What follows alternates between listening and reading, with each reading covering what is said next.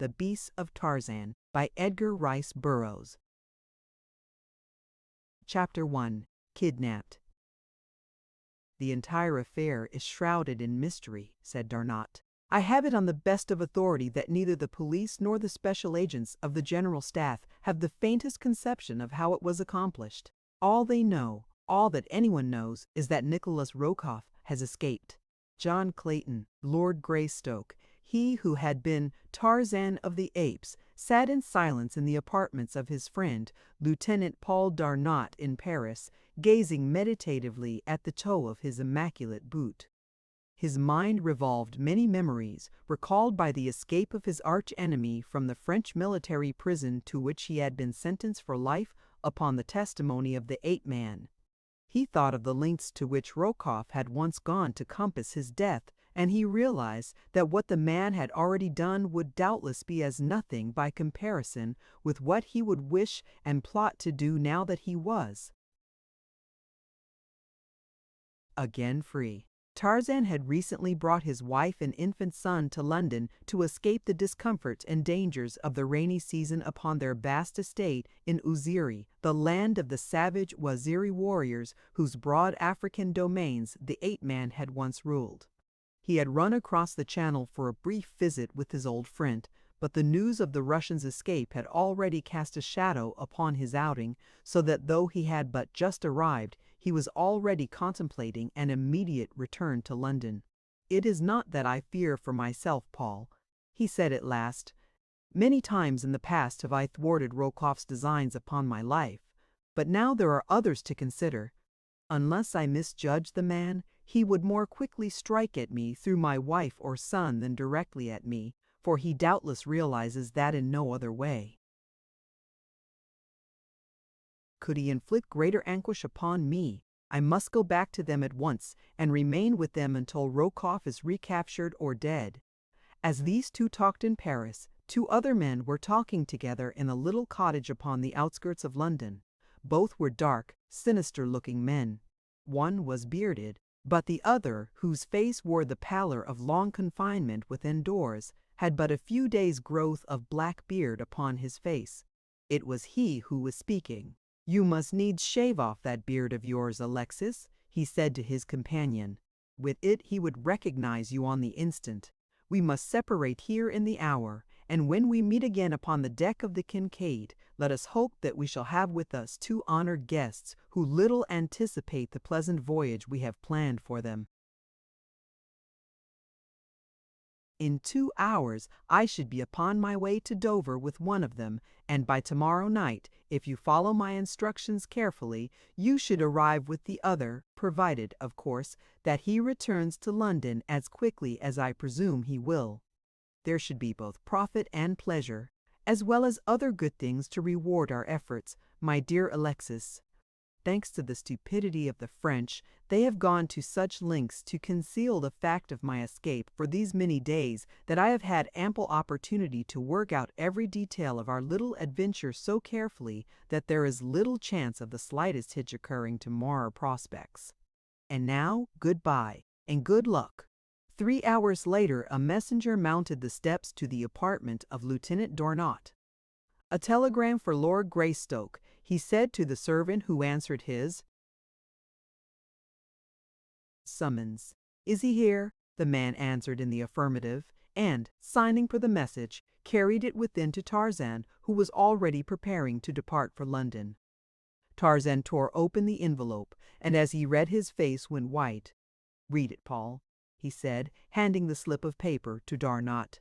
"It has come already." The Frenchman took the telegram and read, "Jack stolen from the garden through complicity of new servant. Come at once, Jane." As Tarzan leaped from the roadster that had met him at the station and ran up the steps to his London townhouse, he was met at the door by a dry-eyed but almost frantic woman. Quickly, Jane Porter Clayton narrated all that she had been able to learn of the theft of the boy. The baby's nurse had been wheeling him in the sunshine on the walk before the house when a closed taxicab drew up at the corner of the street. The woman had paid but passing attention to the vehicle, merely noting that it discharged no passenger, but stood at the curb with the motor running as though waiting for a fare from the residence before which it had stopped. Almost immediately, the new houseman, Carl, had come running from the Greystoke house, saying that the girl's mistress wished to speak with her for a moment, and that she was to leave little Jack in his care until she returned. The woman said that she entertained not the slightest suspicion of the man's motives until she had reached the doorway of the house, when it occurred to her to warn him not to turn the carriage so as to permit the sun to shine in the baby's eyes. As she turned about to call this to him, she was somewhat surprised to see that he was wheeling the carriage rapidly toward the corner, and at the same time she saw the door of the taxicab open and a swarthy face framed for a moment in the aperture. Intuitively, the danger to the child flashed upon her, and with a shriek she dashed down the steps and up the walk toward the taxicab, into which Carl was now handing the baby to the swarthy one within. Just before she reached the vehicle, Carl leaped in beside his confederate, slamming the door behind him. At the same time, the chauffeur attempted to start his machine, but it was evident that something had gone wrong, as though the gears refused to mesh, and the delay caused by this while he pushed the lever into reverse and backed the car a few inches before again attempting to go ahead, gave the nurse time to reach the side of the taxicab. Leaping to the running board, she had attempted to snatch the baby from the arms of the stranger, and here, screaming and fighting, she had clung to her position even after the taxicab had got under way. Nor was it until the machine had passed the Greystoke residence at good speed that Carl, with a heavy blow to her face, had succeeded in knocking her to the pavement. Her screams had attracted servants and members of the families from residences nearby, as well as from the Greystoke home. Lady Greystoke had witnessed the girl's brave battle and had herself tried to reach the rapidly passing vehicle, but had been too late. That was all that anyone knew, nor did Lady Greystoke dream of the possible identity of the man at the bottom of the plot until her husband told her of the escape of Nikolas Rokoff from the French prison where they had hoped he was permanently confined. As Tarzan and his wife stood planning the wisest course to pursue, the telephone bell rang in the library at their right. Tarzan quickly answered the call in person. "Lord Greystoke?" asked a man's voice at the other end of the line. "Yes." "Your son has been stolen," continued the voice, "and I alone may help you to recover him. I am conversant with the plot of those who took him. In fact, I was a party to it and was to share in the reward, but now they are trying to ditch me, and to be quits with them, I will aid you to recover him on condition that you will not prosecute me for my part in the crime. What do you say?" "If you lead me to where my son is hidden," replied the ape man, "you need fear nothing from me." "Good," replied the other, "but you must come alone to meet me, for it is enough that I must trust you. I cannot take the chance of permitting others to learn my identity." "Where and when may I meet you?" asked Tarzan. The other gave the name and location of a public house on the waterfront at Dover, a place frequented by sailors. "Come," he concluded, "about 10 o'clock tonight. It would do no good to arrive earlier. Your son will be safe enough in the meantime, and I can then lead you secretly to where he is hidden. But be sure to come alone and under no circumstances notify Scotland Yard, for I know you well and shall be watching for you. Should any other accompany you, or should I see suspicious characters who might be agents of the police, I shall not meet you, and your last chance of recovering your son will be gone." Without more words, the man rang off. Tarzan repeated the gist of the conversation to his wife. She begged to be allowed to accompany him, but he insisted that it might result in the man's carrying out his threat of refusing to aid them if Tarzan did not come alone, and so they parted. He to hasten to Dover, and she, ostensibly, to wait at home until he should notify her of the outcome of his mission. Little did either dream of what both were destined to pass through before they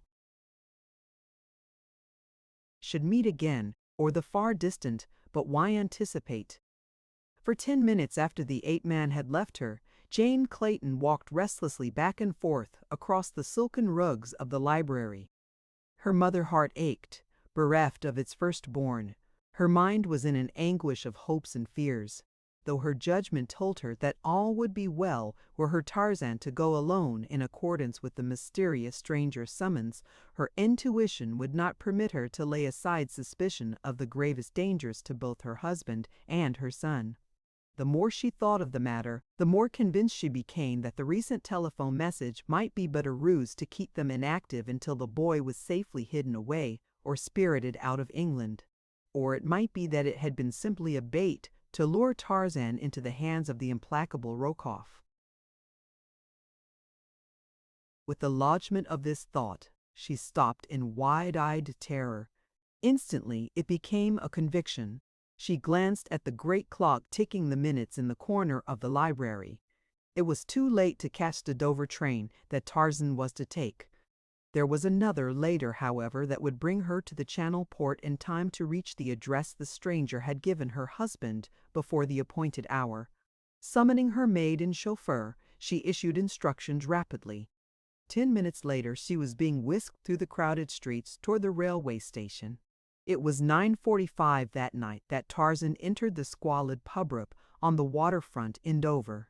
As he passed into the evil-smelling room, a muffled figure brushed past him toward the street. "Come, my lord," whispered the stranger. The ape-man wheeled about and followed the other into the ill-lit alley, which custom had dignified with the title of thoroughfare. Once outside, the fellow led the way into the darkness nearer wharf, where high-piled bales, boxes, and casks cast dense shadows. Here he halted.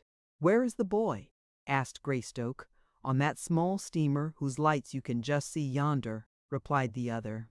In the gloom, Tarzan was trying to peer into the features of his companion, but he did not recognize the man as one whom he had ever before seen.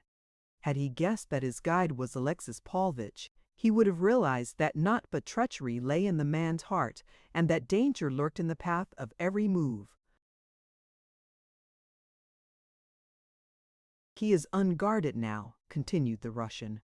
"Those who took him feel perfectly safe from detection, and with the exception of a couple of members of the crew, whom I have furnished with enough gin to silence them effectually for hours, there is none aboard the Kincaid. We can go aboard, get the child, and return without the slightest fear." Tarzan nodded. "Let's be about it, then," he said. His guide led him to a small boat moored alongside the wharf. The two men entered, and Paulvitch pulled rapidly toward the steamer. The black smoke issuing from her funnel did not at the time make any suggestion to Tarzan's mind. All his thoughts were occupied with the hope that in a few moments he would again have his little son in his arms. At the steamer's side, they found a monkey ladder dangling close above them, and up this the two men crept stealthily. Once on deck, they hastened aft to where the Russian pointed to a hatch. "The boy is hidden there," he said. "You had better go down after him, as there is less chance that he will cry in fright than should he find himself in the arms of a stranger. I will stand on guard here." So anxious was Tarzan to rescue the child that he gave not the slightest thought to the strangeness of all the conditions surrounding the Kincaid. That her deck was deserted, though she had steam up, and from the volume of smoke pouring from her funnel was all ready to get under way, made no impression upon him. With the thought that in another instant he would fold that precious little bundle of humanity in his arms, the ape-man swung down into the darkness below. Scarcely had he released his hold upon the edge of the hatch than the heavy covering fell clattering above him. Instantly he knew that he was the victim of a plot, and that far from rescuing his son, he had himself fallen into the hands of his enemies. Though he immediately endeavored to reach the hatch and lift the cover, he was unable to do so. Striking a match, he explored his surroundings, finding that a little compartment had been partitioned off from the main hold, with the hatch above his head the only means of ingress or egress. It was evident that the room had been prepared for the very purpose of serving as a cell for himself. There was nothing in the compartment, and no other occupant. If the child was on board the Kincaid, he was confined elsewhere.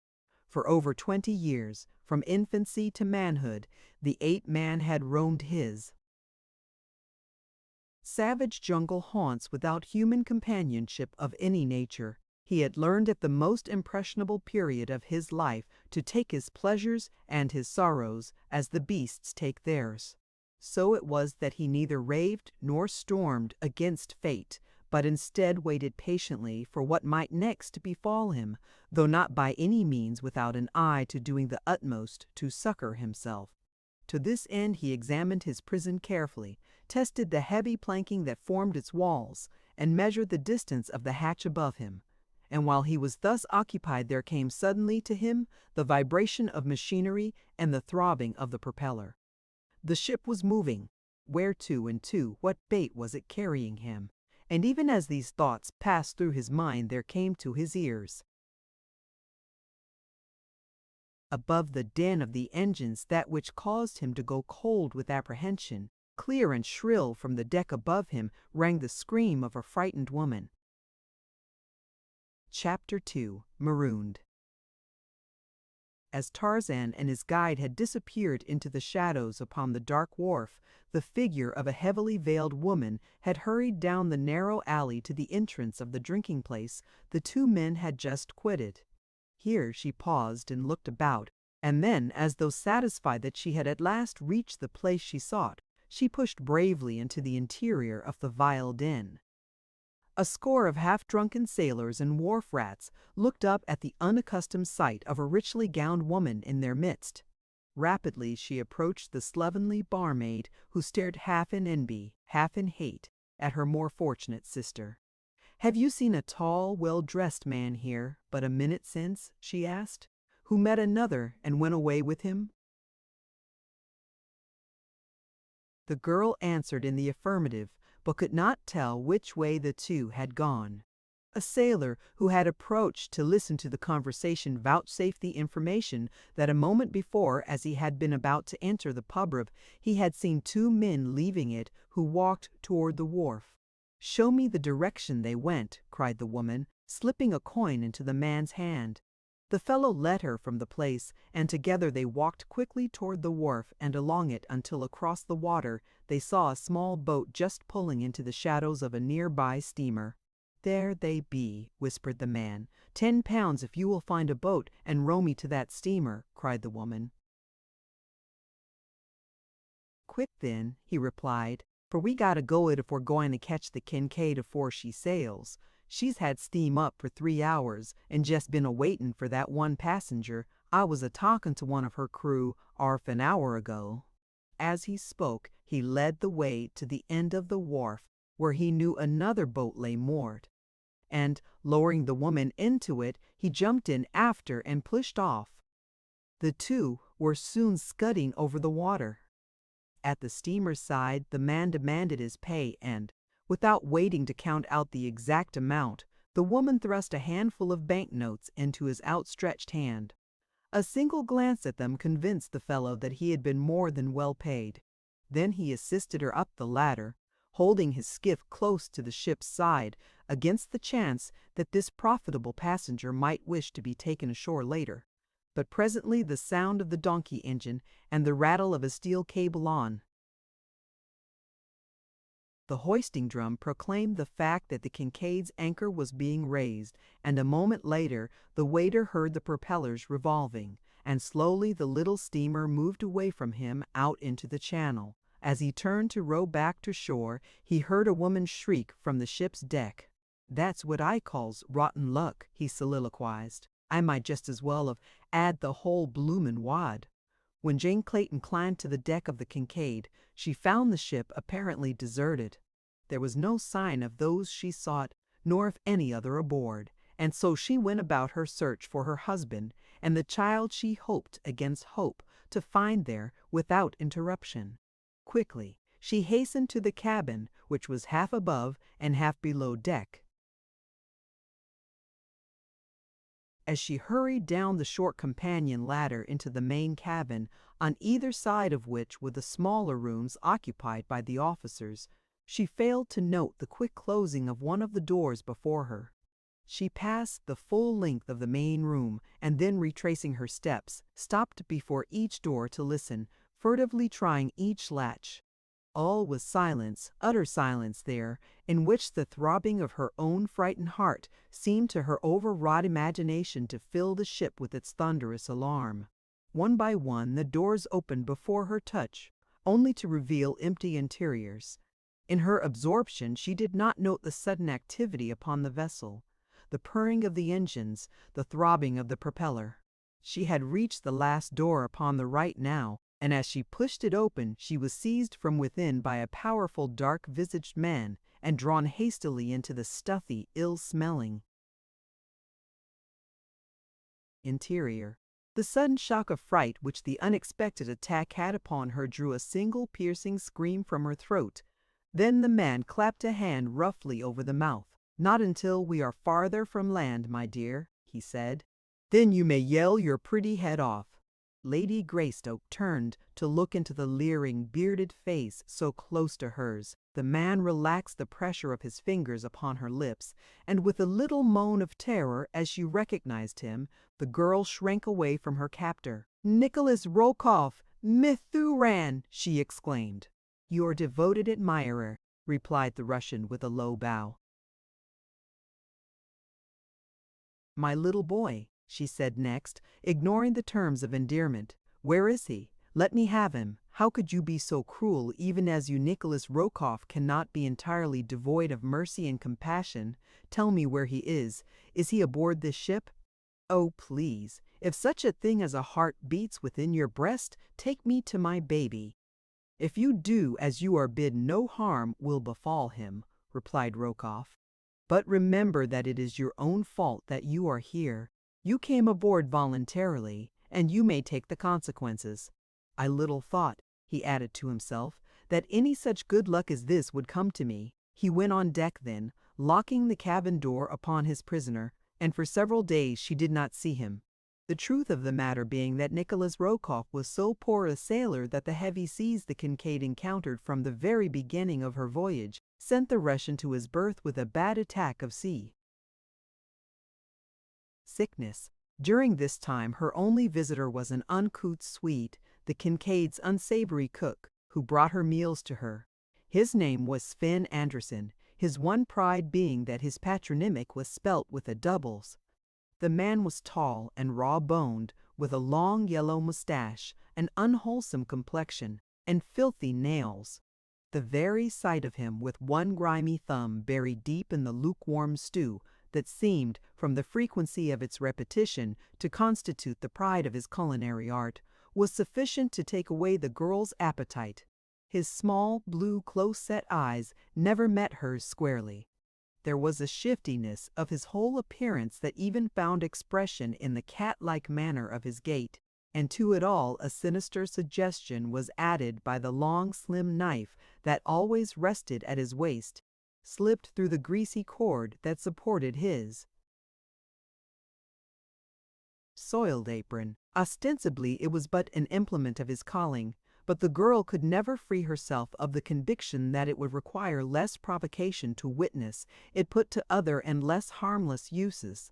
His manner toward her was surly, yet she never failed to meet him with a pleasant smile and a word of thanks when he brought her food to her, though more often than not she hurled the bulk of it through the tiny cabin port the moment that the door closed behind him.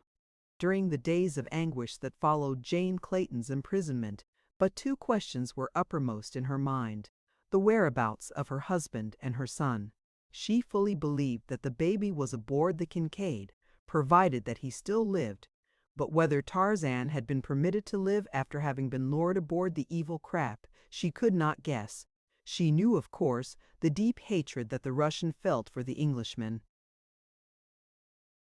and she could think of but one reason for having him brought aboard the ship to dispatch him in comparative safety in revenge for his having thwarted Rokoff's pet schemes, and for having been at last the means of landing him in a French prison.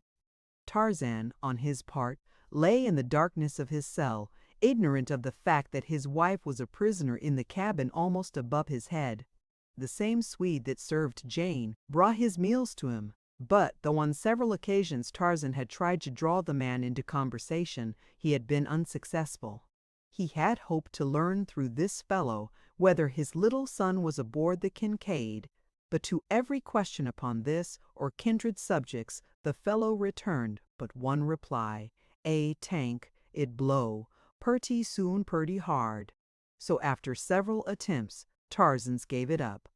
For weeks that seemed months to the two prisoners, the little steamer forged on. They knew not where. Once the Kincaid stopped to coal, only immediately to take up the seemingly interminable voyage. Rokoff had visited Jane Clayton but once since he had locked her in the tiny cabin. He had come gaunt and hollow-eyed from a long siege of seasickness. The object of his visit was to obtain from her her personal check for a large sum in return for a guarantee of her personal safety and return to England. "When you set me down safely in any civilized port, together with my son and my husband," she replied, "I will pay you in gold, twice the amount you ask. But until then you shall not have a cent, nor the promise of a cent under any other conditions."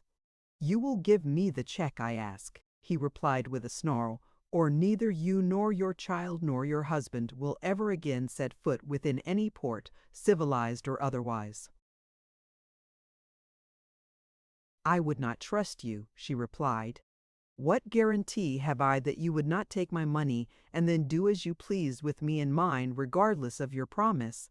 "I think you will do as I bid," he said, turning to leave the cabin. "Remember that I have your son. If you chance to hear the agonized wail of a tortured child, it may console you to reflect that it is because of your stubbornness that the baby suffers and that it is your baby." "You would not do it," cried the girl. "You would not, could not be so fiendishly cruel."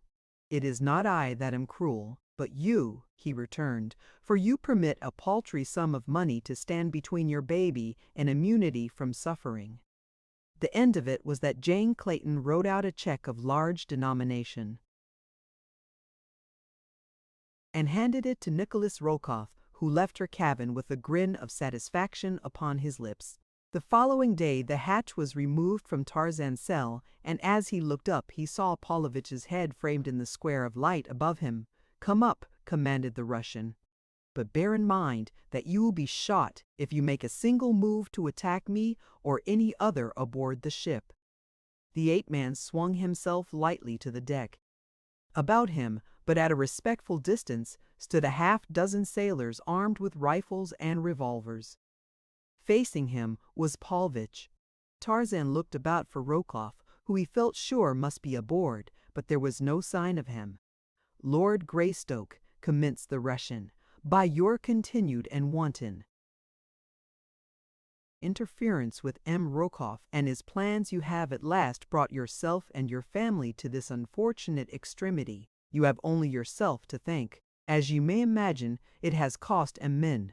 Rokoff a large amount of money to finance this expedition, and as you are the sole cause of it, he naturally looks to you for reimbursement. Further, I may say that only by meeting Emperor Rokoff's just demands may you avert the most unpleasant consequences to your wife and child, and at the same time retain your own life and regain your liberty." "What is the amount?" asked Tarzan. "And what assurance have I that you will live up to your end of the agreement?" "I have little reason to trust two such scoundrels as you and Rokoff, you know." The Russian flushed.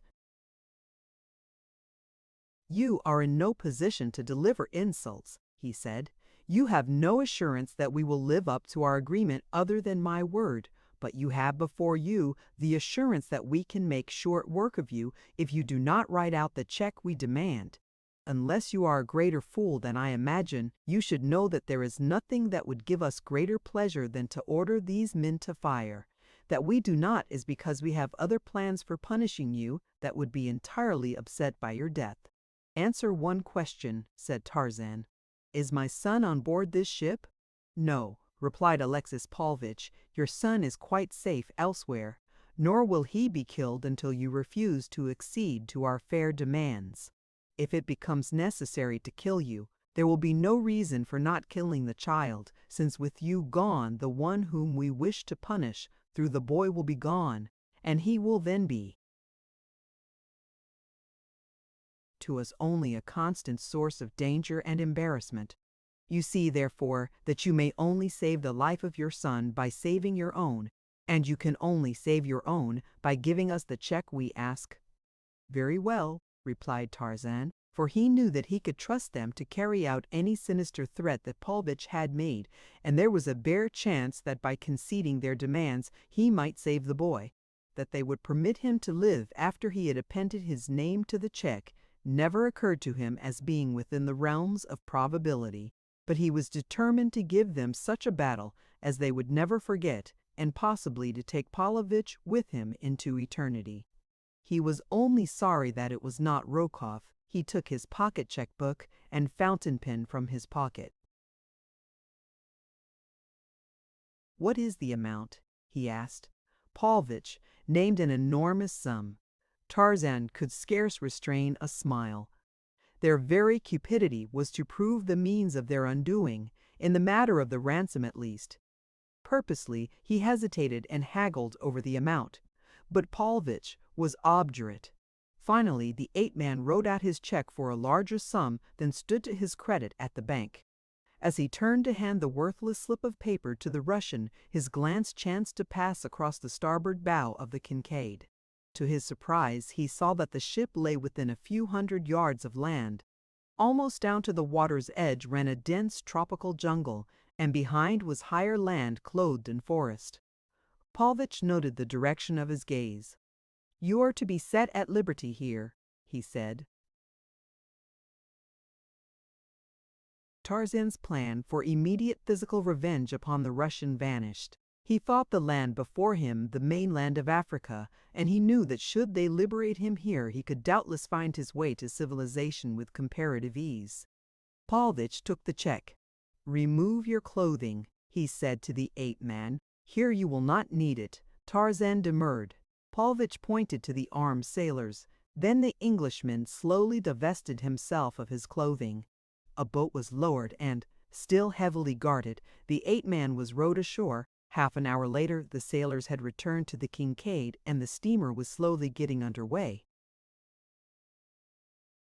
As Tarzan stood upon the narrow strip of beach, watching the departure of the vessel, he saw a figure appear at the rail and call aloud to attract his attention. The ape-man had been about to read a note that one of the sailors had handed him as the small boat that bore him to the shore was on the point of returning to the steamer. But at the hail from the vessel's deck he looked up. He saw a black-bearded man who laughed at him in derision as he held high above his head the figure of a little child. Tarzan half started as though to rush through the surf and strike out for the already moving steamer, but realizing the futility of so rash an act, he halted at the water's edge. Thus he stood, his gaze riveted upon the Kincaid until it disappeared beyond a projecting promontory of the coast. From the jungle at his back, fierce bloodshot eyes glared from beneath shaggy, overhanging brows upon him. Little monkeys in the treetops chattered and scolded, and from the distance of the inland forest came the scream of a leopard. But still John Clayton, Lord Greystoke, stood deaf and unseeing, suffering the pangs of keen regret for the opportunity that he had wasted, because he had been so gullible as to place credence in a single statement of the first lieutenant of his arch-enemy. "I have at least," he thought, "one consolation, the knowledge that Jane is safe in London. Thank heaven she too did not fall into the clutches of those villains." Behind him, the hairy thing whose evil eyes had been watching him as a cat watches a mouse was creeping stealthily toward him. Where were the trained senses of the savage ape-man? Where the acute hearing, where the uncanny sense of scent? Chapter 3. Beasts at Bay. Slowly Tarzan unfolded the note the sailor had thrust into his hand and read it. At first it made little impression on his sorrow-numbed senses, but finally the full purport of the hideous plot of revenge unfolded itself before his imagination. This will explain to you. The note read, "The exact nature of my intentions relative to your offspring and to you. You were born an ape. You live naked in the jungles. To your own we have returned you, but your son shall rise a step above his sire. It is the immutable law of evolution. The father was a beast, but the son shall be a man. He shall take the next ascending step in the scale of progress. He shall be no naked beast of the jungle, but shall wear a loin cloth and copper anklets, and perchance a ring in his nose, for he is to be reared by men, a tribe of savage cannibals.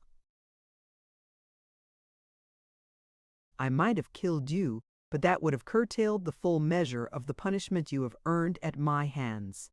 Dead, you could not have suffered in the knowledge of your son's plight. But living and in a place from which you may not escape to seek or succor your child, you shall suffer worse than death for all the years of your life in contemplation of the horrors of your son's existence. This, then, is to be a part of your punishment for having dared to pitch yourself against NRRPS. The balance of your punishment has to do with what shall presently befall your wife, that I shall leave to your imagination." As he finished reading, a slight sound behind him brought him back with a start to the world of present realities. Instantly his senses awoke, and he was again Tarzan of the Apes. As he wheeled about, it was a beast at bay, vibrant with the instinct of self-preservation, that faced a huge bull ape that was already charging down upon him. The 2 years that had elapsed since Tarzan had come out of the savage forest with his rescued mate had witnessed slight diminution of the mighty powers that had made him the invincible lord of the jungle. His great estates in Uziri had claimed much of his time and attention, and there he had found ample field for the practical use and retention of his almost superhuman powers. But naked and unarmed to do battle with the shaggy, bull-necked beast that now confronted him was a test that the ape-man would scarce have welcomed at any period of his wild existence. But there was no alternative other than to meet the rage-maddened creature with the weapons with which nature had endowed him. Over the bull's shoulder, Tarzan could see now the heads and shoulders of perhaps a dozen more of these mighty forerunners of primitive man.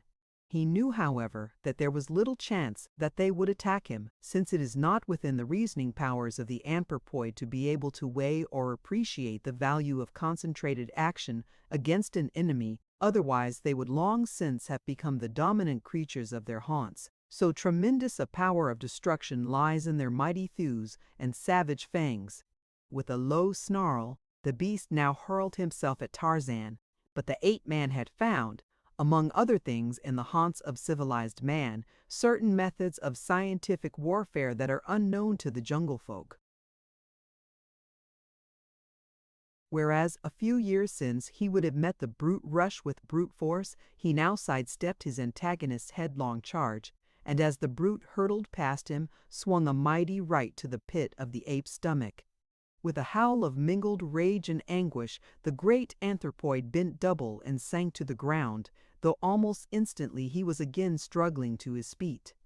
Before he could regain them, however, his white-skinned foe had wheeled and pounced upon him, and in the act there dropped from the shoulders of the English lord the last shred of his superficial mantle of civilization.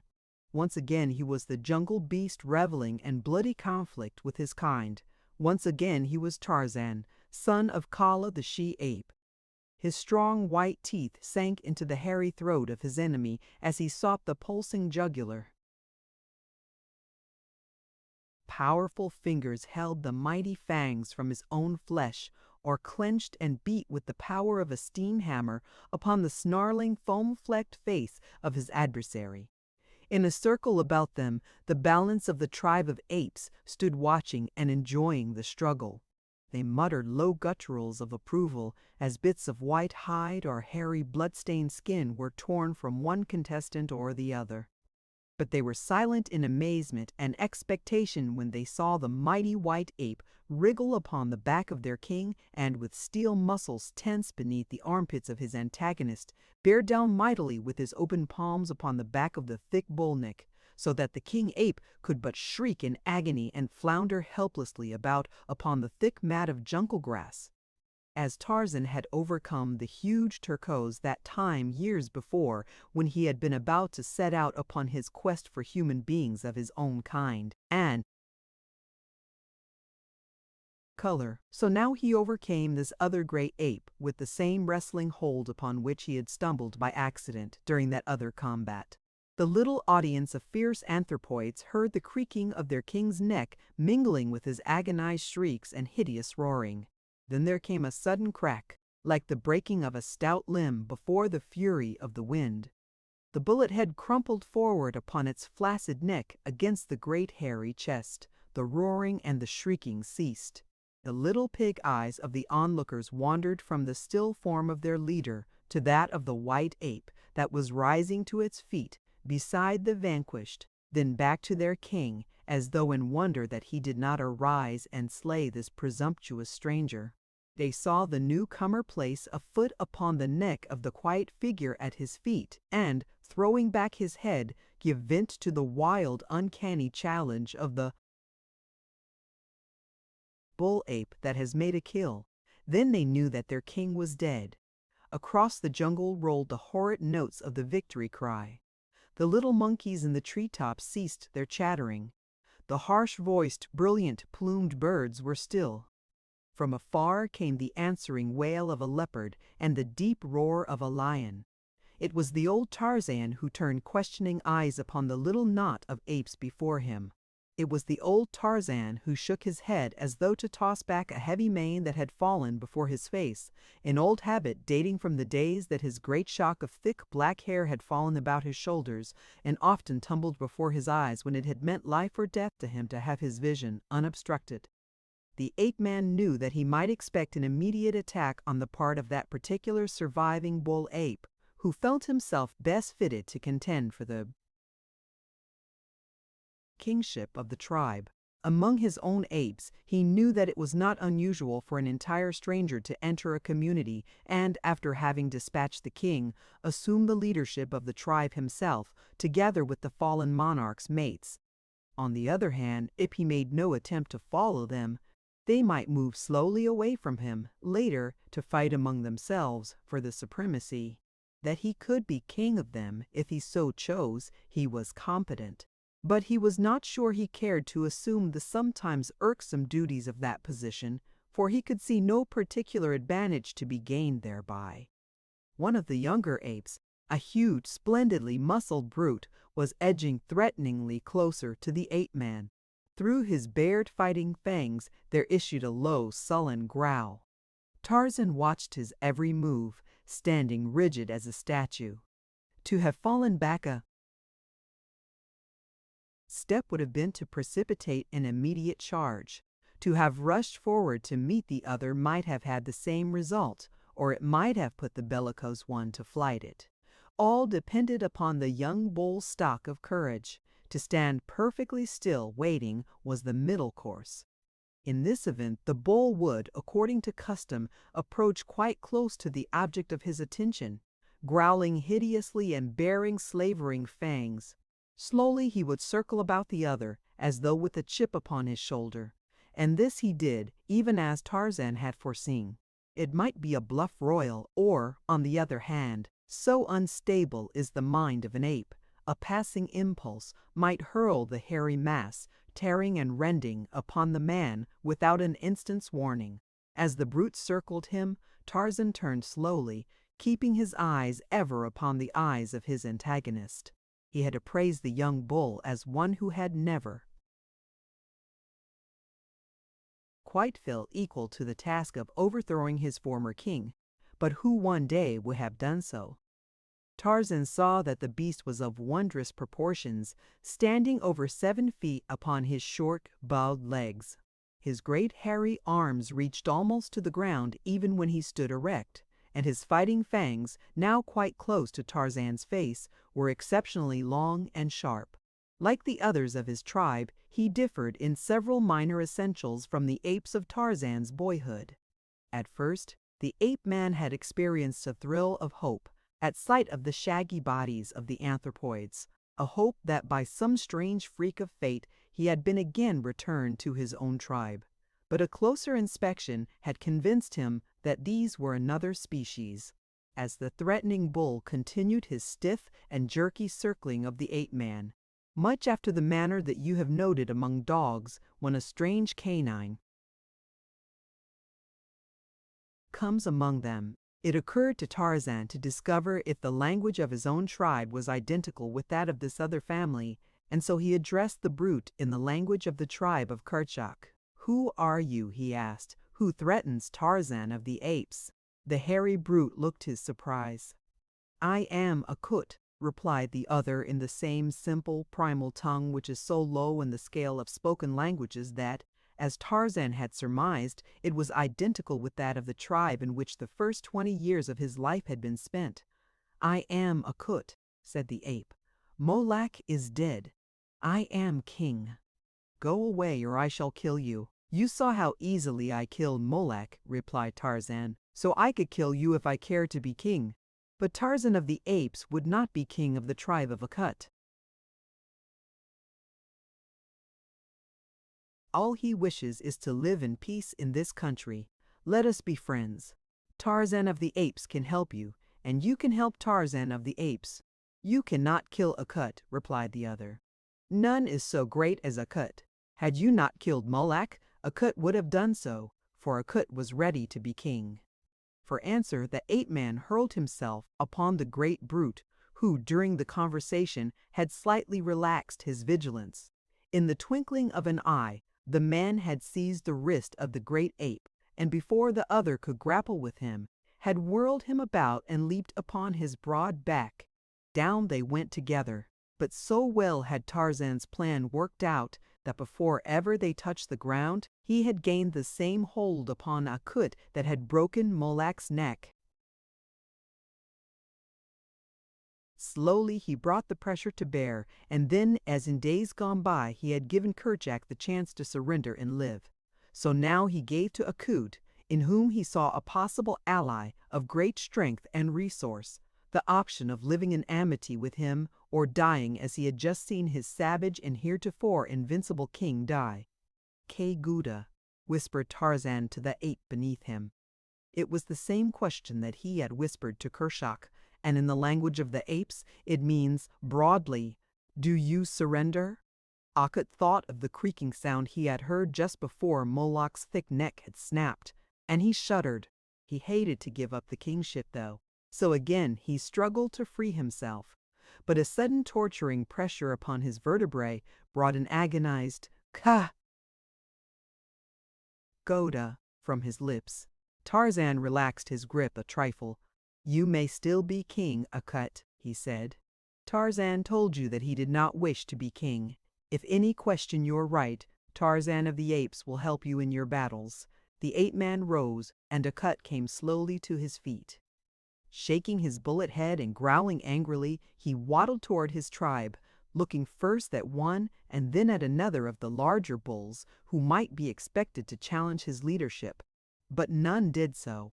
Instead, they drew away as he approached, and presently the whole pack moved off into the jungle, and Tarzan was left alone once more upon the beach. The ape-man was sore from the wounds that Molak had inflicted upon him, but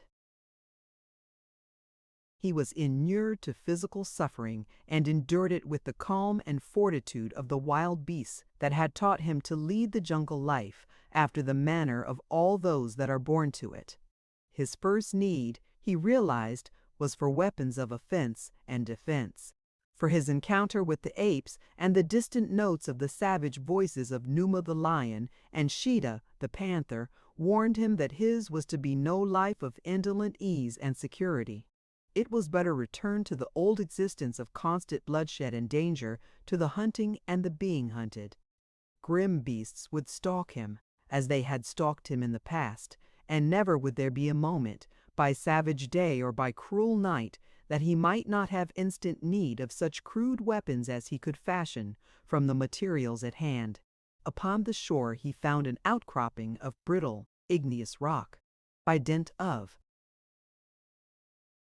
much labor he managed to chip off a narrow sliver some 12 inches long by a quarter of an inch thick. One edge was quite thin for a few inches near the tip. It was the rudiment of a knife. With it he went into the jungle, searching until he found a fallen tree of a certain species of hardwood with which he was familiar. From this he cut a small straight branch, which he pointed at one end. Then he scooped a small round hole in the surface of the prostrate trunk. Into this he crumbled a few bits of dry bark, minutely shredded, after which he inserted the tip of his pointed stick and, sitting astride the bole of the tree, spun the slender rod rapidly between his palms. After a time a thin smoke rose from the little mass of tinder, and a moment later the whole broke into flame. Heaping some larger twigs and sticks upon the tiny fire, Tarzan soon had quite a respectable blaze roaring in the enlarging cavity of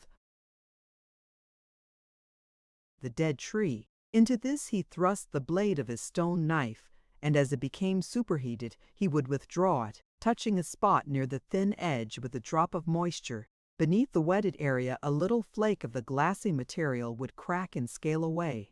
Thus, very slowly, the ape-man commenced the tedious operation of putting a thin edge upon his primitive hunting knife. He did not attempt to accomplish the feat all in one sitting.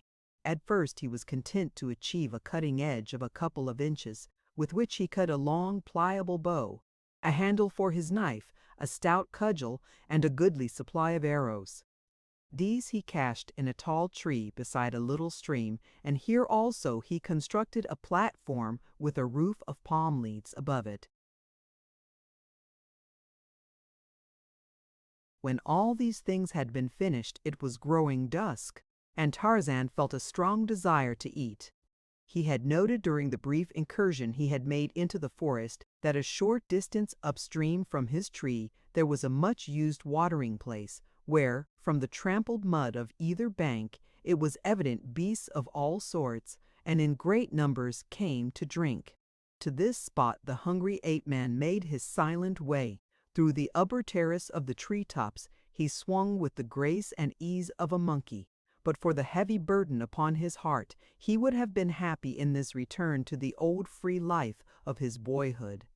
Yet even with that burden he fell into the little habits and manners of his early life that were in reality more part of him than the thin veneer of civilization that the past 3 years of his association with the white men of the outer world had spread lightly over him, a veneer that only hid the crudities of the beast that Tarzan of the Apes had been. Could his fellow peers of the House of Lords have seen him, then they would have held up their noble hands in holy horror. Silently he crouched in the lower branches of a great forest giant that overhung the trail, his keen eyes and sensitive ears strained into the distant jungle, from which he knew his dinner would presently emerge. Nor had he long to wait. Scarce had he settled himself to a comfortable position, his lithe, muscular legs drawn well up beneath him as the panther draws his hindquarters in preparation for the spring, than Bara, the deer, came daintily down to drink. But more than Bara was coming. Behind the graceful buck came another witch. The deer could neither see nor scent, but whose movements were apparent to Tarzan of the Apes because of the elevated position of the ape-man's ambush. He knew not yet exactly the nature of the thing that moved so stealthily through the jungle a few hundred yards behind the deer, but he was convinced that it was some great beast of prey stalking Baradi for the selfsame purpose as that which prompted him to await the fleet animal. Numa, perhaps, or Sheeta, the panther. In any event, Tarzan could see his repast slipping from his grasp unless Bara moved more rapidly toward the ford than at present. Even as these thoughts passed through his mind, some noise of the stalker in his rear must have come to the buck, for with a sudden start he paused for an instant, trembling in his tracks, and then with a swift bound dashed straight for the river and Tarzan. It was his intention to flee through the shallow ford and escape upon the opposite side of the river. Not 100 yards behind him came Numa. Tarzan could see him quite plainly now. Below, the ape-man Burrell was about to pass. Could he do it? But even as he asked himself the question, the hungry man launched himself from his perch full upon the back of the startled buck. In another instant Numa would be upon them both. So if the ape-man were to dine that night, or ever again, he must act quickly. Scarcely had he touched the sleek hide of the deer, with a momentum that sent the animal to its knees, than he had grasped a horn in either hand, and with a single quick wrench twisted the animal's neck completely round, until he felt the vertebrae snap beneath his grip. The lion was roaring in rage close behind him as he swung the deer across his shoulder and, grasping a foreleg between his strong teeth, leaped for the nearest of the lower branches that swung above his head. With both hands he grasped the limb, and, at the instant that Numa sprang, drew himself and his prey out of reach of the animal's cruel talons. There was a thud below him as the baffled cat fell back to earth, and then Tarzan of the Apes, drawing his dinner farther up to the safety of a higher limb, looked down with grinning face into the gleaming yellow eyes of the other wild beast that glared up at him from beneath, and with taunting insults flaunted the tender carcass of his kill in the face of him whom he had cheated of it. With his crude stone knife he cut a juicy steak from the hindquarters, and while the great lion paced growling back and forth below him, Lord Greystoke filled his savage belly, nor ever in the choicest of his exclusive London clubs had a meal tasted more palatable. The warm blood of his kills smeared his hands and face and filled his nostrils with the scent that the savage carnivora love best. And when he had finished, he left the balance of the carcass in a high fork of the tree where he had dined, and with Numa trailing below him, still keen for revenge, he made his way back to his treetop shelter, where he slept until the sun was high the following morning. Chapter 4. Sheeta. The next few days were occupied by Tarzan in completing his weapons and exploring the jungle.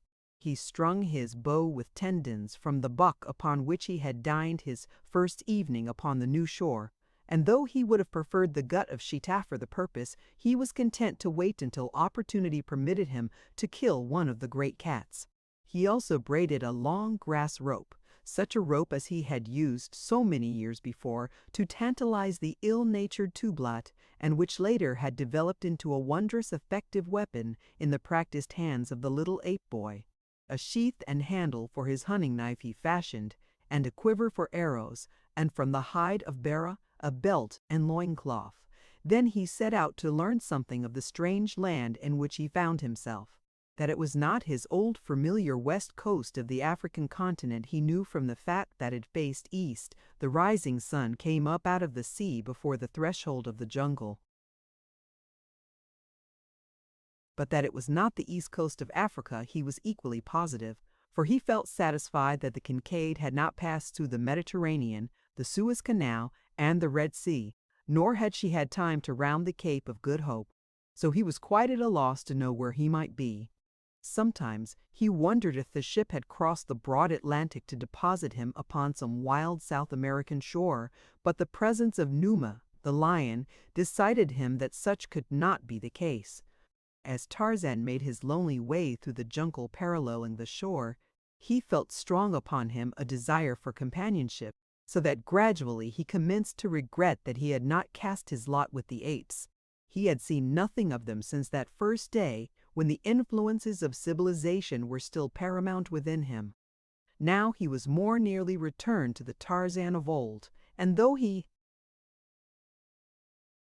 appreciated the fact that there could be little in common between himself and the great anthropoids, still they were better than no company at all. Moving leisurely, sometimes upon the ground and again among the lower branches of the trees, gathering an occasional fruit or turning over a fallen log in search of the larger bugs, which he still found as palatable as of old, Tarzan had covered a mile or more when his attention was attracted by the scent of Sheeta upwind ahead of him.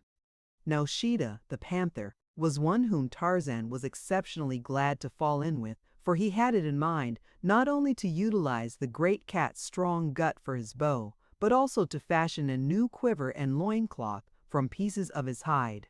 So, whereas the ape-man had gone carelessly before, he now became the personification of noiseless stealth. Swiftly and silently, he glided through the forest in the wake of the savage cat.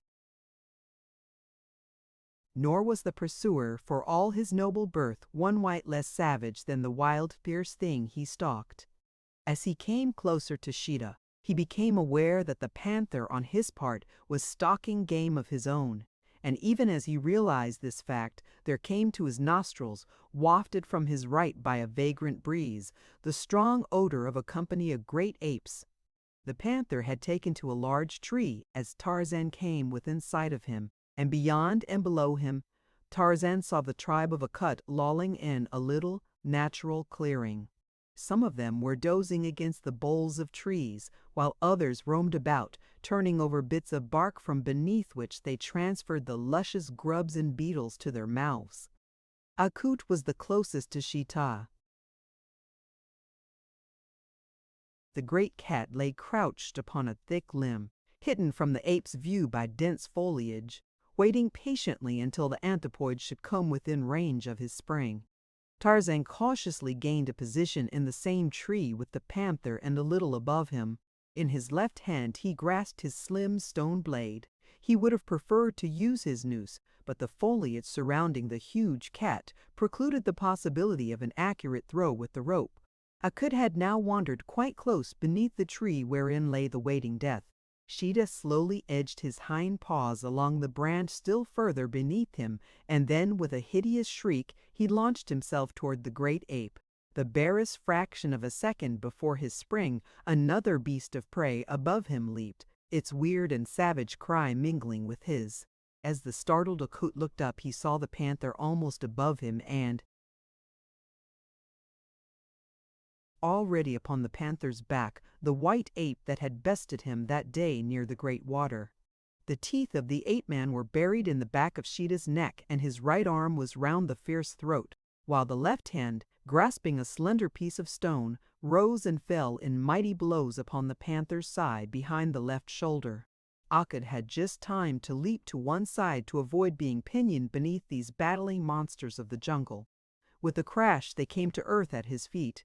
Sheeta was screaming, snarling, and roaring horribly, but the white ape clung tenaciously and in silence to the thrashing body of his quarry. Steadily and remorselessly the stone knife was driven home through the glossy hide time and again. It drank deep, until with a final agonized lunge and shriek, the great feline rolled over upon its side and, save for the spasmodic jerking of its muscles, lay quiet and still in death. Then the ape-man raised his head as he stood over the carcass of his kill, and once again through the jungle rang his wild and savage victory challenge. Akut and the apes of Akut stood looking in startled wonder at the dead body of Sheeta and the lithe, straight figure of the man who had slain him. Tarzan was the first to speak. He had saved Akut's life for a purpose, and, knowing the limitations of the ape intellect, he also knew that he must make this purpose plain to the anthropoid if it were to serve him in the way he hoped. "I am Tarzan of the Apes," he said, "mighty hunter, mighty fighter, by the great water. I spared Akut's life when I might have taken it and become king of the tribe of Akut. Now I have saved Akut from death beneath the rending fangs of Sheeta. When Akut or the tribe of Akut is in danger, let them call to Tarzan thus." And the ape-man raised the hideous cry with which the tribe of Karshak had been wont to summon its absent members in times of peril. "And," he continued, "when they hear Tarzan call to them, let them remember what he has done for Akut and come to him with great speed. Shall it be as Tarzan says?" "Huh!" assented Akut, and from the members of his tribe there rose a unanimous "huh." Then presently they went to feeding again as though nothing had happened. And with them fed John Clayton, Lord Greystoke.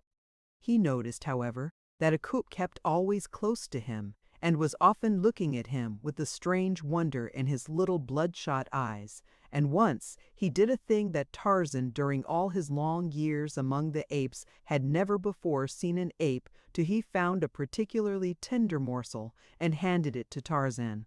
As the tribe hunted, the glistening body of the ape-man mingled with the brown, shaggy hides of his companions. Oftentimes they brushed together in passing, but the apes had already taken his presence for granted, so that he was as much one of them as Akut himself. If he came too close to a she with a young baby, the former would bare her great fighting fangs and growl ominously, and occasionally a truculent young bull would snarl a warning if Tarzan approached while the former was eating. But in those things the treatment was no different from that which they accorded any other member of the tribe. Tarzan on his part felt very much at home with these fierce, hairy progenitors of primitive man.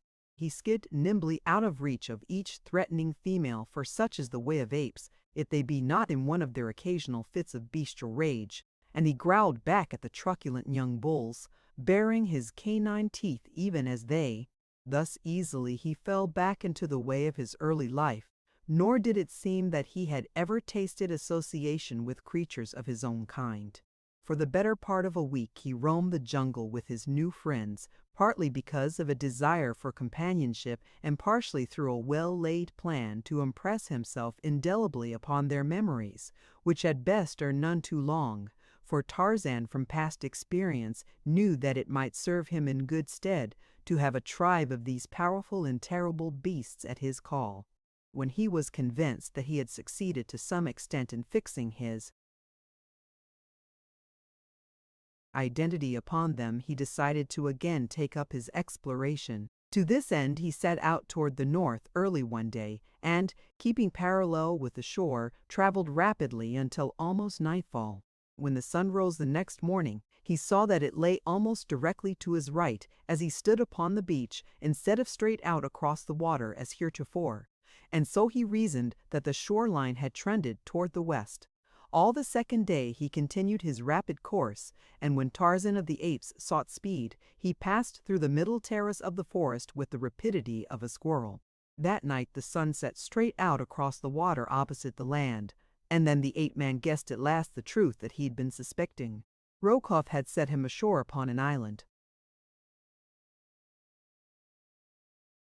He might have known it if there was any plan that would render his position more harrowing. He should have known that such would be the one adopted by the Russian, and what could be more terrible than to leave him to a lifetime of suspense upon an uninhabited island?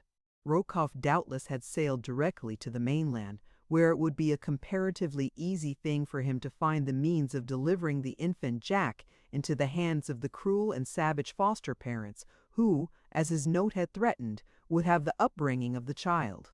Tarzan shuddered as he thought of the cruel suffering the little one must endure in such a life, even though he might fall into the hands of individuals whose intentions toward him were of the kindest. The ape-man had had sufficient experience with the lower savages of Africa to know that even there may be found the cruder virtues of charity and humanity, but their lives were at best but a series of terrible privations, dangers, and sufferings. Then there was the horrid after-fate that awaited the child as he grew to manhood. The horrible practices that would form a part of his life training would alone be sufficient to bar him forever from association with those of his own race and station in life. A cannibal, his little boy, a savage man-eater. It was too horrible to contemplate. The filed teeth, the slit nose, the little face painted hideously. Tarzan groaned. Could he but feel the throat of the rust fiend beneath his steel fingers, and Jane, what tortures of doubt and fear and uncertainty she must be suffering. He felt that his position was infinitely less terrible than hers, for he at least knew that one of his loved ones was safe at home, while she had no idea of the whereabouts of either her husband or her son. It is well for Tarzan that he did not guess the truth, for the knowledge would have but added 100-fold to his suffering.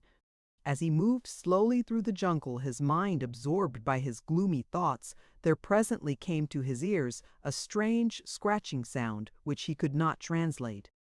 Cautiously he moved in the direction from which it emanated, presently coming upon a huge panther pinned beneath a fallen tree. As Tarzan approached, the beast turned, snarling toward him, struggling to extricate itself.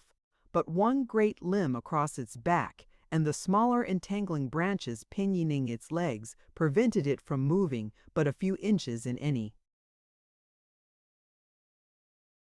direction. The ape-man stood before the helpless cat, fitting an arrow to his bow that he might dispatch the beast that otherwise must die of starvation. But even as he drew back the shaft, a sudden whim stayed his hand. Why rob the poor creature of life and liberty, when it would be so easy a thing to restore both to it?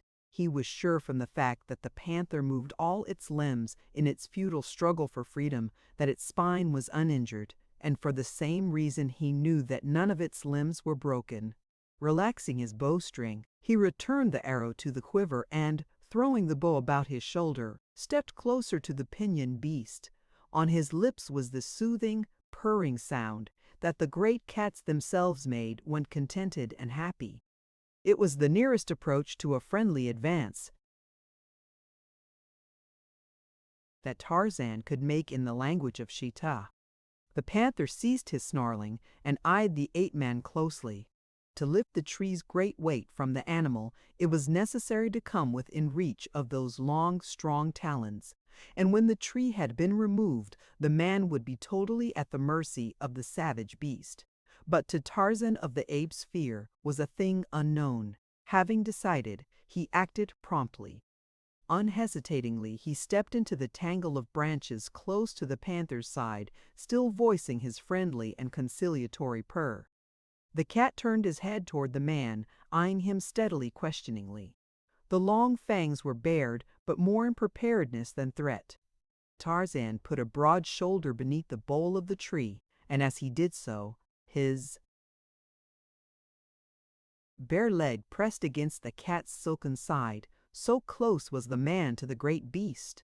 Slowly Tarzan extended his giant thews. The great tree, with its entangling branches, rose gradually from the panther, who, feeling the encumbering weight diminish, quickly crawled from beneath. Tarzan let the tree fall back to earth, and the two beasts turned to look upon one another. A grim smile lay upon the ape-man's lips, for he knew that he had taken his life in his hands to free this savage jungle fellow. Nor would it have surprised him had the cat sprung upon him the instant that it had been released. But it did not do so. Instead, it stood a few paces from the tree, watching the ape-man clamber out of the maze of fallen branches.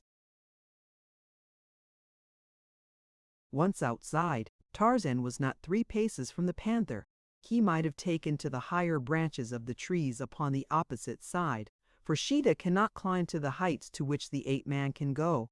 But something, a spirit of bravado perhaps, prompted him to approach the panther as though to discover if any feeling of gratitude would prompt the beast to friendliness. As he approached the mighty cat, the creature stepped warily to one side, and the ape-man brushed past him within a foot of the dripping jaws. And as he continued on through the forest, the panther followed on behind him, as a hound follows at heel. For a long time, Tarzan could not tell whether the beast was following out of friendly feelings or merely stalking him against the time he should be hungry. But finally he was forced to believe that the former incentive it was that prompted the animal's action. Later in the day, the scent of a deer sent Tarzan into the trees, and when he had dropped his noose about the animal's neck, he called to Cheetah, using a purr similar to that which he had utilized to pacify the brute's suspicions earlier in the day, but a trifle louder and more shrill.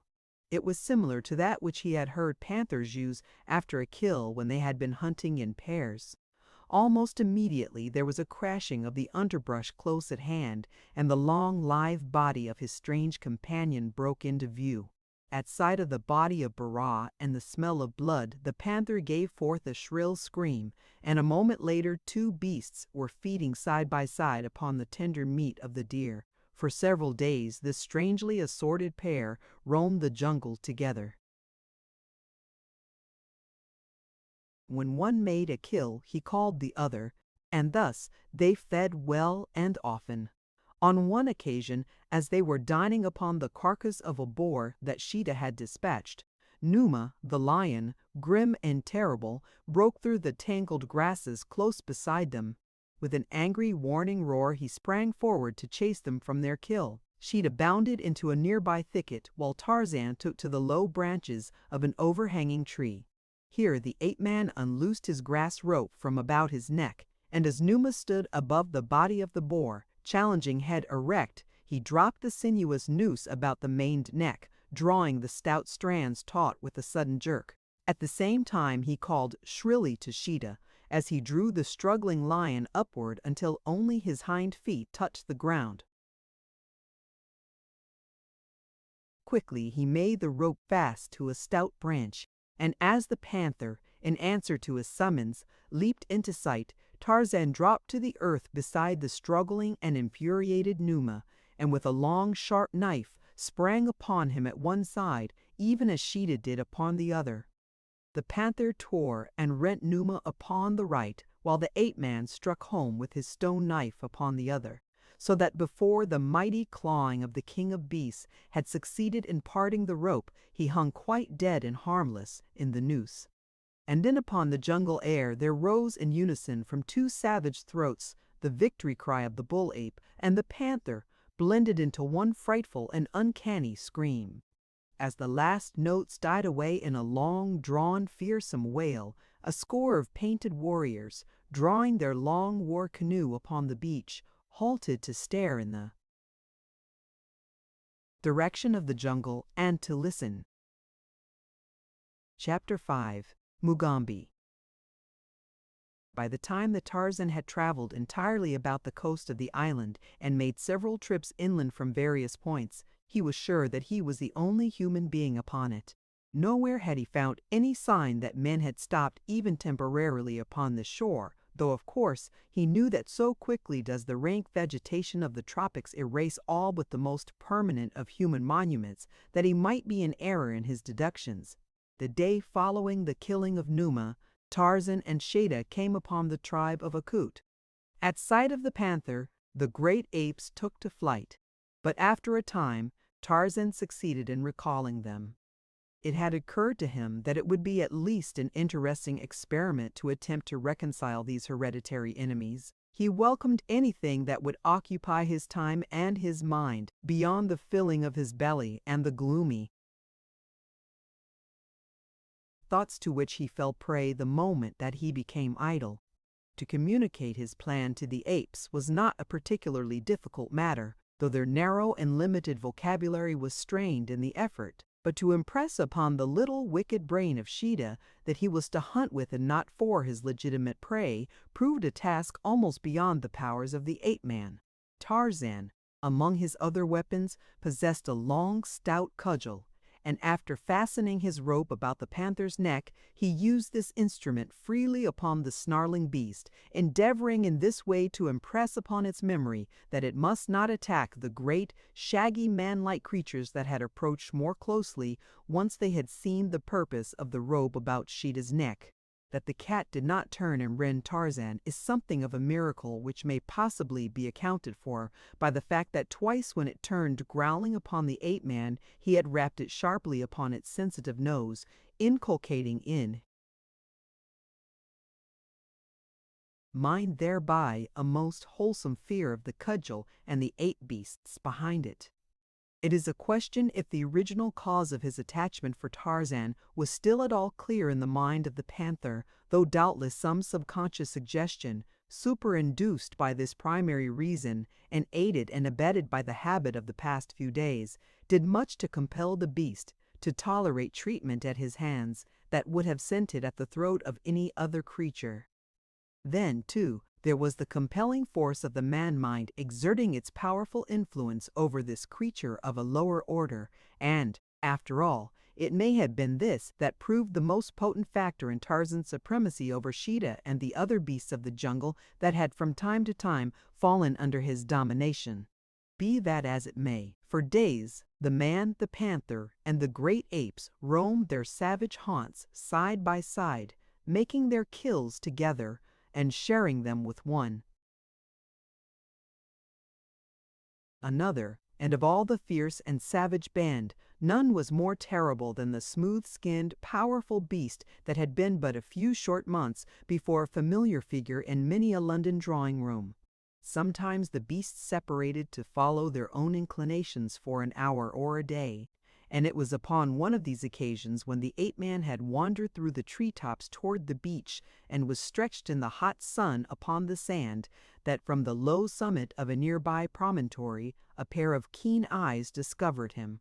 For a moment, the owner of the eyes looked in astonishment at the figure of the savage white man basking in the rays of that hot tropic sun. Then he turned, making a sign to someone behind him.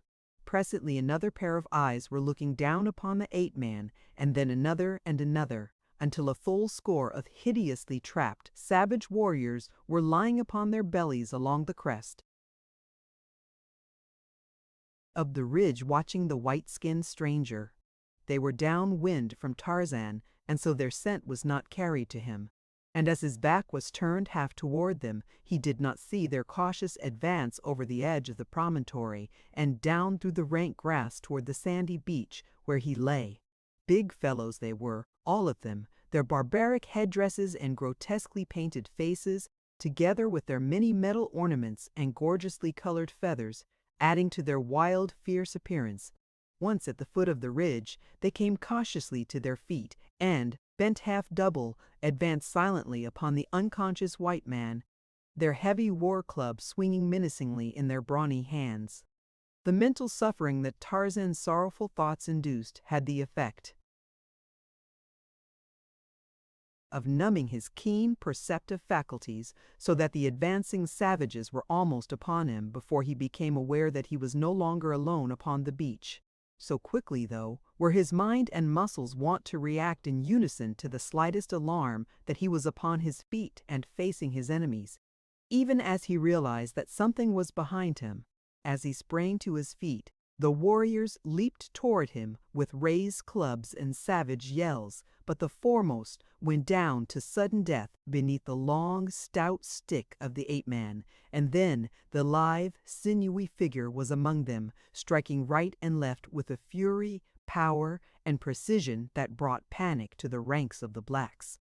For a moment they withdrew, those that were left of them, and consulted together at a short distance from the ape-man, who stood with folded arms, a half-smile upon his handsome face, watching them. Presently they advanced upon him once more, this time wielding their heavy war spears. They were between Tarzan and the jungle, in a little semicircle that closed in upon him as they advanced. There seemed to the ape-man but slight chance to escape the final charge when all the great spears should be hurled simultaneously at him. But if he had desired to escape, there was no way other than through the ranks of the savages except the open sea behind him.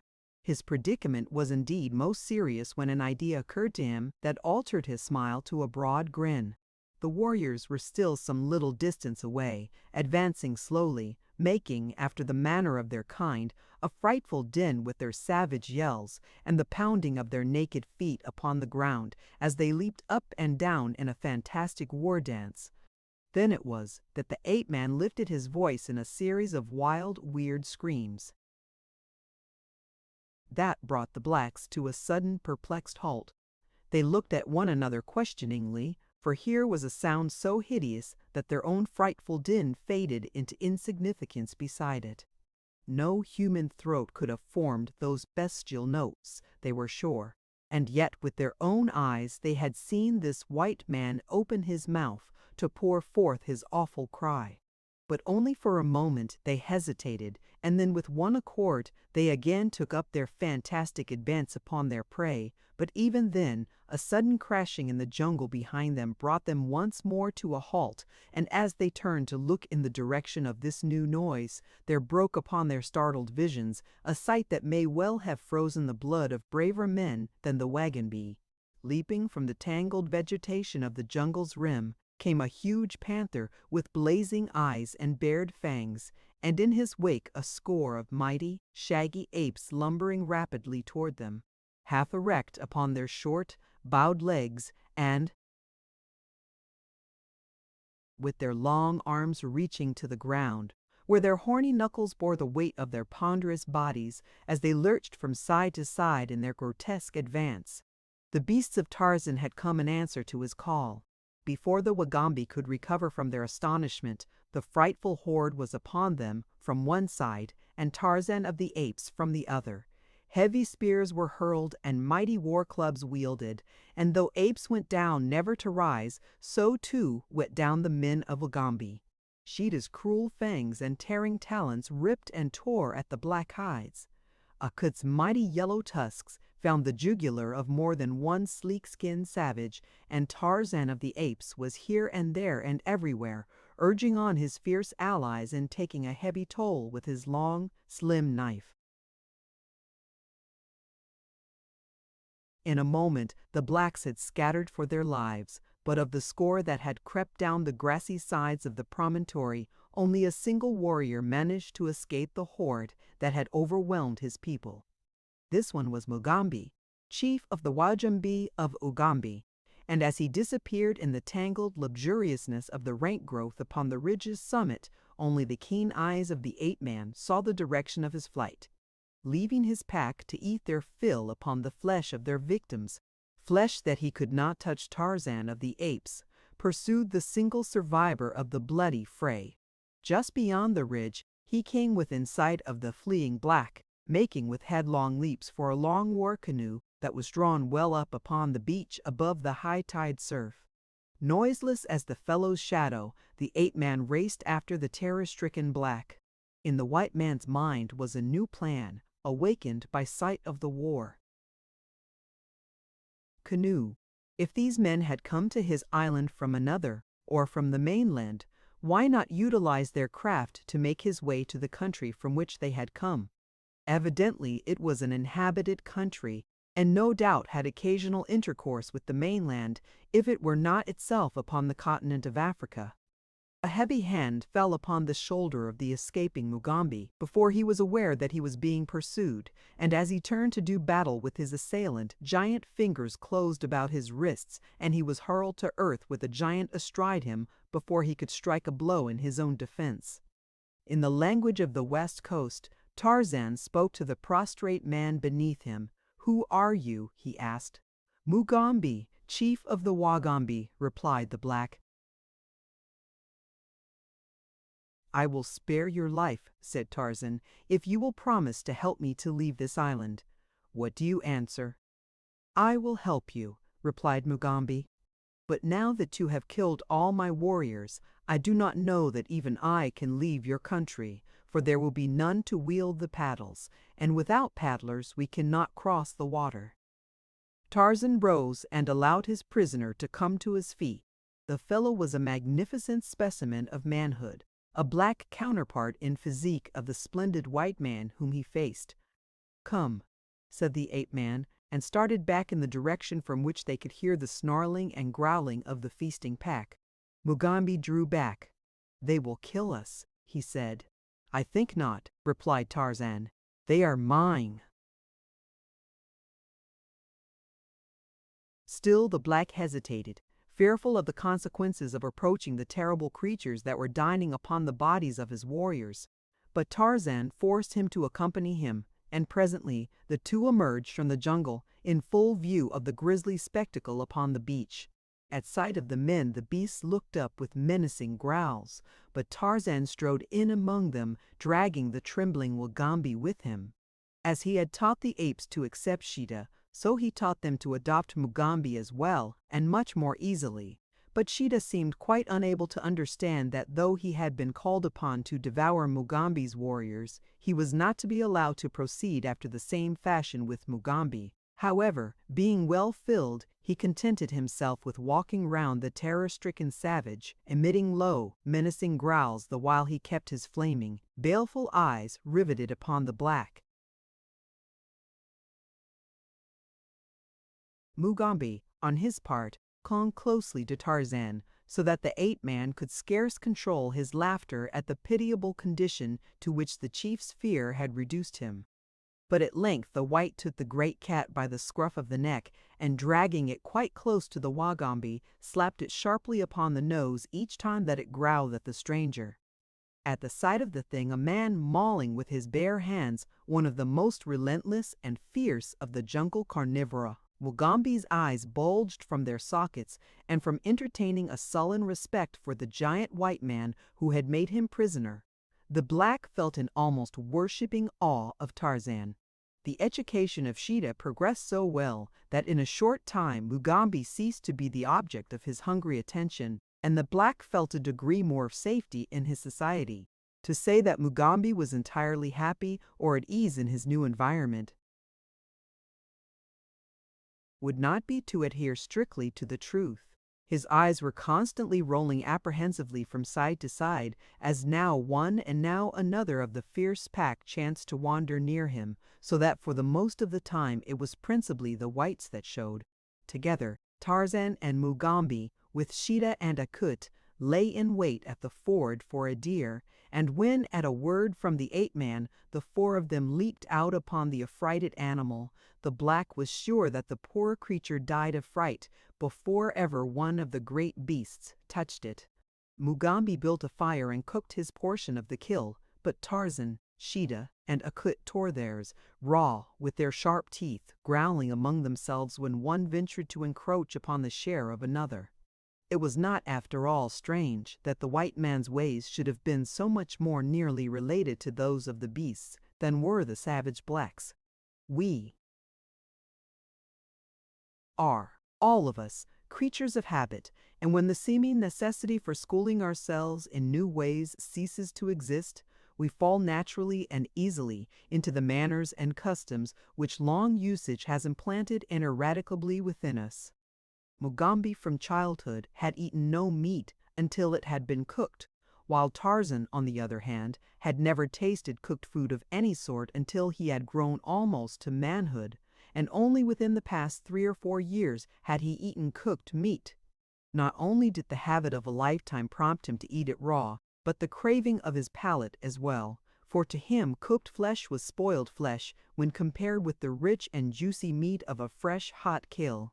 That he could, with relish, eat raw meat that had been buried by himself weeks before, and enjoy small rodents and disgusting grubs, seems to us who have been always civilized a revolting fact. But had we learned in childhood to eat these things, and had we seen all those about us eat them, they would seem no more sickening to us now than do many of our greatest dainties, at which a savage African cannibal would look with repugnance and turn up his nose. For instance, there is a tribe in the vicinity of Lake Rudolph that will eat no sheep or cattle, though its next neighbors do so. Nearby is another tribe that eats donkey meat, a custom most revolting to the surrounding tribes that do not eat donkey. So who may say that it is nice to eat snails and frogs' legs and oysters, but disgusting to feed upon grubs and beetles, or that a raw oyster, hoof, horns, and tail is less revolting than the sweet clean meat of a fresh-killed buck? The next few days Tarzan devoted to the weaving of a bark-cloth sail with which to equip the canoe, for he despaired of being able to teach the apes to wield the paddles, though he did manage to get several of them to embark in the frail craft which he and Mugambi paddled about inside the reef, where the water was quite smooth.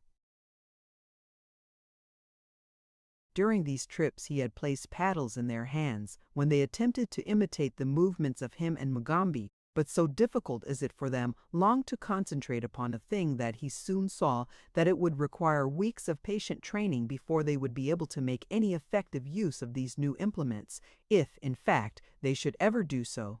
There was one exception, however, and he was Akut. Almost from the first, he showed an interest in this new sport that revealed a much higher plane of intelligence than that attained by any of his tribe. He seemed to grasp the purpose of the paddles, and when Tarzan saw that this was so, he took much pains to explain in the meager language of the anthropoid how they might be used to the best advantage. From Mugambi, Tarzan learned that the mainland lay but a short distance from the island. It seemed that the Wagambi warriors had ventured too far out in their frail craft, and when caught by a heavy tide and a high wind from offshore, they had been driven out of sight of land. After paddling for a whole night, thinking that they were headed for home, they had seen this land at sunrise, and, still taking it for the mainland, had hailed it with joy. Nor had Mugambi been aware that it was an island until Tarzan had told him that this was the fact. The Wagambi chief was quite dubious as to the sail, for he had never seen such a contrivance used. His country lay far up the broad Ugambi River, and this was the first occasion that any of his people had found their way to the ocean. Tarzan, however, was confident that with a good west wind he could navigate the low craft to the mainland. At any rate, he decided it would be preferable to perish on the way than to remain indefinitely upon this evidently uncharted island to which no ships might ever be expected to come. And so it was that, when the first fair wind rose, he embarked upon his cruise. And with him he took as strange and fearsome a crew as ever sailed under a savage master. Mugambi and Akut went with him, and Sheeta, the panther, and a dozen great males of the tribe of Akut. Chapter 6. A Hideous Crew. The war canoe with its savage load moved slowly toward the break in the reef through which it must pass to gain the open sea. Tarzan, Mugambi, and Akut wielded the paddles, for the shore kept the west wind from the little sail. Sheeta crouched in the bow at the ape-man's feet, for it had seemed best to Tarzan always to keep the wicked beast as far from the other members of the party as possible, since it would require little or no provocation to send him at the throat of any than the white man, whom he evidently now looked upon as his master. In the stern was Mugambi, and just in front of him squatted Akut, while between Akut and Tarzan, the 12 hairy apes sat upon their haunches, blinking dubiously this way and that, and now and then turning their eyes longingly back toward shore. All went well until the canoe had passed beyond the reef. Here the breeze struck the sail, sending the rude craft lunging among the waves that ran higher and higher as they drew away from the shore. With the tossing of the boat, the apes became panic-stricken. They first moved uneasily about, and then commenced grumbling and whining. With difficulty Akut kept them in hand for a time, but when a particularly large wave struck the dugout simultaneously with a little squall of wind, their terror broke all bounds, and, leaping to their feet, they all but overturned the boat before Akut and Tarzan together could quiet them. At last calm was restored, and eventually the apes became accustomed to the strange antics of their craft, after which no more trouble was experienced with them. The trip was uneventful. The wind held, and after 10 hours' steady sailing, the black shadows of the coast loomed close before the straining eyes of the ape-man in the bow. It was far too dark to distinguish whether they had approached close to the mouth of the Ugambi or not, so Tarzan ran in through the surf at the closest point to await the dawn. The dugout turned broadside the instant that its nose touched the sand, and immediately it rolled over, with all its crew scrambling madly for the shore. The next breaker rolled them over and over, but eventually they all succeeded in crawling to safety, and in a moment more their ungainly craft had been washed up beside them. The balance of the night the eight sat huddled close to one another for warmth, while Mugambi built a fire close to them over which he crouched. Tarzan and Sheeta, however, were of a different mind, for neither of them feared the jungle night, and the insistent craving of their hunger sent them off into the Stygian blackness of the forest in search of prey. Side by side they walked when there was room for two abreast, at other times in single file, first one and then the other in advance. It was Tarzan who first caught the scent of meat, a bull buffalo, and presently the two came stealthily upon the sleeping beast in the midst of a dense jungle of reeds close to a river. Closer and closer they crept toward the unsuspecting beast. Shite upon his right side, and Tarzan upon his left nearest the great heart. They had hunted together now for some time, so that they worked in unison, with only low purring sounds as signals. For a moment they lay quite silent near their prey, and then at a sign from the ape-man Sheeta sprang upon the great back, burying his strong teeth in the bull's neck.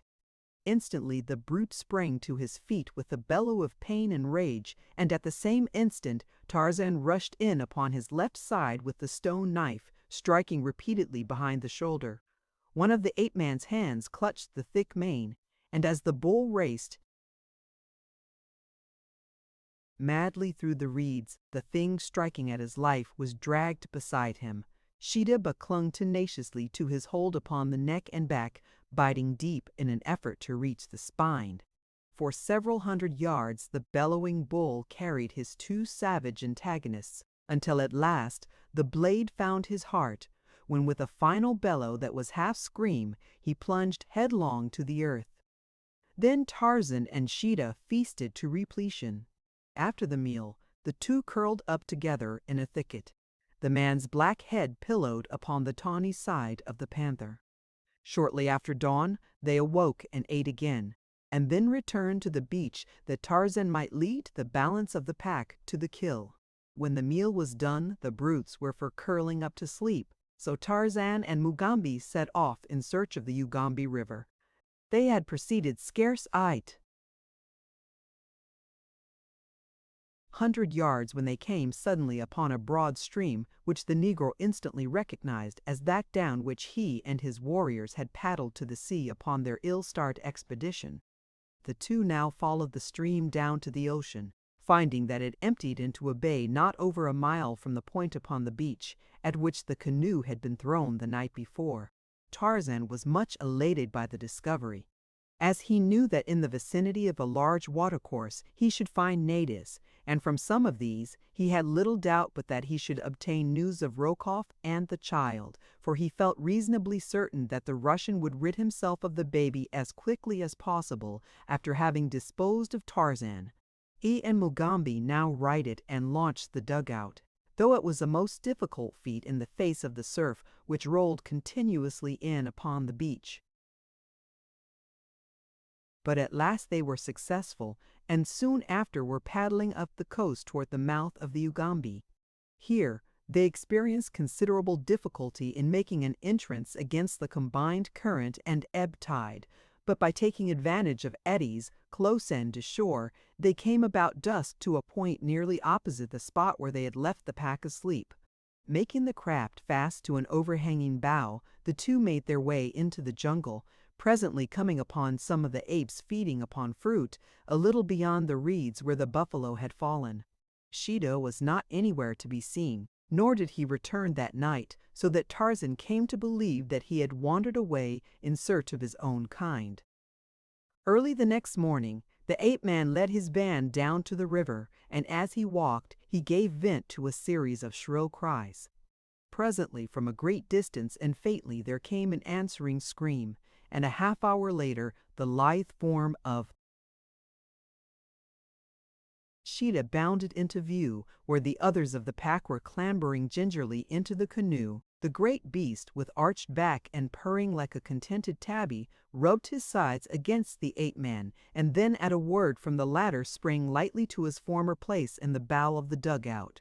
When all were in place, it was discovered that two of the apes about it were missing, and though both the king ape and Tarzan called to them for the better part of an hour, there was no response, and finally the boat put off without them. As it happened that the two missing ones were the very same who had evinced the least desire to accompany the expedition from the island, and had suffered the most from fright during the voyage, Tarzan was quite sure that they had absented themselves purposely rather than again enter the canoe, as the party were putting in for the shore shortly after noon to search for food. A slender, naked savage watched them for a moment from behind the dense screen of verdure which lined the river's bank. Then he melted away upstream before any of those in the canoe discovered him. Like a deer, he bounded along the narrow trail until, filled with the excitement of his news, He burst into a native village several miles above the point at which Tarzan and his pack had stopped to hunt. "Another white man is coming," he cried to the chief who squatted before the entrance to his circular hut. "Another white man, and with him are many warriors. They come in a great war canoe to kill and rob, as did the black-bearded one who has just left us." Kaviri leaped to his feet. He had but recently had a taste of the white man's medicine, and his savage heart was filled with bitterness and hate. In another moment, the rumble of the war drums rose from the village, calling in the hunters from the forest and the tillers from the fields. 7 war canoes were launched and manned by paint-daubed, be-feathered warriors. Long spears bristled from the rude battleships as they slid noiselessly over the bosom of the water, propelled by giant muscles rolling beneath glistening, ebony hides. There was no beating of tom-toms now, nor blare of native horn, for Kaviri was a crafty warrior, and it was in his mind to take no chances if they could be avoided. He would swoop noiselessly down with his 7 canoes upon the single one of the white man, and before the guns of the latter could inflict much damage upon his people, he would have overwhelmed the enemy by force of numbers. Kaviri's own canoe went in advance of the others a short distance, and as it rounded a sharp bend in the river where the swift current bore it rapidly on its way, it came suddenly upon the thing that Kaviri sought. So close were the 2 canoes to one another that the black had only an opportunity to note the white face in the bow of the oncoming craft before the 2 touched at his own men were upon their feet, yelling like mad devils and thrusting their long spears at the occupants of the other canoe. But a moment later, when Kaviri was able to realize the nature of the crew that manned the white man's dugout, he would have given all the beads and iron wire that he possessed to have been safely within his distant village. Scarcely had the 2 craft come together than the frightful apes of Akut rose, growling and barking, from the bottom of the canoe, and with long hairy arms far outstretched, grasped the menacing spears from the hands of Kaviri's warriors. The blacks were overcome with terror, but there was nothing to do other than to fight. Now came the other war canoes rapidly down upon the 2 craft. Their occupants were eager to join the battle, for they thought that their foes were white men and their native porters. They swarmed about Tarzan's craft, but when they saw the nature of the enemy, all but one turned and paddled swiftly upriver. That one came too close to the ape-man's craft before its occupants realized that their fellows were pitted against demons instead of men. As it touched, Tarzan spoke a few low words to Sheeta and Akut, so that before the attacking warriors could draw away, there sprang upon them with a blood-freezing scream a huge panther, and into the other end of their canoe clambered a great ape. At one end, the panther wrought fearful havoc with his mighty talons and long, sharp fangs, while Akut at the other buried his yellow canines in the necks of those that came within his reach, hurling the terror-stricken blacks overboard as he made his way toward the center of the canoe. Kaviri was so busily engaged with the demons that had entered his own craft that he could offer no assistance to his warriors in the other. A giant of a white devil had wrested his spear from him, as though he, the mighty Kaviri, had been but a new-born babe. Hairy monsters were overcoming his fighting men, and a black chieftain like himself was fighting shoulder to shoulder with the hideous pack that opposed him. Kaviri battled bravely against his antagonist, for he felt that death had already claimed him, and so the least that he could do would be to sell his life as dearly as possible. But it was soon evident that his best was quite futile when pitted against the superhuman brawn and agility of the creature that at last found his throat and bent him back into the bottom of the canoe. Presently Kaviri's head began to whirl. Objects became confused and dim. Before his eyes there was a great pain in his chest as he struggled for the breath of life. That the thing upon him was shutting off forever, then he lost consciousness. When he opened his eyes once more he found, much to his surprise, that he was not dead. He lay securely bound in the bottom of his own canoe. A great panther sat upon its haunches, looking down upon him. Kaviri shuddered and closed his eyes again, waiting for the ferocious creature to spring upon him and put him out of his misery of terror. After a moment, no rending fangs having buried themselves in his trembling body, he again ventured to open his eyes. Beyond the panther kneeled the white giant who had overcome him. The man was wielding a paddle, while directly behind him Kaviri saw some of his own warriors similarly engaged. Back of them again squatted several of the hairy apes.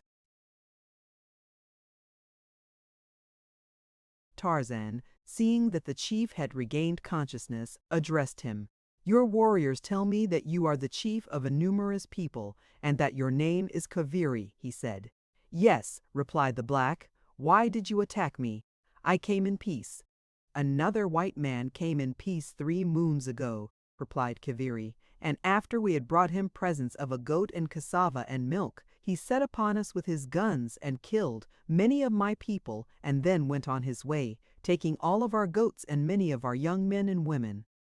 "I am not as this other white man," replied Tarzan. "I should not have harmed you had you not set upon me. Tell me, what was the face of this bad white man like?" "I am searching for one who has wronged me. Possibly this may be the very one. He was a man with a bad face, covered with a great black beard, and he was very, very wicked. Yes, very wicked indeed." "Was there a little white child with him?" asked Tarzan. His heart almost stopped as he awaited the black's answer.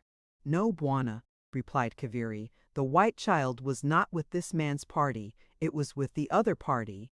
"Other party!" exclaimed Tarzan. "What other party?" "With the party that the very bad white man was pursuing. There was a white man, woman, and the child, with 6 Mosola porters. They passed up the river 3 days ahead of the very bad white man. I think that they were running away from him." A white man, woman, and child. Tarzan was puzzled. The child must be his little Jack, but who could the woman be and the man? Was it possible that one of Rokoff's confederates had conspired with some woman who had accompanied the Russian to steal the baby from him? If this was the case, they had doubtless purposed returning the child to civilization and there either claiming a reward or holding the little prisoner for ransom. But now that Rokoff had succeeded in chasing them far inland, up the savage river, there could be little doubt but that he would eventually overhaul them, unless, as was still more probable, they should be captured and killed by the very cannibals farther up the Ugambi, to whom, Tarzan was now convinced, it had been Rokoff's intention to deliver the baby. As he talked to Kaviri, the canoes had been moving steadily upriver toward the chief's village. Kaviri's warriors plied the paddles in the 3 canoes, casting sidelong, terrified glances at their hideous passengers. 3 of the apes of Akut had been killed in the encounter, but there were, with Akut, 8 of the frightful beasts remaining, and there was Sheeta, the panther, and Tarzan and Mugambi. Kaviri's warriors thought that they had never seen so terrible a crew in all their lives. Momentarily they expected to be pounced upon and torn asunder by some of their captors, and in fact, it was all that Tarzan and Mugambi and Akut could do to keep the snarling, ill-natured brutes from snapping at the glistening naked bodies that brushed against them now and then with the movements of the paddlers, whose very fear added incitement to the beasts. At Kaviri's camp, Tarzan paused only long enough to eat the food that the blacks furnished, and arrange with the chief for a dozen men to man the paddles of his canoe. Kaviri was only too glad to comply with any demands that the 8 men might make if only such compliance would hasten the departure of the horrid pack. But it was easier, he discovered, to promise men than to furnish them, for when his people learned his intentions, those that had not already fled into the jungle proceeded to do so without loss of time, so that when Kaviri turned to point out those who were to accompany Tarzan, he discovered that he was the only member of his tribe left within the village. Tarzan could not repress a smile.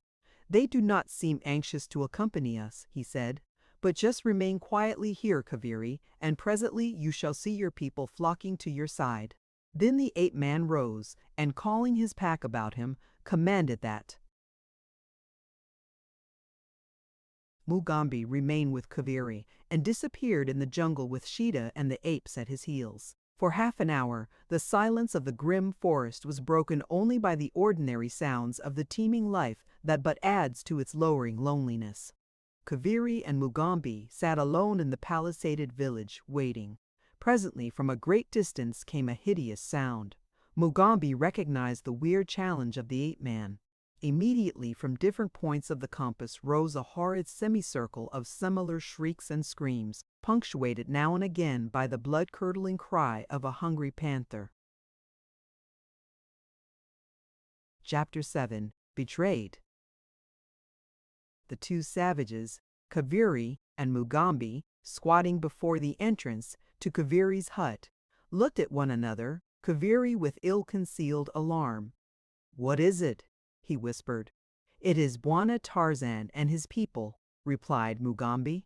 "But what they are doing I know not, unless it be that they are devouring your people who ran away." Kaviri shuddered and rolled his eyes fearfully toward the jungle. In all his long life in the savage forest, he had never heard such an awful, fearsome din. Closer and closer came the sounds, and now with them were mingled the terrified shrieks of women and children and of men. For 20 long minutes the blood-curdling cries continued, until they seemed but a stone's throw from the palisade. Kaviri rose to flee, but Mugambi seized and held him, for such had been the command of Tarzan. A moment later a horde of terrified natives burst from the jungle, racing toward the shelter of their huts. Like frightened sheep they ran, and behind them, driving them as sheep might be driven, came Tarzan and Sheeta and the hideous apes of Akut. Presently Tarzan stood before Kaviri, the old quiet smile upon his lips. "Your people have returned, my brother," he said, "and now you may select those who are to accompany me and paddle my canoe." Tremblingly Kaviri tottered to his feet, calling to his people to come from their huts, but none responded to his summons. "Tell them," suggested Tarzan, "that if they do not come, I shall send my people in after them." Kaviri did as he was bid, and in an instant the entire population of the village came forth, their wide and frightened eyes rolling from one to another of the savage creatures that wandered about the village street. Quickly Kaviri designated a dozen warriors to accompany Tarzan. The poor fellows went almost white with terror at the prospect of close contact with the panther and the apes in the narrow confines of the canoes. But when Kaviri explained to them that there was no escape, that Bwana Tarzan would pursue them with his grim horde should they attempt to run away from the duty, they finally went gloomily down to the river and took their places in the canoe. It was with a sigh of relief that their chieftain saw the party disappear about a headland a short distance upriver. For 3 days the strange company continued farther and farther into the heart of the savage country that lies on either side of the almost unexplored Ugambi. 3 of the 12 warriors deserted during that time, but as several of the apes had finally learned the secret of the paddles, Tarzan felt no dismay because of the loss. As a matter of fact, he could have traveled much more rapidly on shore, but he believed that he could hold his own wild crew together to better advantage by keeping them to the boat as much as possible. Twice a day they landed to hunt and feed, and at night they slept upon the bank of the mainland or on one of the numerous little islands that dotted the river. Before them the natives fled in alarm, so that they found only deserted villages in their path as they proceeded.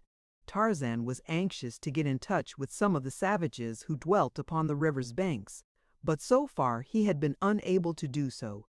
Finally, he decided to take to the land himself, leaving his company to follow after him by boat. He explained to Mugambi the thing that he had in mind and told Akut to follow the directions of the black. "I will join you again in a few days," he said. "Now I go ahead to learn what has become of the very bad white man whom I seek." At the next halt, Tarzan took to the shore and was soon lost to the view of his people. The first few villages he came to were deserted, showing that news of the coming of his pack had traveled rapidly. But toward evening he came upon a distant cluster of thatched huts surrounded by a rude palisade, within which were a couple of hundred natives. The women were preparing the evening meal as Tarzan of the Apes poised above them in the branches of a giant tree which overhung the palisade at one point. The ape-man was at a loss as to how he might enter into communication with these people without either frightening them or arousing their savage love of battle. He had no desire to fight now, for he was upon a much more important mission than that of battling with every chance tribe that he should happen to meet with. At last he hit upon a plan, and after seeing that he was concealed from the view of those below, he gave a few hoarse grunts in imitation of a panther. All eyes immediately turned upward toward the foliage above. It was growing dark, and they could not penetrate the leafy screen which shielded the ape-man from their view. The moment that he had won their attention, he raised his voice to the shriller and more hideous scream of the beast he personated, and then, scarce stirring a leaf in his descent, dropped to the ground once again outside the palisade and, with the speed of a deer, ran quickly round to the village gate. Here he beat upon the fiber-bound saplings of which the barrier was constructed, shouting to the natives in their own tongue that he was a friend who wished food and shelter for the night. Tarzan knew well the nature of the black man. He was aware that the grunting and screaming of Sheeta in the tree above them would set their nerves on edge, and that his pounding upon their gate after dark would still further add to their terror. That they did not reply to his hail was no surprise, for natives are fearful of any voice that comes out of the night from beyond their palisades, attributing it always to some demon or other ghostly visitor. But still he continued to call. "Let me in, my friends," he cried. "I am a white man pursuing the very bad white man who passed this way a few days ago. I follow to punish him for the sins he has committed against you and me. If you doubt my friendship, I will prove it to you by going into the tree above your village and driving Sheeta back into the jungle before he leaps among you. If you will not promise to take me in and treat me as a friend, I shall let Sheeta stay and devour you." For a moment there was silence. Then the voice of an old man came out of the quiet of the village street. "If you are indeed a white man and a friend, we will let you come in, but first you must drive Sheeta away." "Very well," replied Tarzan. "Listen, and you shall hear Sheeta fleeing before me." The ape-man returned quickly to the tree, and this time he made a great noise as he entered the branches, at the same time growling ominously after the manner of the panther, so that those below would believe that the great beast was still there. When he reached a point well above the village street, he made a great commotion, shaking the tree violently, crying aloud to the panther to flee or be killed, and punctuating his own voice with the screams and mouthings of an angry beast. Presently he raced toward the opposite side of the tree and off into the jungle, pounding loudly against the boles of trees as he went, and voicing the panther's diminishing growls as he drew farther and farther away from the village.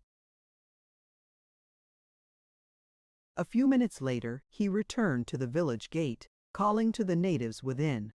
"I have driven Sheeta away," he said. "Now come and admit me as you promised."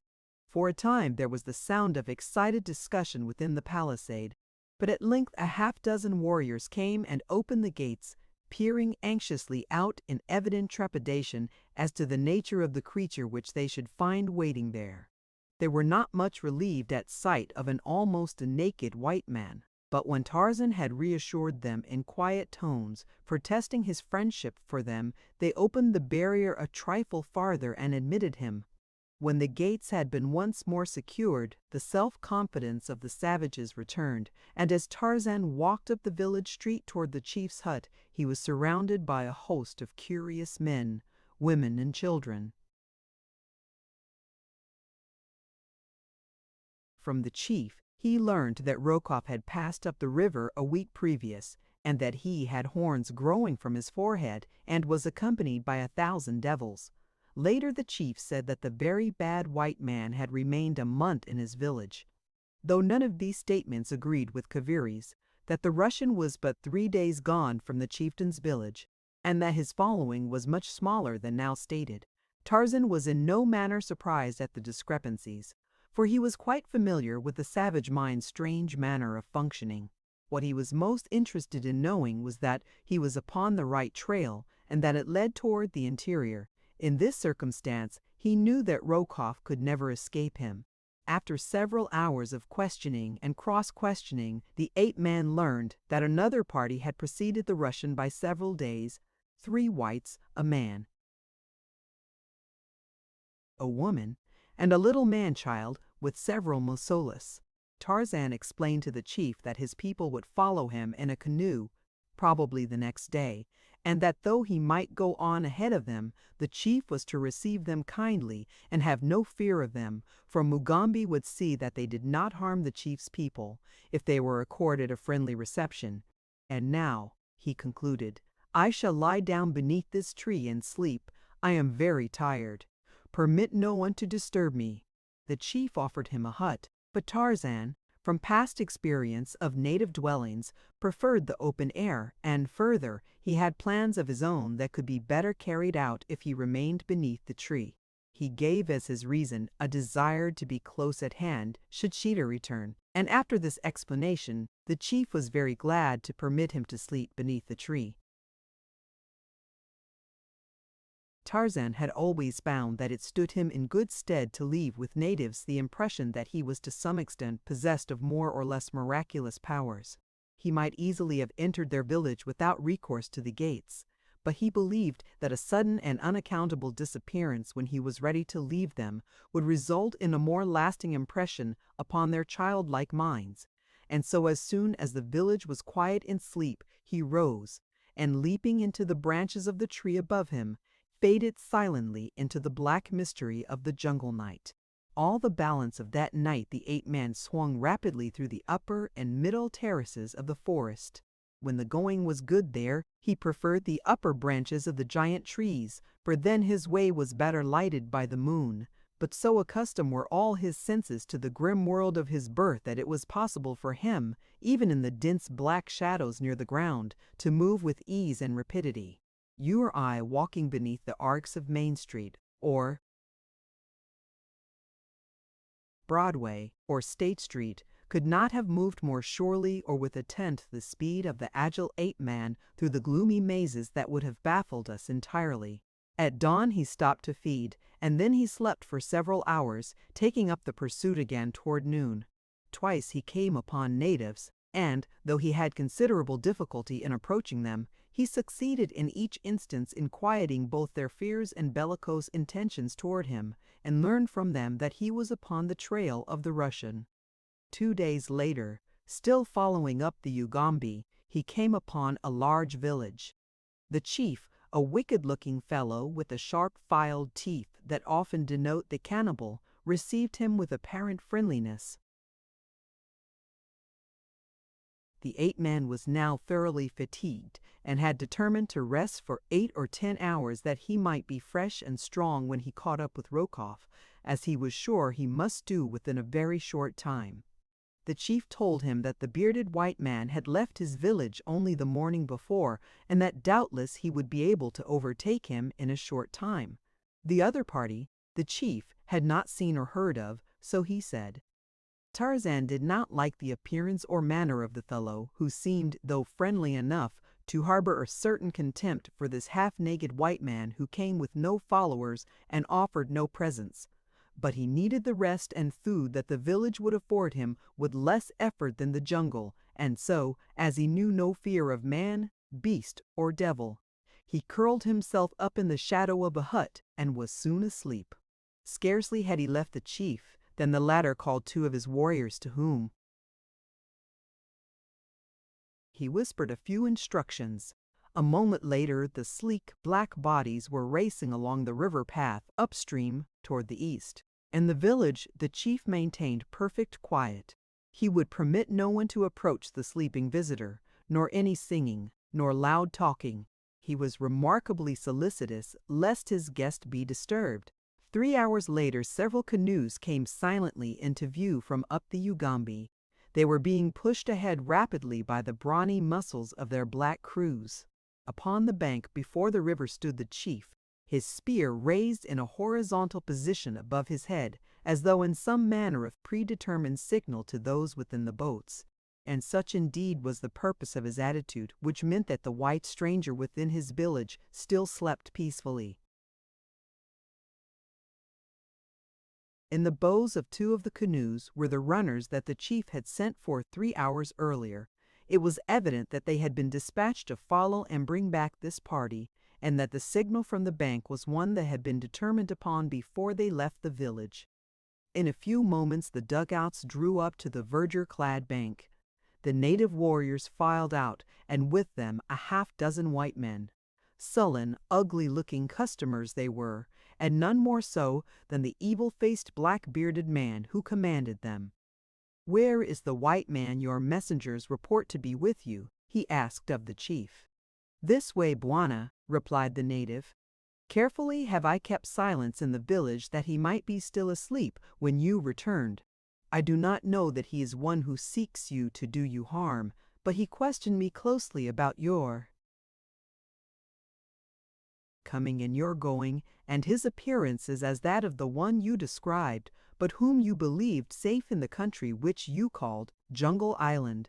Had you not told me this tale, I should not have recognized him, and then he might have gone after and slain you.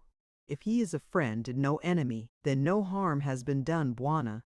But if he proves to be an enemy, I should like very much to have a rifle and some ammunition." "You have done well," replied the white man, "and you shall have the rifle and ammunition, whether he be a friend or enemy, provided that you stand with me."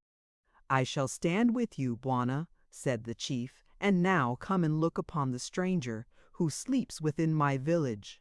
So saying, he turned and led the way toward the hut, in the shadow of which the unconscious Tarzan slept peacefully.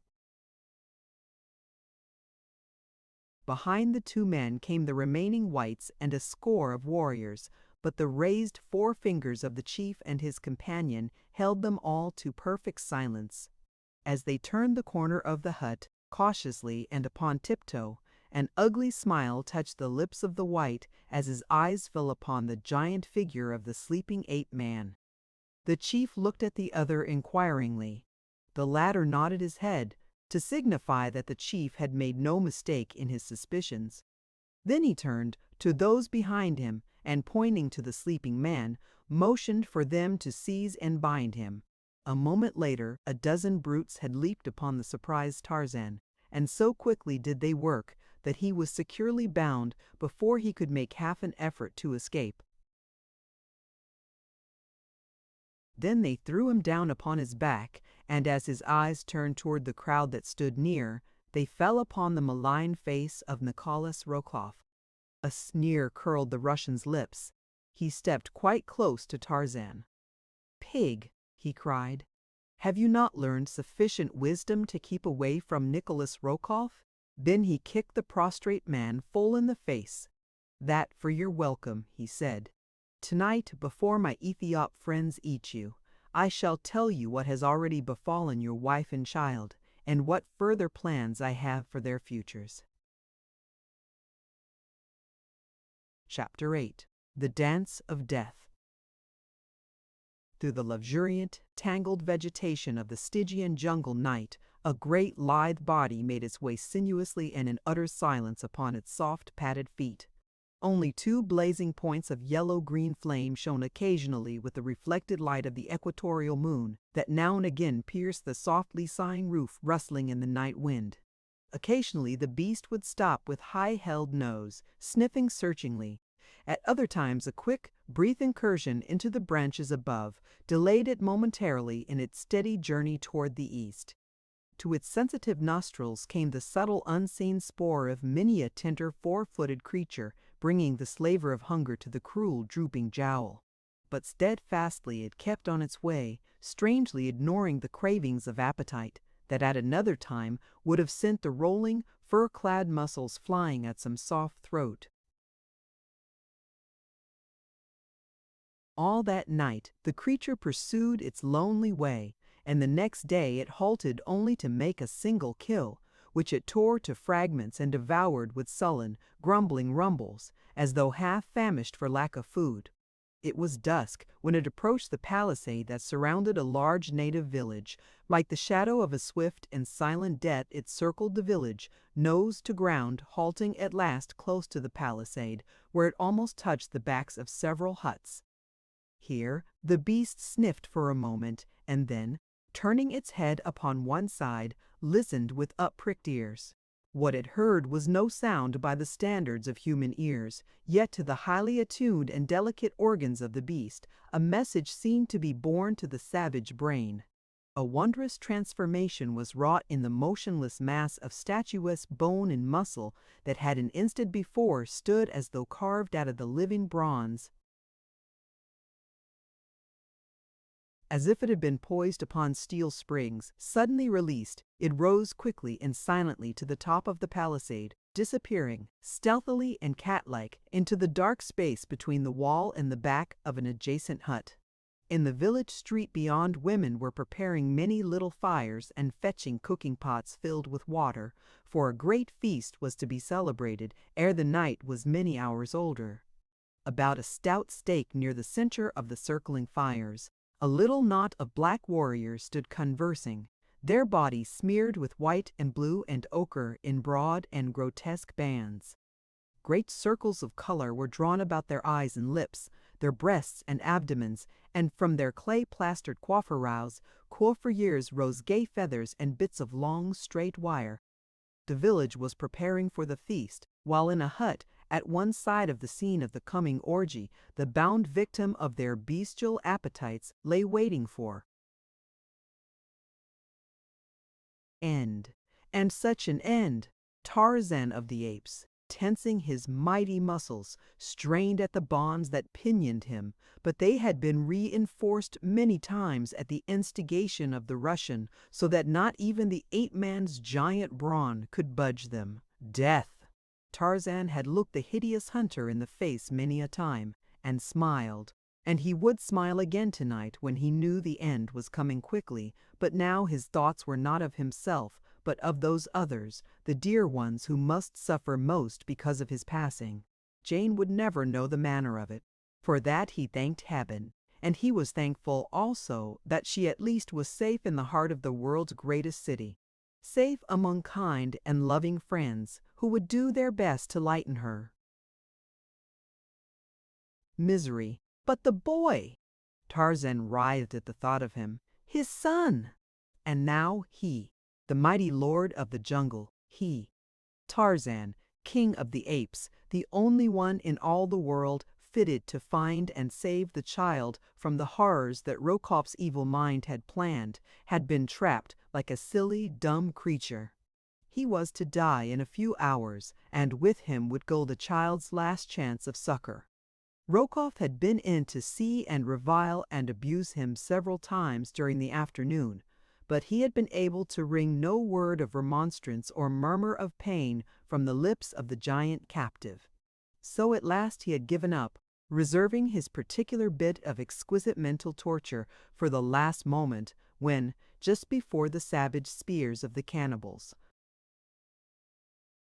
should forever make the object of his hatred immune to further suffering, the Russian planned to reveal to his enemy the true whereabouts of his wife, whom he thought safe in England. Dusk had fallen upon the village, and the ape-man could hear the preparations going forward for the torture and the feast. The dance of death he could picture in his mind's eye, for he had seen the thing many times in the past. Now he was to be the central figure, bound to the stake. The torture of the slow death as the circling warriors cut him to bits with the fiendish skill that mutilated without bringing unconsciousness had no terrors for him. He was inured to suffering and to the sight of blood and to cruel death, but the desire to live was no less strong within him, and until the last spark of life should flicker and go out, his whole being would remain quick with hope and determination. let them relax their watchfulness, but for an instant he knew that his cunning mind and giant muscles would find a way to escape and revenge. As he lay, thinking furiously on every possibility of self-salvation, there came to his sensitive nostrils a faint and a familiar scent. Instantly every faculty of his mind was upon the alert. Presently his trained ears caught the sound of the soundless presence without behind the hut wherein he lay. His lips moved, and though no sound came forth that might have been appreciable to a human ear beyond the walls of his prison, yet he realized that the one beyond would hear. Already he knew who that one was, for his nostrils had told him as plainly as your eyes or mine tell us of the identity of an old friend whom we come upon in broad daylight. An instant later he heard the soft sound of a fur-clad body and padded feet scaling the outer wall behind the hut, and then a tearing at the poles, which formed the wall. Presently through the hole thus made slunk a great beast, pressing its cold muzzle close to his neck. It was Sheeta, the panther. The beast snuffed round the prostrate man, whining a little. There was a limit to the interchange of ideas which could take place between these two, and so Tarzan could not be sure that Sheeta understood all that he attempted to communicate to him. That the man was tied and helpless, Sheeta could, of course, see, but that to the mind of the panther this would carry any suggestion of harm, in so far as his master was concerned, Tarzan could not guess. What had brought the beast to him?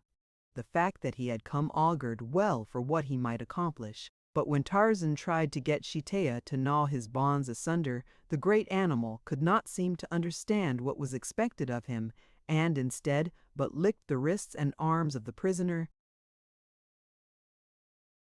Presently there came an interruption. Someone was approaching the hut. Sheeta gave a low growl and slunk into the blackness of a far corner. Evidently the visitor did not hear the warning sound, for almost immediately he entered the hut, a tall, naked, savage warrior. He came to Tarzan's side and pricked him with a spear. From the lips of the ape-man came a weird, uncanny sound, and in answer to it there leaped from the blackness of the hut's farthermost corner a bolt of fur-clad death. Full upon the breast of the painted savage the great beast struck, burying sharp talons in the black flesh and sinking great yellow fangs in the even throat. There was a fearful scream of anguish and terror from the black, and mingled with it was the hideous challenge of the killing panther. Then came silence except for the rending of bloody flesh and the crunching of human bones between mighty jaws. The noise had brought sudden quiet to the village without. Then there came the sound of voices in consultation, high-pitched, fear-filled voices, and deep, low tones of authority as the chief spoke. Tarzan and the panther heard the approaching footsteps of many men, and then, to Tarzan's surprise, the great cat rose from across the body of its kill and slunk noiselessly from the hut through the aperture through which it had entered. The man heard the soft scraping of the body as it passed over the top of the palisade, and then silence. From the opposite side of the hut he heard the savages approaching to investigate. He had little hope that Sheeta would return, for had the great cat intended to defend him against all comers, it would have remained by his side as it heard the approaching savages without. Tarzan knew how strange were the workings of the brains of the mighty carnivora of the jungle, how fiendishly fearless they might be in the face of certain death, and again how timid upon the slightest provocation. There was doubt in his mind that some note of the approaching blacks vibrating with fear had struck an answering chord in the nervous system of the panther, sending him slinking through the jungle, his tail between his legs. The man shrugged. Well, what of it?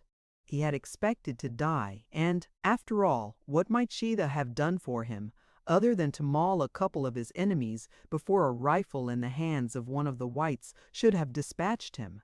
If the cat could have released him, that would have resulted in a very different story, but it had proved beyond the understanding of Sheeta, and now the beast was gone and Tarzan must definitely abandon hope. The natives were at the entrance to the hut now, peering fearfully into the dark. Interior. Two in advance held lighted torches in their left hands and ready spears in their right. They held back timorously against those behind, who were pushing them forward. The shrieks of the panther's victim, mingled with those of the great cat, had wrought mightily upon their poor nerves, and now the awful silence of the dark interior seemed even more terribly ominous than had the frightful screaming. Presently one of those who was being forced unwillingly within hit upon a happy scheme for learning first the precise nature of the danger which menaced him from the silent interior. With a quick movement he flung his lighted torch into the center of the hut. Instantly all within was illuminated for a brief second before the burning brand was dashed out against the earth floor. There was the figure of the white prisoner still securely bound as they had last seen him, and in the center of the hut another figure equally as motionless, its throat and breasts horribly torn and mangled. The sight that met the eyes of the foremost savages inspired more terror within their superstitious breasts than would the presence of Sheeta, for they saw only the result of a ferocious attack upon one of their fellows. Not seeing the cause, their fear-ridden minds were free to attribute the ghastly work to supernatural causes, and with the thought they turned, screaming, from the hut, bowling over those who stood directly behind them in the exuberance of their terror. For an hour Tarzan heard only the murmur of excited voices from the far end of the village. Evidently the savages were once more attempting to work up their flickering courage to a point that would permit them to make another invasion of the hut, for now and then came a savage yell, such as the warriors give to bolster up their bravery upon the field of battle. But in the end it was two of the whites who first entered, carrying torches and guns. Tarzan was not surprised to discover that neither of them was Rokoff. He would have wagered his soul that no power on earth could have tempted that great coward to face the unknown menace of the hut. When the natives saw that the white men were not attacked, they too crowded into the interior, their voices hushed with terror as they looked upon the mutilated corpse of their comrade. The whites tried in vain to elicit an explanation from Tarzan, but to all their queries he but shook his head, a grim and knowing smile curving his lips. At last Rokoff came. His face grew very white as his eyes rested upon the bloody thing grinning up at him from the floor. The face set in a death mask of excruciating horror. "Come," he said to the chief, "let us get to work and finish this demon before he has an opportunity to repeat this thing upon more of your people." The chief gave orders that Tarzan should be lifted and carried to the stake, but it was several minutes before he could prevail upon any of his men to touch the prisoner. At last, however, 4 of the younger warriors dragged Tarzan roughly from the hut, and once outside the pall of terror seemed lifted from the savage hearts. A score of howling blacks pushed and buffeted the prisoner down the village street and bound him to the post in the center of the circle of little fires and boiling cooking pots. When at last he was made fast and seemed quite helpless and beyond the faintest hope of succor, Rokoff's shriveled wart of courage swelled to its usual proportions when danger was not present. He stepped close to the ape-man and, seizing a spear from the hands of one of the savages, was the first to prod the helpless victim. A little stream of blood trickled down the giant's smooth skin from the wound in his side, but no murmur of pain passed his lips. The smile of contempt upon his face seemed to infuriate the Russian. With a volley of oaths he leaped at the helpless captive, beating him upon the face with his clenched fists and kicking him mercilessly about the legs. Then he raised the heavy spear to drive it through the mighty heart, and still Tarzan of the Apes smiled contemptuously upon him. Before Rokoff could drive the weapon home, the chief sprang upon him and dragged him away from his intended victim. "Stop, white man," he cried. "Rob us of this prisoner and our death dance, and you yourself may have to take his place." The threat proved most effective in keeping the Russian from further assaults upon the prisoner, though he continued to stand a little apart and hurl taunts at his enemy. He told Tarzan that he himself was going to eat the ape-man's heart. He enlarged upon the horrors of the future life of Tarzan's son and intimated that his vengeance would reach as well to Jane Clayton. "You think your wife safe in England?" said Rokoff. "Poor fool! She is even now in the hands of one, not even of decent birth, and far from the safety of London and the protection of her friends. I had not meant to tell you this until I could bring to you upon Jungle Island proof of her fate. Now that you are about to die the most unthinkably horrid death that it is given a white man to die, let this word of the plight of your wife add to the bull torments that you must suffer before the last savage spear thrust releases you from your torture." The dance had commenced now, and the yells of the circling warriors drowned Rokoff's further attempts to distress his victim. The leaping savages, the flickering firelight playing upon their painted bodies, circled about the victim at the stake.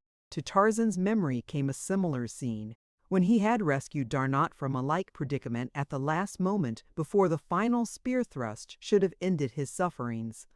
Who was there now to rescue him? In all the world there was none able to save him from the torture and the death. The thought that these human fiends would devour him when the dance was done caused him not a single qualm of horror or disgust. It did not add to his sufferings as it would have to those of an ordinary white man. For all his life Tarzan had seen the beasts of the jungle devour the flesh of their kills. Had he not himself battled for the grisly forearm of a great ape at that long-gone Dum-Dum when he had slain the fierce Tublut and won his niche in the respect of the apes of Kerchak? The dancers were leaping more closely to him now. The spears were commencing to find his body in the first torturing pricks that prefaced the more serious thrusts. It would not be long now. The ape-man longed for the last savage lunge that would end his misery. And then, far out in the mazes of the weird jungle, rose a shrill scream. For an instant the dancers paused, and in the silence of the interval there rose, from the lips of the fast-bound white man, an answering shriek, more fearsome and more terrible than that of the jungle beast that had roused it. For several minutes the blacks hesitated. Then, at the urging of Rokoff and their chief, they leaped in to finish the dance and the victim. But ere ever another spear touched the brown hide, a tawny streak of green-eyed hate and ferocity bounded from the door of the hut in which Tarzan had been imprisoned, and Sheeta, the panther, stood snarling beside his master. For an instant the blacks and the whites stood transfixed with terror. Their eyes were riveted upon the bared fangs of the jungle cat. Only Tarzan of the Apes saw what else there was emerging from the dark interior of the hut. Chapter 9. Chivalry or Villainy. From her cabin port upon the Kincaid, Jane Clayton had seen her husband row to the verdure-clad shore of Jungle Island, and then the ship once more proceeded upon its way. For several days she saw no one other than Sven Anderson, the Kincaid's taciturn and repellent cook. She asked him the name of the shore upon which her husband had been set. "I tank it blow, purty soon, purty hard," replied the Swede, and that was all that she could get out of him. She had come to the conclusion that he spoke no other English, and so she ceased to importune him for information, but never did she forget to greet him pleasantly or to thank him for the hideous, nauseating meals he brought her. 3 days from the spot where Tarzan had been marooned, the Kincaid came to anchor in the mouth of a great river, and presently Rokoff came to Jane Clayton's cabin. "We have arrived, my dear," he said with a sickening leer. "I have come to offer you safety, liberty, and ease. My heart has been softened toward you in your suffering, and I would make amends as best I may. Your husband was a brute, you know that best, who found him naked in his native jungle, roaming wild with the savage beasts that were his fellows. Now I am a gentleman, not only born of noble blood, but raised gently as befits a man of quality. To you, dear Jane, I offer the love of a cultured man and association with one of culture and refinement, which you must have sorely missed in your relations with the poor ape, that through your girlish infatuation you married so thoughtlessly. I love you, Jane. You have but to say the word and no further. Sorrow shall afflict you, even your baby shall be returned to you unharmed. Outside the door, Sven Anderson paused with the noonday meal he had been carrying to Lady Greystoke. Upon the end of his long, stringy neck, his little head was cocked to one side. His close-set eyes were half closed. His ears, so expressive was his whole attitude of stealthy eavesdropping, seemed truly to be cocked forward. Even his long, yellow, straggly mustache appeared to assume a sly droop. As Rokoff closed his appeal, awaiting the reply he invited, the look of surprise upon Jane Clayton's face turned to one of disgust.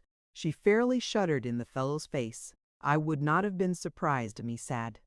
Rokoff, she said, had you attempted to force me to submit to your evil desires, but that you should be so fatuous as to believe that I, wife of John Clayton, would come to you willingly, even to save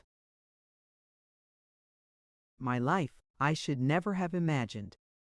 I have known you for a scoundrel, mere Rokoff, but until now I had not taken you for a fool. Rokoff's eyes narrowed, and the red of mortification flushed out the pallor of his face. He took a step toward the girl, threateningly. We shall see who is the fool at last, he hissed, when I have broken you to my will and your plebeian Yankee stubbornness has cost you all that you hold dear, even the life of your baby, for, by the bones of St. Peter, I'll forego all that I had planned for the brat and cut its heart out before your very eyes. You'll learn what it means to insult Nikolas Rokoff. Jane Clayton turned wearily away. What is the use, she said, of expatiating upon the depths to which your vengeful nature can sink? You cannot move me either by threats or deeds. My baby cannot judge yet for himself, but I, his mother, can foresee that should it have been given him to survive to man's estate, he would willingly sacrifice his life for the honor of his mother. Love him as I do, I would not purchase his life at such a price. Did I, he would execrate my memory to the day of his death. Rokoff was now thoroughly angered because of his failure to reduce the girl to terror. He felt only hate for her, but it had come to his diseased mind that if he could force her to accede to his demands as the price of her life and her child's, the cup of his revenge would be filled to brimming when he could flaunt the wife of Lord Greystoke in the capitals of Europe as his mistress. Again he stepped closer to her. His evil face was convulsed with rage and desire. Like a wild beast, he sprang upon her, and with his strong fingers at her throat, forced her backward upon the berth. At the same instant, the door of the cabin opened noisily. Rokoff leaped to his feet and, turning, faced the Swede cook. Into the fellow's usually foxy eyes had come an expression of utter stupidity. His lower jaw drooped in vacuous harmony. He busied himself in arranging Lady Greystoke's meal upon the tiny table at one side of her cabin. The Russian glared at him. "What do you mean," he cried, "by entering here without permission? Get out." The cook turned his watery blue eyes upon Rokoff and smiled vacuously. "I tank it blow purly soon, purly hard," he said, and then he began rearranging the few dishes upon the little table. "Get out of here, or I'll throw you out, you miserable blockhead," roared Rokoff, taking a threatening step toward the Swede. Anderson continued to smile foolishly in his direction, but one ham-like paw slid stealthily to the handle of the long, slim knife that protruded from the greasy cord supporting his soiled apron. Rokoff saw the move and stopped short in his advance. Then he turned toward Jane Clayton. "I will give you until tomorrow," he said, "to reconsider your answer to my offer. All will be sent ashore upon one pretext or another, except you and the child, Paulvitch and myself. Then without interruption you will be able to witness the death of the baby." He spoke in French that the cook might not understand the sinister portent of his words. When he had done he banged out of the cabin without another look at the man who had interrupted him in his sorry work. When he had gone, Sven Anderson turned toward Lady Greystoke. The idiotic expression that had masked his thoughts had fallen away, and in its place was one of craft and cunning. "Hey, Tank, ban a fool," he said. "Hey, ban the fool," he said. "Hey, ban the fool, I savvy Frank."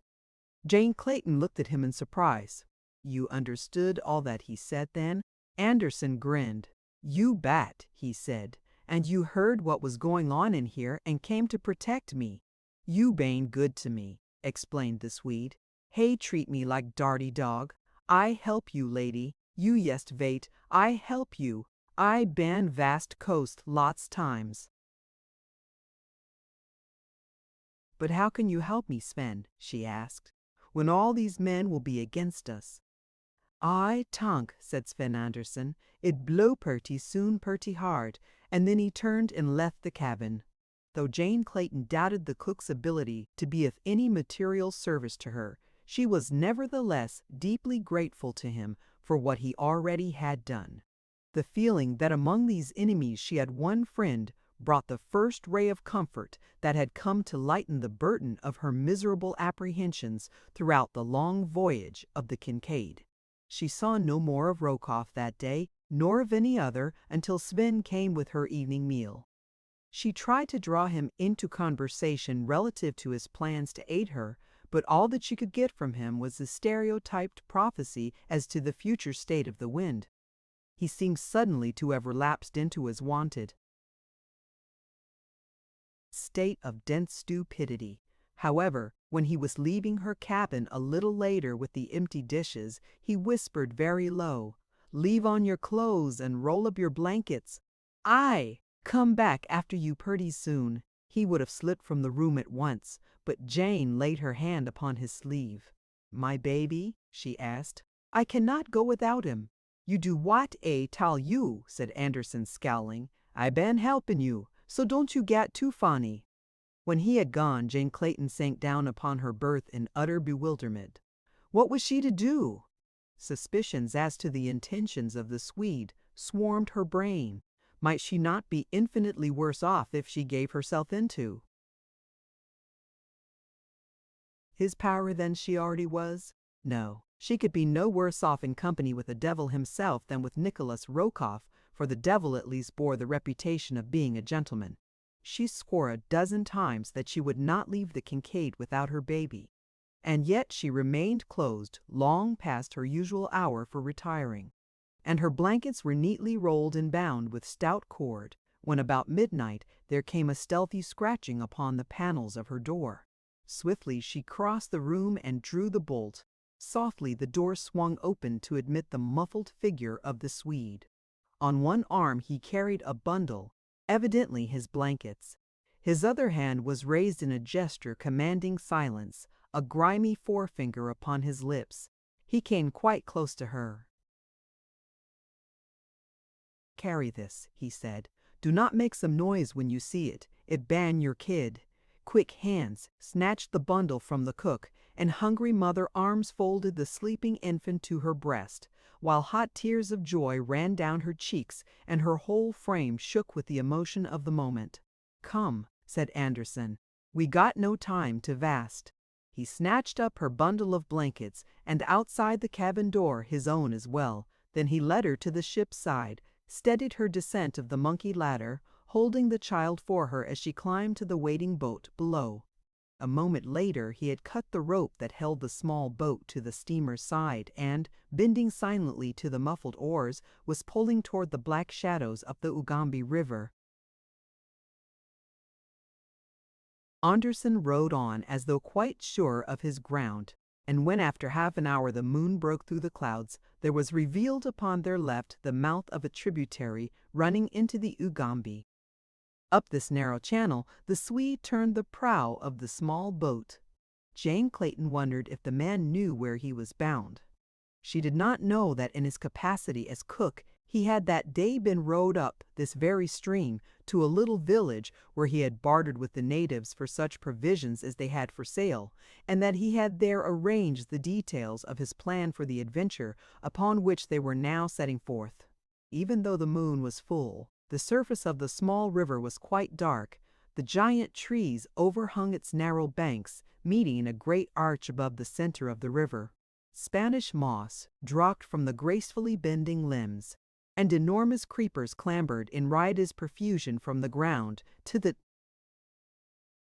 loftiest branch, falling in curving loops almost to the water's placid breast. Now and then the river's surface would be suddenly broken ahead of them by a huge crocodile. Startled by the splashing of the oars, or snorting and blowing, a family of hippos would dive from a sandy bar to the cool, safe depths of the bottom. From the dense jungles upon either side came the weird night cries of the carnivora, the maniacal voice of the hyena, the coughing grunt of the panther, the deep and awful roar of the lion. And with them, strange, uncanny notes that the girl could not ascribe to any particular night prowler, more terrible because of their mystery. Huddled in the stern of the boat she sat with her baby, strained close to her bosom, and because of that little tender, helpless thing she was happier tonight than she had been for many a sorrow-ridden day. Even though she knew not to what fate she was going, or how soon that fate might overtake her, still was she happy and thankful for the moment, however brief, that she might press her baby tightly in her arms. She could scarce wait for the coming of the day that she might look again upon the bright face of her little, black-eyed Jack. Again and again she tried to strain her eyes through the blackness of the jungle night to have but a tiny peep at those beloved features, but only the dim outline of the baby face rewarded her efforts. Then once more she would cuddle the warm little bundle close to her throbbing heart. It must have been close to 3 o'clock in the morning that Anderson brought the boat's nose to the shore before a clearing where could be dimly seen in the waning moonlight a cluster of native huts encircled by a thorn boma. At the village gate they were admitted by a native woman, the wife of the chief, whom Anderson had paid to assist him.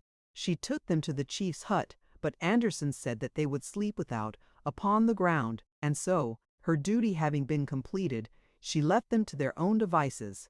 The Swede, after explaining in his gruff way that the huts were doubtless filthy and vermin-ridden, spread Jane's blankets on the ground for her, and at a little distance unrolled his own and lay down to sleep. It was some time before the girl could find a comfortable position upon the hard ground, but at last, the baby in the hollow of her arm, she dropped asleep from utter exhaustion. When she awoke it was broad daylight. About her were clustered a score of curious natives, mostly men, for among the aborigines it is the male who owns this characteristic in its most exaggerated form. Instinctively Jane Clayton drew the baby more closely to her, though she soon saw that the blacks were far from intending her or the child any harm. In fact, one of them offered her a gourd of milk, a filthy, smoke-begrimed gourd, with the ancient rind of long curdled milk caked in layers within its neck. But the spirit of the giver touched her deeply, and her face lightened for a moment with one of those almost forgotten smiles of radiance that had helped to make her beauty famous, both in Baltimore and London. She took the gourd in one hand, and rather than cause the giver pain raised it to her lips, though for the life of her she could scarce restrain the qualm of nausea that surged through her as the malodorous thing approached her nostrils. It was Anderson who came to her rescue, and taking the gourd from her, drank a portion himself, and then returned it to the native with a gift of blue beads. The sun was shining brightly now, and though the baby still slept, Jane could scarce restrain her impatient desire to have at least a brief glance at the beloved face. The natives had withdrawn at a command from their chief, who now stood talking with Anderson, a little apart from her. As she debated the wisdom of risking disturbing the child's slumber by lifting the blanket that now protected its face from the sun, she noted that the cook conversed with the chief in the language of the Negro. What a remarkable man the fellow was indeed! She had thought him ignorant and stupid but a short day before, and now, within the past 24 hours, she had learned that he spoke not only English but French as well, and the primitive dialect of the West Coast. She had thought him shifty, cruel, and untrustworthy, Yet in so far she had reason to believe he had proved himself in every way the contrary since the day before. It scarce seemed credible that he could be serving her from motives purely chivalrous. There must be something deeper in his intentions and plans than he had yet disclosed. She wondered, and when she looked at him at his close-set, shifty eyes and repulsive features, she shuddered, for she was convinced that no lofty characteristics could be hid behind so foul an exterior. As she was thinking of these things the while she debated the wisdom of uncovering the baby's face, there came a little grunt from the wee bundle in her lap, and then a gurgling coo that set her heart in raptures. The baby was awake. Now she might feast her eyes upon him. Quickly she snatched the blanket from before the infant's face. Anderson was looking at her as she did so. He saw her stagger to her feet, holding the baby at arm's length from her, her eyes glued in horror upon the little chubby face and twinkling eyes. Then he heard her piteous cry as her knees gave beneath her, and she sank to the ground in a swoon. Chapter 10. The Swede. As the warriors, clustered thick about Tarzan and Sheeta, realized that it was a flesh-and-blood panther that had interrupted their dance of death, they took heart a trifle, for in the face of all those circling spears, even the mighty Sheeta would be doomed. Rokoff was urging the chief to have his spearmen launch their missiles, and the black was upon the instant of issuing the command when his eyes strayed beyond Tarzan, following the gaze of the ape-man. With a yell of terror, the chief turned and fled toward the village gate, and as his people looked to see the cause of his fright, they too took to their heels.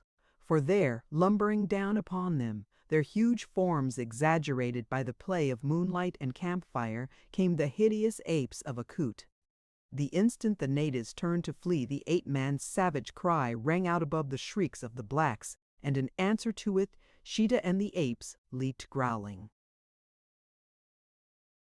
after the fugitives. Some of the warriors turned to battle with their enraged antagonists, but before the fiendish ferocity of the fierce beasts, they went down to bloody death. Others were dragged down in their flight, and it was not until the village was empty and the last of the blacks had disappeared into the bush that Tarzan was able to recall his savage pack to his side. Then it was that he discovered to his chagrin that he could not make one of them, not even the comparatively intelligent Akut, understand that he wished to be freed from the bonds that held him to the stake. In time, of course, the idea would filter through their thick skulls, but in the meanwhile many things might happen. The blacks might return in force to regain their village.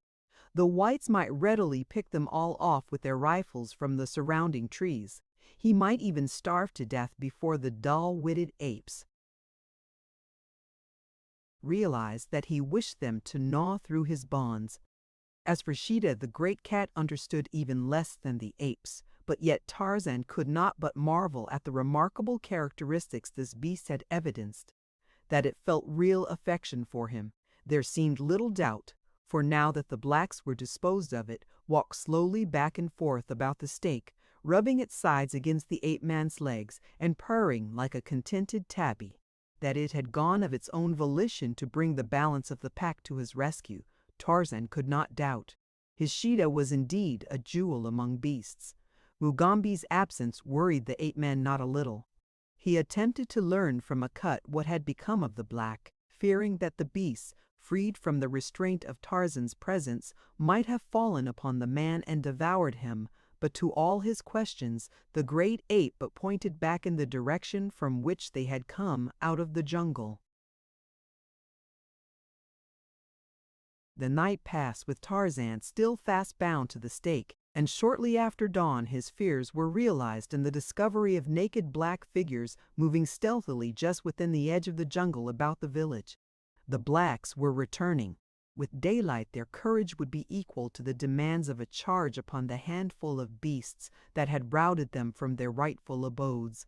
The result of the encounter seemed foregone if the savages could curb their superstitious terror, for against their overwhelming numbers, their long spears and poisoned arrows, the panther and the apes could not be expected to survive a really determined attack. that the blacks were preparing for a charge became apparent a few moments later when they commenced to show themselves in force upon the edge of the clearing, dancing and jumping about as they waved their spears and shouted taunts and fierce war cries toward the village.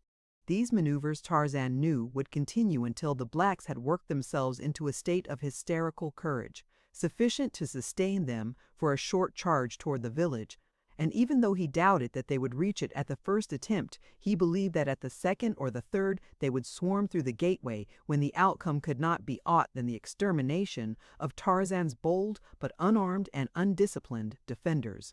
Even as he had guessed, the first charge carried the howling warriors. But a short distance into the open, a shrill, weird challenge from the ape-man being all that was necessary to send them scurrying back to the bush. For half an hour they pranced and yelled their courage to the sticking point and again essayed a charge. This time they came quite to the village gate. But when Sheeta and the hideous apes leaped among them, they turned screaming in terror and again fled to the jungle. Again was the dancing and shouting repeated. This time Tarzan felt no doubt they would enter the village and complete the work that a handful of determined white men would have carried to a successful conclusion at the first attempt. To have rescue come so close only to be thwarted because he could not make his poor savage friends understand precisely what he wanted of them was most irritating, but he could not find it in his heart to place blame upon them. They had done their best, and now he was sure they would doubtless remain to die with him in a fruitless effort to defend him. The blacks were already preparing for the charge. A few individuals had advanced a short distance toward the village and were exhorting the others to follow them. In a moment the whole savage horde would be racing across the clearing. Tarzan thought only of the little child somewhere in this cruel, relentless wilderness. His heart ached for the son that he might no longer seek to save that, and the realization of Jane's suffering were all that weighed upon his brave spirit in these that he thought his last moments of life. Succor, all that he could hope for, had come to him in the instant of his extremity and failed. There was nothing further for which to hope. The blacks were halfway across the clearing when Tarzan's attention was attracted by the actions of one of the apes. The beast was glaring toward one of the huts. Tarzan followed his gaze. To his infinite relief and delight, he saw the stalwart form of Mugambi racing toward him. The huge black was panting heavily as though from strenuous physical exertion and nervous excitement. He rushed to Tarzan's side, and as the first of the savages reached the village gate, the native's knife severed the last of the cords that bound Tarzan to the stake. In the street lay the corpses of the savages that had fallen before the pack the night before. From one of these, Tarzan seized a spear and knobstick, and with Mugambi at his side and the snarling pack about him, he met the natives as they poured through the gate. Fierce and terrible was the battle that ensued, but at last the savages were routed, more by terror perhaps, at sight of a black man and a white fighting in company with a panther and the huge fierce apes of Akut than because of their inability to overcome the relatively small force that opposed them. One prisoner fell into the hands of Tarzan, and him the ape-man questioned in an effort to learn what had become of Rokoff and his party. Promise his liberty in return for the information, the black told all he knew concerning the movements of the Russian. It seemed that early in the morning their chief had attempted to prevail upon the whites to return with him to the village and with their guns destroy the ferocious pack that had taken possession of it. But Rokoff appeared to entertain even more fears of the giant white man and his strange companions than even the blacks themselves. Upon no conditions would he consent to returning even within sight of the village. Instead, he took his party hurriedly to the river, where they stole a number of canoes the blacks had hidden there. The last that had been seen of them, they had been paddling strongly upstream, their porters from Kaviri's village wielding the blades. So once more, Tarzan of the Apes, with his hideous pack, took up his search for the ape-man's son and the pursuit of his abductor. For weary days they followed through an almost uninhabited country, only to learn at last that they were upon the wrong trail. The little band had been reduced by 3, for 3 of Akut's apes had fallen in the fighting at the village. Now, with Akut, there were 5 great apes, and Sheeta was there, and Mugambi and Tarzan. The ape-man no longer heard rumors even of the 3 who had preceded Rokoff, the white man and woman and the child. Who the man and woman were he could not guess, but that the child was his was enough to keep him hot upon the trail. He was sure that Rokoff would be following this trio, and so he felt confident that so long as he could keep upon the Russian's trail, he would be winning so much nearer to the time he might snatch his son from the dangers and horrors that menaced him. In retracing their way after losing Rokoff's trail, Tarzan picked it up again at a point where the Russian had left the river and taken to the brush in a northerly direction. He could only account for this change on the ground that the child had been carried away from the river by the 2 who now had possession of it. Nowhere along the way, however, could he gain definite information that might assure him positively that the child was ahead of him. Not a single native they questioned had seen or heard of this other party, though nearly all had had direct experience with the Russian, or had talked with others who had. It was with difficulty that Tarzan could find means to communicate with the natives. As the moment their eyes fell upon his companions, they fled precipitately into the bush. His only alternative was to go ahead of his pack and waylay an occasional warrior whom he found alone in the jungle. One day as he was thus engaged, tracking an unsuspecting savage, he came upon the fellow in the act of hurling a spear at a wounded white man who crouched in a clump of bush at the trail's side. The white was one whom Tarzan had often seen and whom he recognized at once. Deep in his memory was implanted those repulsive features, the close-set eyes, the shifty expression, the drooping yellow mustache. Instantly it occurred to the ape-man that this fellow had not been among those who had accompanied Rokoff at the village where Tarzan had been a prisoner. He had seen them all, and this fellow had not been there. There could be but one explanation. It was who had fled ahead of the Russian with the woman and the child, and the woman had been John Clayton. He was sure now of the meaning of Rokoff's words. The ape-man's face went white as he looked upon the pasty, vice-marked countenance of the Swede. Across Tarzan's forehead stood out the broad band of scarlet that marked the scar where, years before, Turcos had torn a great strip of. The ape-man scalped from his skull in the fierce battle in which Tarzan had sustained his fitness to the kingship of the apes of Karchak. The man was his prey. The black should not have him, and, with the thought, he leaped upon the warrior, striking down the spear before it could reach its mark. The black, whipping out his knife, turned to do battle with this new enemy, while the Swede, lying in the bush, witnessed a duel, the like of which he had never dreamed to see a half-naked white man battling with a half-naked black, hand to hand with the crude weapons of prone barrel prones, and then with hands and teeth like the primordial was a big for friends. For a time Anderson did not recognize the white, and when at last it dawned upon him that he had seen this giant before, his eyes went wide in surprise that this growling, rending beast could ever have been the well-groomed English gentleman who had been a prisoner aboard the Kincaid. An English nobleman. He had learned the identity of the Kincaid's prisoners from Lady Greystoke during their flight up the Ugambi. Before, in common with the other members of the crew of the steamer, he had not known who the 2 might be. The fight was over. Tarzan had been compelled to kill his antagonist, as the fellow would not surrender. The Swede saw the white man leap to his feet beside the corpse of his foe, and placing one foot upon the broken neck, lift his voice in the hideous challenge of the victorious bull ape. Anderson shuddered. Then Tarzan turned toward him. His face was cold and cruel, and in the gray eyes the Swede read murder. "Where is my wife?" growled the ape-man. "Where is the child?"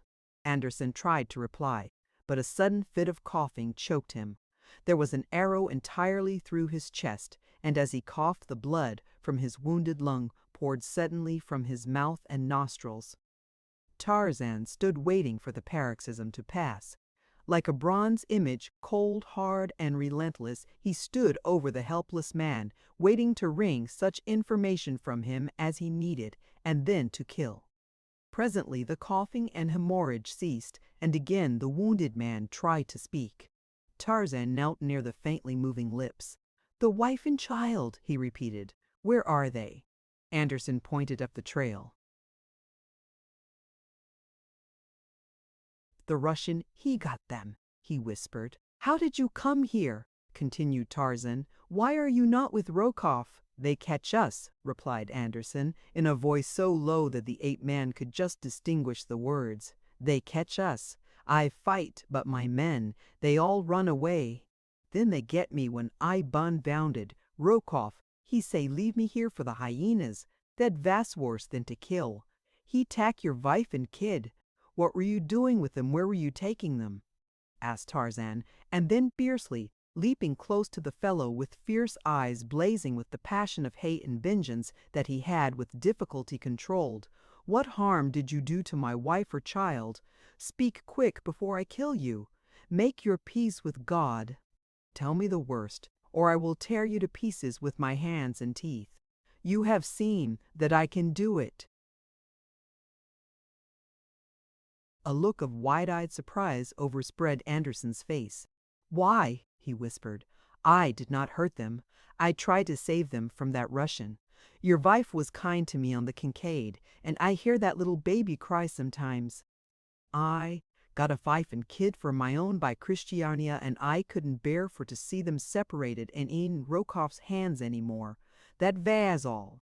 Do I look like I ban here to hurt them?" he continued after a pause, pointing to the arrow protruding from his breast. There was something in the man's tone and expression that convinced Tarzan of the truth of his assertions. More weighty than anything else was the fact that Anderson evidently seemed more hurt than frightened. He knew he was going to die, so Tarzan's threats had little effect upon him, but it was quite apparent that he wished the Englishman to know the truth and not to wrong him by harboring the belief that his words and manner indicated that he had. Entertained. The ape-man instantly dropped to his knees beside the Swede. "I am sorry," he said very simply. "I had looked for none but knaves in company with Rokoff. I see that I was wrong. That is past now, and we will drop it for the more important matter of getting you to a place of comfort and looking after your wounds. We must have you on your feet again as soon as possible." The Swede, smiling, shook his head. "You go on and look for the wife and kid," he said. "I been as good as dead already, but—" he hesitated. "I hate to think of the hyenas. Won't you finish up this job?" Tarzan shuddered. A moment ago he had been upon the point of killing this man. Now he could no more have taken his life than he could have taken the life of any of his best friends. He lifted the Swede's head in his arms to change and ease his position. Again came a fit of coughing and the terrible hemorrhage. After it was over, Anderson lay with closed eyes. Tarzan thought that he was dead, until he suddenly raised his eyes to those of the ape-man, sighed, and spoke in a very low, weak whisper. "I tank you blow. Purty sewed, purty hard," he said, and died. Chapter 11. Tambudza. Tarzan scooped a shallow grave for the Kincaid's cook, beneath whose repulsive exterior had beaten the heart of a chivalrous gentleman. That was all he could do in the cruel jungle for the man who had given his life in the service of his little son and his wife. Then Tarzan took up again the pursuit of Rokoff. Now that he was positive that the woman ahead of him was indeed Jane, and that she had again fallen into the hands of the Russian, it seemed that with all the incredible speed of his fleet and agile muscles, he moved at but a snail's pace. It was with difficulty that he kept the trail, for there were many paths through the jungle at this point, crossing and crisscrossing, forking and branching in all directions, and over them all had passed natives innumerable, coming and going. The spoor of the white men was obliterated by that of the native carriers who had followed them, and over all was the spoor of other natives and of wild beasts. It was most perplexing, yet Tarzan kept on assiduously, checking his sense of sight against his sense of smell, that he might more surely keep to the right trail. But, with all his care, night found him at a point where he was positive that he was on the wrong trail entirely.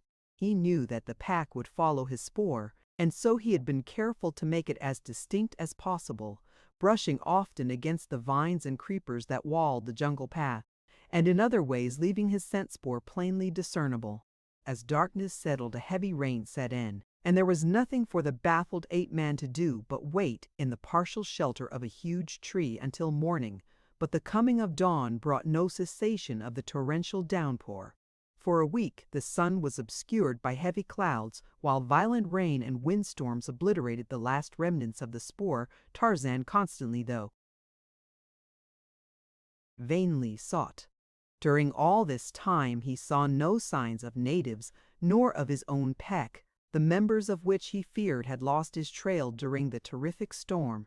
As the country was strange to him, he had been unable to judge his course accurately, since he had had neither sun by day nor moon, nor stars by night to guide him. When the sun at last broke through the clouds in the forenoon of the 7th day, it looked down upon an almost frantic ape-man. For the first time in his life, Tarzan of the Apes had been lost in the jungle. That the experience should have befallen him at such a time seemed cruel beyond expression. Somewhere in this savage land, his wife and son lay in the clutches of the arch-beinged Rokoff. What hideous trials might they not have undergone during those 7 awful days that nature had thwarted him in his endeavors to locate them? Tarzan knew the Russian, in whose power they were, so well that he could not doubt but that the man, filled with rage that Jane had once escaped him, and knowing that Tarzan might be close upon his trail, would wreak without further loss of time whatever vengeance his polluted mind might be able to conceive. But now that the sun shone once more, the ape-man was still at a loss as to what direction to take. He knew that Rokoff had left the river in pursuit of Anderson, but whether he would continue inland or return to the Ugambi was a question. The ape-man had seen that the river at the point he had left it was growing narrow and swift, so that he judged that it could not be navigable even for canoes to any great distance farther toward its source. However, if Rokoff had not returned to the river, in what direction had he proceeded?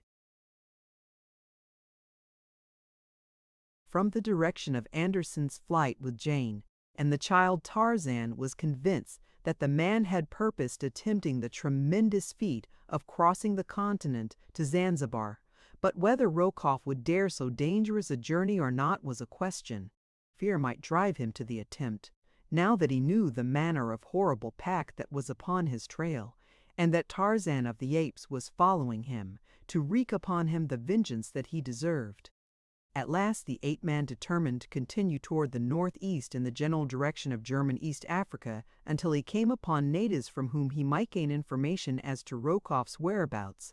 The 2nd day following the cessation of the rain, Tarzan came upon a native village, the inhabitants of which fled into the bush the instant their eyes fell upon him. Tarzan, not to be thwarted in any such manner as this, pursued them and, after a brief chase, caught up with a young warrior. The fellow was so badly frightened that he was unable to defend himself, dropping his weapons and falling upon the ground, wide-eyed and screaming as he gazed on his captor. It was with considerable difficulty that the ape-man quieted the fellow's fears sufficiently to obtain a coherent statement from him as to the cause of his uncalled-for terror. From him, Tarzan learned, by dint of much coaxing, that a party of whites had passed through the village several days before. These men had told them of a terrible white devil that pursued them, warning the natives against it and the frightful pack of demons that accompanied it. The black had recognized Tarzan as the white devil from the descriptions given by the whites and their black servants. Behind him, he had expected to see a horde of demons disguised as apes and panthers. In this, Tarzan saw the cunning hand of Rokoff. The Russian was attempting to make travel as difficult as possible for him. by turning the natives against him in superstitious fear. The native further told Tarzan that the white man who had led the recent expedition had promised them a fabulous reward if they would kill the white devil. This they had fully intended doing should the opportunity present itself, but the moment they had seen Tarzan their blood had turned to water, as the porters of the white men had told them would be the case.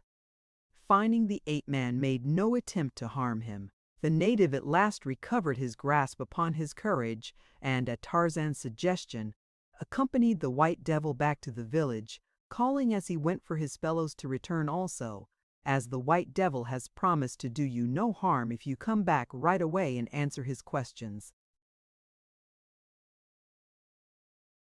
One by one the blacks straggled into the village, but that their fears were not entirely allayed was evident from the amount of white that showed about the eyes of the majority of them as they cast constant and apprehensive sidelong glances at the ape-man. The chief was among the first to return to the village, and as it was he that Tarzan was most anxious to interview, he lost no time in entering into a palaver with the black. The fellow was short and stout, with an unusually low and degraded countenance and ape-like arms. His whole expression denoted deceitfulness.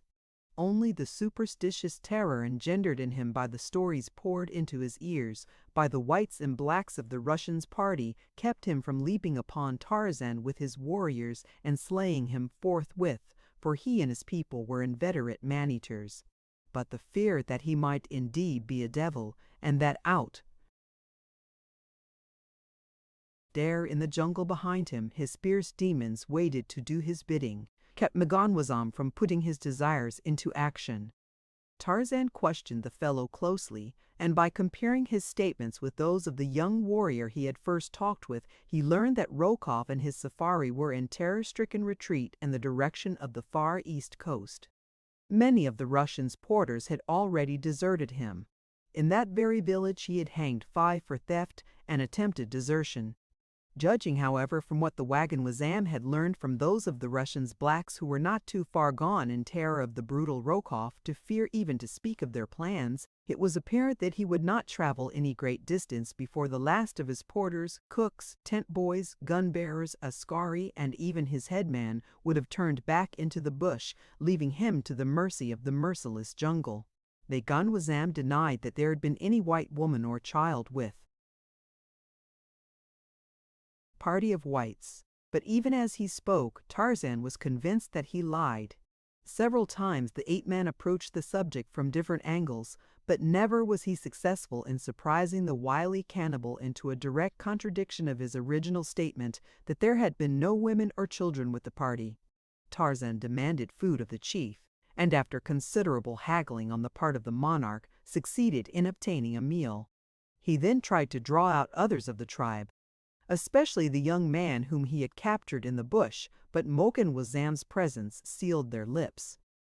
At last, convinced that these people knew a great deal more than they had told him concerning the whereabouts of the Russian and the fate of Jane and the child, Tarzan determined to remain overnight among them, in the hope of discovering something further of importance. When he had stated his decision to the chief, he was rather surprised to note the sudden change in the fellow's attitude toward him. From apparent dislike and suspicion, Mgwanwazam became a most eager and solicitous host. Nothing would do but that the ape-man should occupy the best hut in the village, from which Mgwanwazam's oldest wife was forthwith summarily ejected, while the chief took up his temporary abode in the hut of one of his younger consorts. Had Tarzan chanced to recall the fact that a princely reward had been offered the blacks if they should succeed in killing him, he might have more quickly interpreted Mgwanwazam's sudden change in front.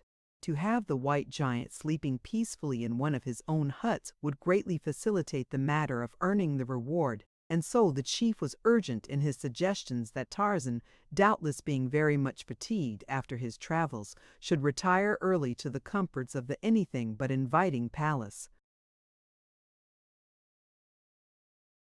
As much as the ape-man detested the thought of sleeping within a native hut, he had determined to do so this night. on the chance that he might be able to induce one of the younger men to sit and chat with him before the fire that burned in the center of the smoke-filled dwelling, and from him draw the truths he sought. So Tarzan accepted the invitation of old M'ganwazam, insisting, however, that he much preferred a hut with some of the younger men rather than driving the chief's old wife out in the cauca. The toothless old hag grinned her appreciation of this suggestion, and as the plan still better suited the chief's scheme in that it would permit him to surround Tarzan with a gang of picked assassins, he readily assented, so that presently Tarzan had been installed in a hut close to the village gate. As there was to be a dance that night in honor of a band of recently returned hunters, Tarzan was left alone in the hut. The young men, as M'ganwazam explained, having to take part in the festivities. As soon as the ape-man was safely installed in the trap, M'ganwazam called about him the young warriors whom he had selected to spend the night with the White Devil. None of them was overly enthusiastic about the plan, since deep in their superstitious hearts lay an exaggerated fear of the strange white giant. But the word of M'ganwazam was law among his people, so not one dared refuse the duty he was called upon to perform. As M'ganwazam unfolded his plan in whispers to the savages squatting about him, the old, toothless hag, to whom Tarzan had saved her hut for the night, hovered about the conspirators ostensibly to replenish the supply of firewood for the blaze about which the men sat, but really to drink in as much of their conversation as possible. Tarzan had slept for perhaps an hour or two despite the savage din of the revelers when his keen senses came suddenly alert to a suspiciously stealthy movement in the hut in which he lay. The fire had died down to a little heap of glowing embers which accentuated rather than relieved the darkness that shrouded the interior of the evil-smelling dwelling, yet the trained senses of the ape-man warned him of another presence creeping almost silently toward him through the gloom. He doubted that it was one of his hutmates returning from the festivities, for he still heard the wild cries of the dancers and the din of the tom-toms in the village street without. Who could it be that took such pains to conceal his approach? As the presence came within reach of him, the ape-man bounded lightly to the opposite side of the hut, his spear poised ready at his side. "Who is it," he asked, "that creeps upon Tarzan of the Apes like a hungry lion out of the darkness?" "Silence, Bwana!" replied an old cracked voice. "It is Tambutsa, she whose hut you would not take, and thus drive an old woman out into the cold night." "What does Tambutsa want of Tarzan of the Apes?" asked the ape-man.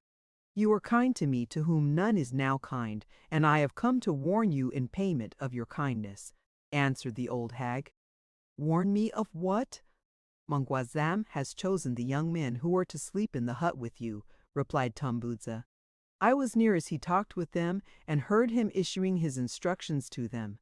When the dance has run well into the morning, they are to come to the hut. If you are awake, they are to pretend that they have come to sleep, but if you sleep, it is M'ganwazam's command that you be killed. If you are not then asleep, they will wait quietly beside you until you do sleep, and then they will all fall upon you together and slay you. M'ganwazam is determined to win the reward the white man has offered." "I had forgotten the reward," said Tarzan, half to himself, and then he added, "How may M'ganwazam hope to collect the reward now that the white men who are my enemies have left his country and gone he knows not where?" "Oh, they have not gone far," replied Tambutsa. "M'ganwazam knows where they camp. His runners could quickly overtake them. They move slowly." "Where are they?" asked Tarzan. "Do you wish to come to them?" asked Tambutsa in way of reply. Tarzan nodded. "I cannot tell you where they lie so that you could come to the place yourself, but I could lead you to them, Bwana." And their interest in the conversation, neither of the speakers had noticed the little figure which crept into the darkness of the hut behind them, nor did they see it when it slunk noiselessly out again. It was little Bualul, the chief's son by one of his younger wives, a vindictive, degenerate little rascal who hated Tambudza and was ever seeking opportunities to spy upon her and report her slightest breach of custom to his father. "Come then," said Tarzan quickly, "let us be on our way." This Bulawu did not hear, for he was already lagging it up the village street to where his hideous sire guzzled native beer and watched the evolutions of frantic dancers leaping high in the air and cavorting wildly in their hysterical capers. So it happened that as Tarzan and Tambudza sneaked warily from the village and melted into the Stygian darkness of the jungle, two lithe runners took their way in the same direction, though by another trail. When they had come sufficiently far from the village to make it safe for them to speak above a whisper, Tarzan asked the old woman if she had seen aught of a white woman and a little child. "Yes, Bona," replied Tambudza. "There was a woman with them and a little child, a little white pickaninny. It died here in our village of the fever and they buried it." Chapter 12. A Black Scoundrel. When Jane Clayton regained consciousness, she saw Anderson standing over her, holding the baby in his arms. As her eyes rested upon them, an expression of misery and horror overspread her countenance. "What is the matter?" he asked. "You ban sick? Where is my baby?" she cried, ignoring his questions. Anderson held out the chubby infant, but she shook her head. "It is not mine," she said. "You knew that it was not mine. You are a devil like the Russian." Anderson's blue eyes stretched in surprise. "Not yours!" he exclaimed. "You told me the kid aboard the Kincaid ban your kid." "Not this one," replied Jane dully. "The other, where is the other?" "There must have been two. I did not know about this one." "There vasset no other kid. I tank this ban yours. I am very sorry." Anderson fidgeted about, standing first on one foot and then upon the other. It was perfectly evident to Jane that he was honest in his protestations of ignorance of the true identity of the child. Presently the baby commenced to crow and bounce up and down in the Swede's arms, at the same time leaning forward with little hands outreaching toward the young woman.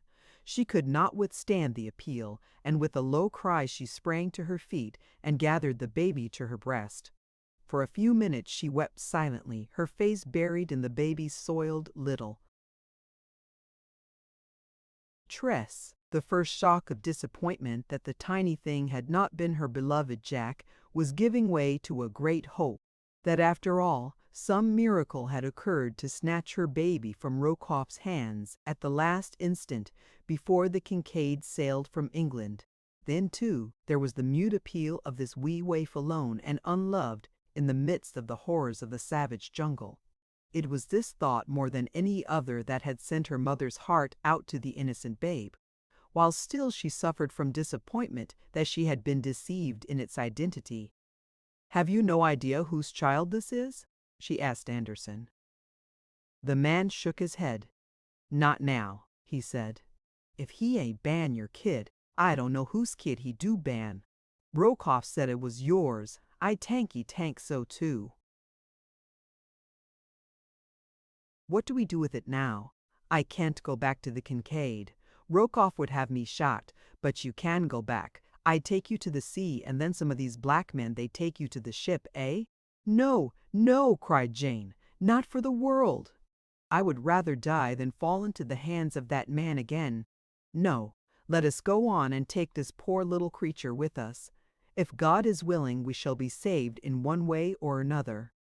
So they again took up their flight through the wilderness, taking with them a half-dozen of the mosolas to carry provisions and the tents that Anderson had smuggled aboard the small boat in preparation for the attempted escape. The days and nights of torture that the young woman suffered were so merged into one long, unbroken nightmare of hideousness that she soon lost all track of time. Whether they had been wandering for days or years, she could not tell. The one bright spot in that eternity of fear and suffering was the little child whose tiny hands had long since fastened their softly groping fingers firmly about her heart. In a way, the little thing took the place and filled the aching void that the theft of her own baby had left. It could never be the same, of course, but yet, day by day, she found her mother love enveloping the waif more closely, until she sometimes sat with closed eyes, lost in the sweet imagining that the little bundle of humanity at her breast was truly her own. For some time their progress inland was extremely slow. Word came to them from time to time through natives passing from the coast on hunting excursions that Rokoff had not yet guessed the direction of their flight. This and the desire to make the journey as light as possible for the gently bred woman kept Anderson to a slow advance of short and easy marches with many rests. The Swede insisted upon carrying the child while they traveled, and in countless other ways did what he could to help Jane Clayton conserve her strength. He had been terribly chagrined on discovering the mistake he had made in the identity of the baby, but once the young woman became convinced that his motives were truly chivalrous, she would not permit him longer to upbraid himself for the error that he could not by any means have avoided. At the close of each day's march, Anderson saw to the erection of a comfortable shelter for Jane and the child. Her tent was always pitched in the most favorable location. The thorn boma around it was the strongest and most impregnable that the Mulsala could construct. Her food was the best that their limited stores and the rifle of the Swede could provide, but the thing that touched her heart the closest was the gentle consideration and courtesy which the man always accorded her. That such nobility of character could lie beneath so repulsive an exterior never ceased to be a source of wonder and amazement to her, until at last the innate chivalry of the man and his unfailing kindliness and sympathy transformed his appearance in so far as Jane was concerned, until she saw only the sweetness of his character mirrored in his countenance. They had commenced to make a little better progress when word reached them that Rokoff was but a few marches behind them, and that he had at last discovered the direction of their flight. It was then that Anderson took to the river, purchasing a canoe from a chief whose village lay a short distance from the Ugambi upon the bank of a tributary. Thereafter the little party of fugitives fled up the broad Ugambi, and so rapid had their flight become that they no longer received word of their pursuers. At the end of canoe navigation upon the river, they abandoned their canoe and took to the jungle. Here progress became at once arduous, slow, and dangerous. The second day after leaving the Ugambi, the baby fell ill with fever. Anderson knew what the outcome must be, but he had not the heart to tell Jane Clayton the truth, for he had seen that the young woman had come to love the child almost as passionately as though it had been her own flesh and blood. As the baby's condition precluded farther advance, Anderson withdrew a little from the main trail he had been following and built a camp in a natural clearing on the bank of a little river. Here, Jane devoted her every moment to caring for the tiny sufferer, and as though her sorrow and anxiety were not all that she could bear, a further blow came with the sudden announcement of one of the Musula porters who had been foraging in the jungle adjacent that Rokoff and his party were camped quite close to them and were evidently upon their trail to this little nook which all had thought so excellent a hiding place. This information could mean but one thing, and that they must break camp and fly onward, regardless of the baby's condition. Jane Clayton knew the traits of the Russian well enough to be positive that he would separate her from the child the moment that he recaptured them, and she knew that separation would mean the immediate death of the baby. As they stumbled forward through the tangled vegetation along an old and almost overgrown game trail, the Musula porters deserted them one by one. The men had been staunch enough in their devotion and loyalty as long as they were in no danger of being overtaken by the Russian and his party. They had heard, however, so much of the atrocious disposition of Rokoff that they had grown to hold him in mortal terror, and now that they knew he was close upon them, their timid hearts would fortify them no longer, and as quickly as possible, they deserted the three whites. Yet on and on with Anderson and the girl. The Swede went ahead to hew a way through the brush where the path was entirely overgrown, so that on this march it was necessary that the young woman carry the child. All day they marched. Late in the afternoon they realized that they had failed. Close behind them, they heard the noise of a large safari advancing along the trail which they had cleared for their pursuers. When it became quite evident that they must be overtaken in a short time, Anderson hid Jane behind a large tree, covering her and the child with brush. "There is a village about a mile farther on," he said to her.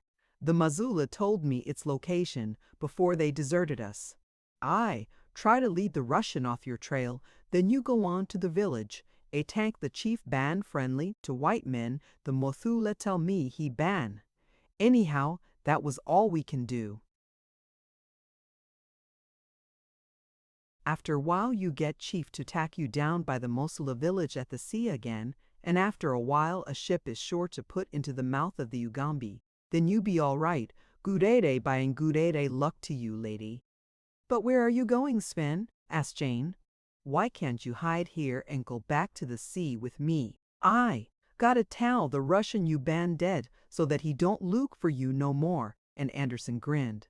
"Why can't you join me then after you have told him that?" insisted the girl. Anderson shook his head. "I don't think I join anybody anymore after I tell the Russian you been dead," he said. "You don't mean that you think he will kill you?" asked Jane, and yet in her heart she knew that that was exactly what the great scoundrel would do in revenge for his having been thwarted by the Swede. Anderson did not reply, other than to warn her to silence and point toward the path along which they had just come. "I don't care," whispered John Clayton. "I shall not let you die to save me if I can prevent it in any way. Give me your revolver. I can use that, and together we may be able to hold them off until we can find some means of escape."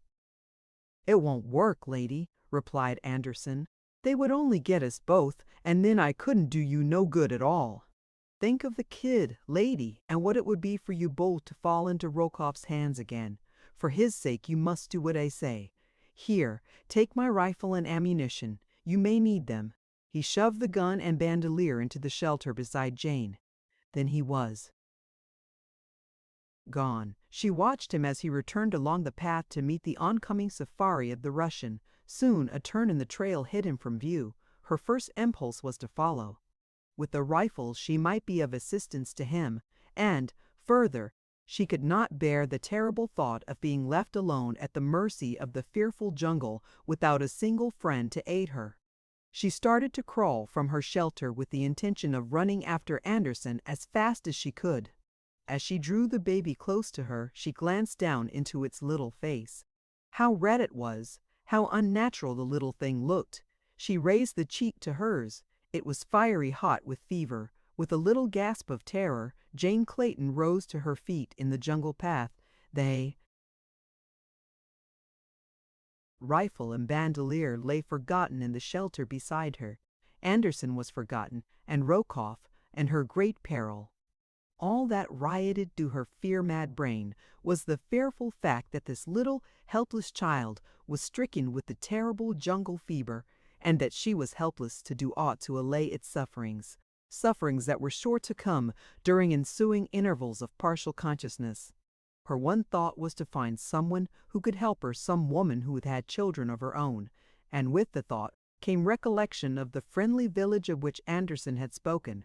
If she could but reach it in time. There was no time to be lost. Like a startled antelope, she turned and fled up the trail in the direction Anderson had indicated. From far behind came the sudden shouting of men, the sound of shots, and then silence. She knew that Anderson had met the Russian. A half-hour later she stumbled, exhausted, into a little thatched village. Instantly she was surrounded by men, women, and children. Eager, curious, excited natives plied her with 100 questions, no one of which she could understand or answer. All that she could do was to point tearfully at the baby, now wailing piteously in her arms, and repeat over and over, "Fever, fever, fever!" The blacks did not understand her words, but they saw the cause of her trouble, and soon a young woman had pulled her into a hut, and with several others was doing her poor best to quiet the child and allay its agony. The witch doctor came and built a little fire before the infant, upon which he boiled some strange concoction in a small earthen pot, making weird passes above it and mumbling strange, monotonous chants. Presently he dipped a zebra's tail into the brew, and with further mutterings and incantations sprinkled a few drops of the liquid over the baby's face. After he had gone, the women sat about and moaned and wailed until Jane thought that she should go mad, but, knowing that they were doing it all out of the kindness of their hearts, she endured the frightful waking nightmare of those awful hours in dumb and patient suffering. It must have been well toward midnight that she became conscious of a sudden commotion in the village. She heard the voices of the natives raised in controversy, but she could not understand the words. Presently she heard footsteps approaching the hut in which she squatted before a bright fire with the baby on her lap.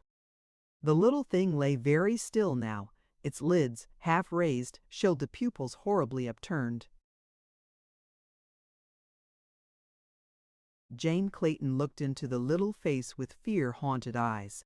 It was not her baby, not her flesh and blood, but how close, how dear the tiny helpless thing had become to her. Her heart, bereft of its own, had gone out to this poor, little, nameless waif and lavished upon it all the love that had been denied her during the long, bitter weeks of her captivity aboard the Kincaid. She saw that the end was near, and though she was terrified at contemplation of her loss, still she hoped that it would come quickly now and end the sufferings of the little victim. The footsteps she had heard without the hut now halted before the door. There was a whispered colloquy, and a moment later Montazam, chief of the tribe, entered. She had seen but little of him, as the women had taken her in hand, almost as soon as she had entered the village. Mungwazam, she now saw, was an evil-appearing savage with every mark of brutal degeneracy writ large upon his bestial countenance. To Jane Clayton he looked more gorilla than human. He tried to converse with her, but without success, and finally he called to someone without. In answer to a summons, another Negro entered, a man of very different appearance from Mungwazam, so different, in fact, that Jane Clayton immediately decided that he was of another tribe. This man acted as interpreter, and almost from the first question that Mungwazam put to her, Jane felt an intuitive conviction that the savage was attempting to draw information from her for some ulterior motive. She thought it strange that the fellow should so suddenly have become interested in her plans, and especially in her intended destination when her journey had been interrupted at his village. Seeing no reason for withholding the information, she told him the truth, but when he asked if she expected to meet her husband at the end of the trip, she shook her head negatively. Then he told her the purpose of his visit, talking through the interpreter. "I have just learned," he said, "from some men who live by the side of the great water, that your husband followed you up the Ugambi for several marches, when he was at last set upon by natives and killed.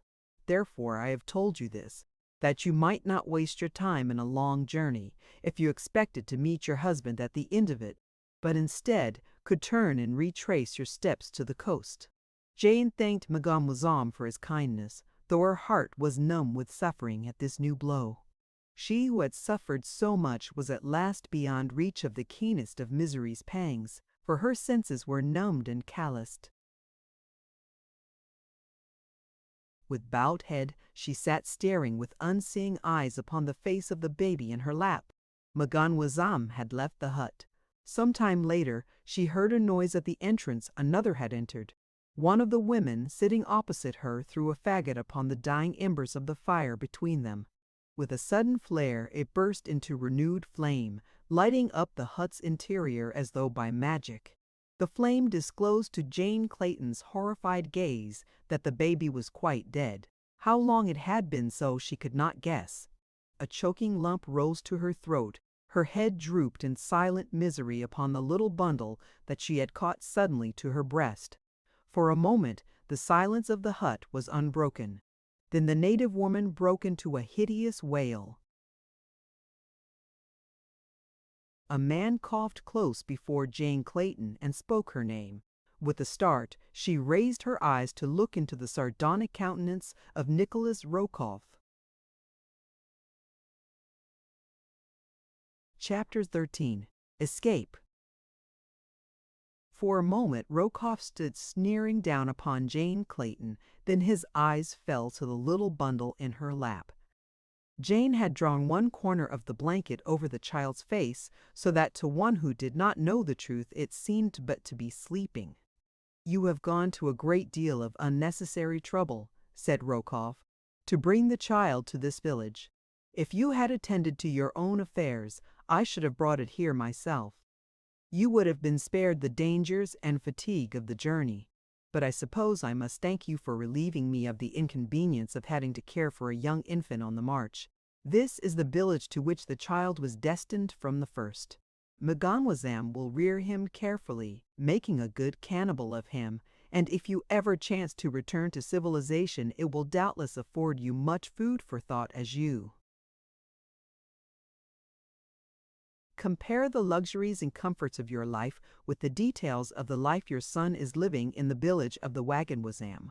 Again, I thank you for bringing him here for me, and now I must ask you to surrender him to me, that I may turn him over to his foster parents." As he concluded, Rokoff held out his hands for the child, a nasty grin of vindictiveness upon his lips. To his surprise, Jane Clayton rose and, without a word of protest, laid the little bundle in his arms. "Here is the child," she said. "Thank God he is beyond your power to harm." Grasping the import of her words, Rokoff snatched the blanket from the child's face to seek confirmation of his fears. Jane Clayton watched his expression closely. She had been puzzled for days for an answer to the question of Rokoff's knowledge of the child's identity.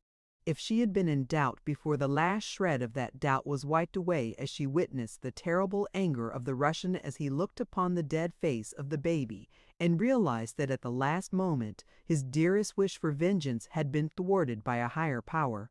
Almost throwing the body of the child back into Jane Clayton's arms, Rokoff stamped up and down the hut, pounding the air with his clenched fists and cursing terribly. At last he halted in front of the young woman, bringing his face down close to hers. "You are laughing at me," he shrieked. "You think that you have beaten me, eh? I'll show you, as I have shown the miserable ape you call husband, what it means to interfere with the plans of Nikolas Rokoff.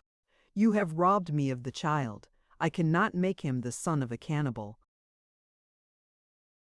chief, but," and he paused as though to let the full meaning of his threat sink deep, "I can make the mother the wife of a cannibal, and that I shall do after I have finished with her myself."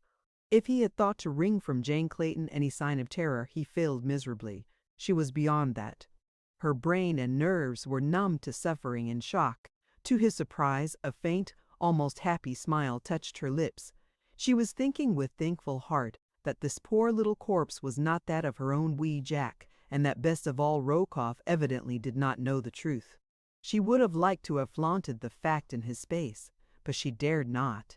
If he continued to believe that the child had been hers, so much safer would be the real Jack wherever he might be. She had, of course, no knowledge of the whereabouts of her little son. She did not know, even, that he still lived. And yet, there was the chance that he might. It was more than possible that without Rokoff's knowledge, this child had been substituted for hers by one of the Russians' confederates, and that even now her son might be safe with friends in London, where there were many, both able and willing, to have paid any ransom which the traitorous conspirator might have asked for the safe release of Lord Greystoke's son.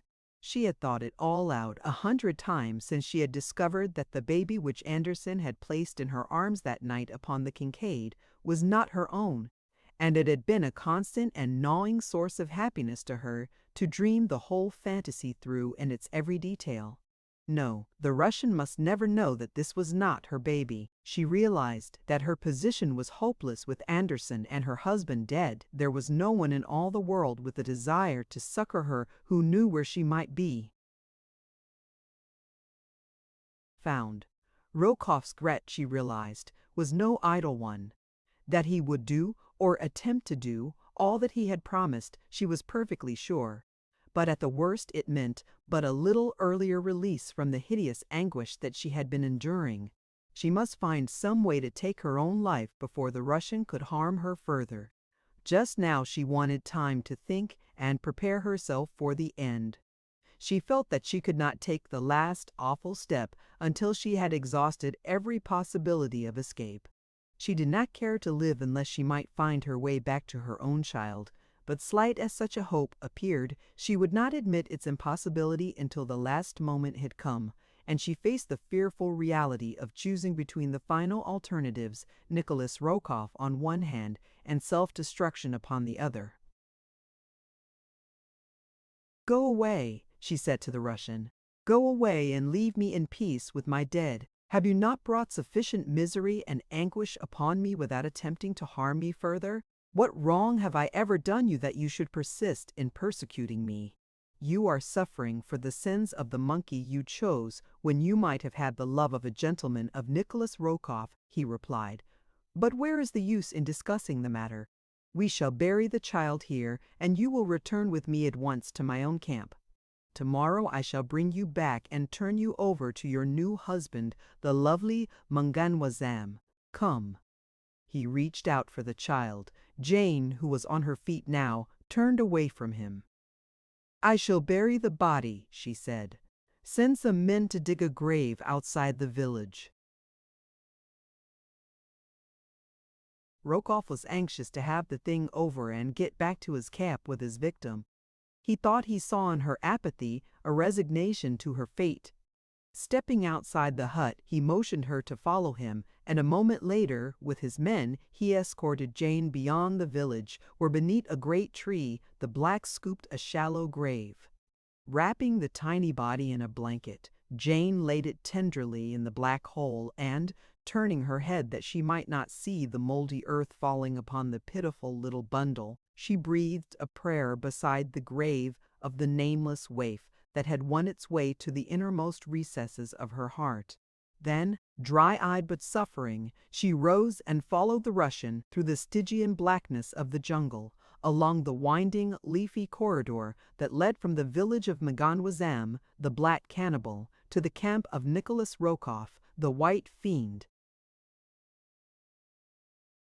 Beside them, in the impenetrable thickets that fringed the path, rising to arch above it and shut out the moon, the girl could hear the stealthy, muffled footfalls of great beasts, and ever round about them rose the deafening roars of hunting lions, until the earth trembled to the mighty sound. The porters lighted torches now and waved them upon either hand to frighten off the beasts of prey. Rokoff urged them to greater speed, and from the quavering note in his voice, John Clayton knew that he was weak from terror. The sounds of the jungle night recalled most vividly the days and nights that she had spent in a similar jungle with her forest god, with the fearless and unconquerable Tarzan of the Apes. Then there had been no thoughts of terror, though the jungle noises were new to her, and the roar of a lion had seemed the most awe-inspiring sound upon the great earth. How different would it be now if she knew that he was somewhere there in the wilderness seeking her? Then, indeed, would there be that for which to live, and every reason to believe that succor was close at hand. But he was dead. It was incredible that it should be so. There seemed no place in death for that great body and those mighty thews. Had Rokoff been the one to tell her of her lord's passing, she would have known that he lied. There could be no reason, she thought, why Mademoiselle should have deceived her. She did not know that the Russian had talked with the savage a few minutes before the chief had come to her with his tale. At last they reached the rude boma that Rokoff's porters had thrown up round the Russian's camp. Here they found all in turmoil. She did not know what it was all about, but she saw that Rokoff was very angry, and from bits of conversation which she could translate, she gleaned that there had been further desertions while he had been absent, and that the deserters had taken the bulk of his food and ammunition. When he had done venting his rage upon those who remained, he returned to where Jane stood under guard of a couple of his white sailors. He grasped her roughly by the arm and started to drag her toward his tent. The girl struggled and fought to free herself, while the two sailors stood by, laughing at the rare treat. Rokoff did not hesitate to use rough methods when he found that he was to have difficulty in carrying out his designs. Repeatedly he struck Jane Clayton in the face until at last, half conscious, she was dragged within his tent. Rokoff's boy had lighted the Russian's lamp, and now at a word from his master he made himself scarce. Jane had sunk to the floor in the middle of the enclosure. Slowly her numbed senses were returning to her, and she was commencing to think very fast indeed. Quickly her eyes ran round the interior of the tent, taking in every detail of its equipment and contents. Now the Russian was lifting her to her feet and attempting to drag her to the camp cot that stood at one side of the tent. At his belt hung a heavy revolver. Jane Clayton's eyes riveted themselves upon it. Her palm itched to grasp the huge butt. She feigned again to swoon, but through her half-closed lids she waited her opportunity. It came just as Rokoff was lifting her upon the cot. A noise at the tent door behind him brought his head quickly about and away from the girl. The butt of the gun was not an inch from her hand. With a single, lightning-like move she snatched the weapon from its holster, and at the same instant Rokoff turned back toward her, realizing his peril. She did not dare fire for fear the shot would bring his people about him, and with Rokoff dead she would fall into hands no better than his, and to a fate probably even worse than he alone could have imagined. The memory of the two brutes who stood and laughed as Rokoff struck her was still vivid.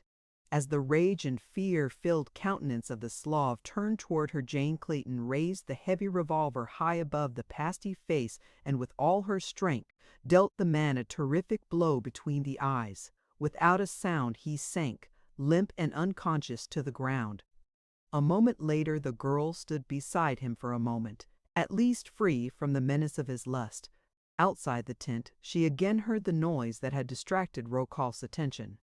What it was she did not know, but, fearing the return of the servant and the discovery of her deed, she stepped quickly to the camp table upon which burned the oil lamp and extinguished the smudgy, evil-smelling flame.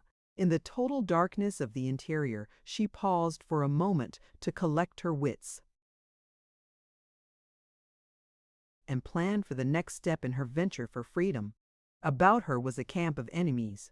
Beyond these foes, a black wilderness of savage jungle peopled by hideous beasts of prey and still more hideous human beasts. There was little or no chance that she could survive even a few days of the constant dangers that would confront her there. But the knowledge that she had already passed through so many perils unscathed, and that somewhere out in the faraway world a little child was doubtless at that very moment crying for her, filled her with determination to make the effort to accomplish the seemingly impossible and cross that awful land of horror in search of the sea and the remote chance of succor she might find there. Rokoff's tent stood almost exactly in the center of the boma. Surrounding it were the tents and shelters of his white companions and the natives of his safari. To pass through these and find egress through the boma seemed a task too fraught with insurmountable obstacles to warrant even the slightest consideration, and yet there was no other way.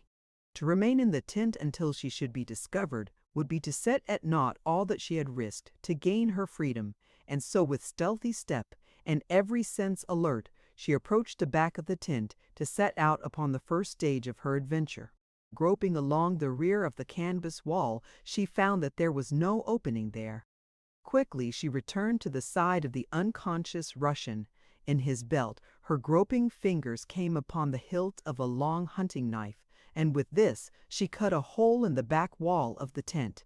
Silently she stepped without. To her immense relief, she saw that the camp was apparently asleep. In the dim and flickering light of the dying fires, she saw but a single sentry, and he was dozing upon his haunches at the opposite side of the enclosure. Keeping the tent between him and herself, she crossed between the small shelters of the native porters to the boma wall beyond. Outside, in the darkness of the tangled jungle, she could hear the roaring of lions, the laughing of hyenas, and the countless, nameless noises of the midnight jungle. For a moment she hesitated, trembling. The thought of the prowling beasts out there in the darkness was appalling. Then, with a sudden brave toss of her head, she attacked the thorny boma wall with her delicate hands. Torn and bleeding though they were, she worked on breathlessly until she had made an opening through which she could worm her body, and at last she stood outside the enclosure. Behind her lay a fate worse than death, at the hands of human beings. Before her lay an almost certain fate, but it was only death, sudden, merciful, and honorable death. Without a tremor and without regret, she darted away from the camp, and a moment later the mysterious jungle had closed about her. Chapter 14. Alone in the Jungle. Tambudza, leading Tarzan of the Apes toward the camp of the Russian, moved very slowly along the winding jungle path, for she was old and her legs stiff with rheumatism. So it was that the runners dispatched by Mngwanazam to warn Rokoff that the white giant was in his village, and that he would be slain that night, reached the Russians' camp before Tarzan and his ancient guide had covered half the distance. The guides found the white man's camp in a turmoil. Rokoff had that morning been discovered stunned and bleeding within his tent. When he had recovered his senses and realized that John Clayton had escaped, his rage was boundless. Rushing about the camp with his rifle, he had sought to shoot down the native sentries who had allowed the young woman to elude their vigilance, but several of the other whites, realizing that they were already in a precarious position, owing to the numerous desertions that Rokoff's cruelty had brought about, seized and disarmed him. Then came the messengers from Mngwanazam, but scarce had they told their story and Rokoff was preparing to depart with them for their village when other runners, panting from the exertions of their swift flight through the jungle, rushed breathless into the firelight, crying that the great white giant had escaped from Mngwanazam and was already on his way to wreak vengeance against his enemies. Instantly confusion reigned within the encircling boma. The blacks belonging to Rokoff's safari were terror-stricken at the thought of the proximity of the white giant who hunted through the jungle with a fierce pack of apes and panthers at his heels. Before the whites realized what had happened, the superstitious fears of the natives had sent them scurrying into the bush, their own carriers, as well as the messengers from Mngwanazam. But even in their haste, they had not neglected to take with them every article of value upon which they could lay their hands. Thus Rokoff and the 7 white sailors found themselves deserted and robbed in the midst of a wilderness. The Russian, following his usual custom, berated his companions, laying all the blame upon their shoulders for the events which had led up to the almost hopeless condition in which they now found themselves. But the sailors were in no mood to brook his insults and his cursing. In the midst of this tirade, one of them drew a revolver and fired point-blank at the Russian. The fellow's aim was poor, but his act so terrified Rokoff that he turned and fled for his tent.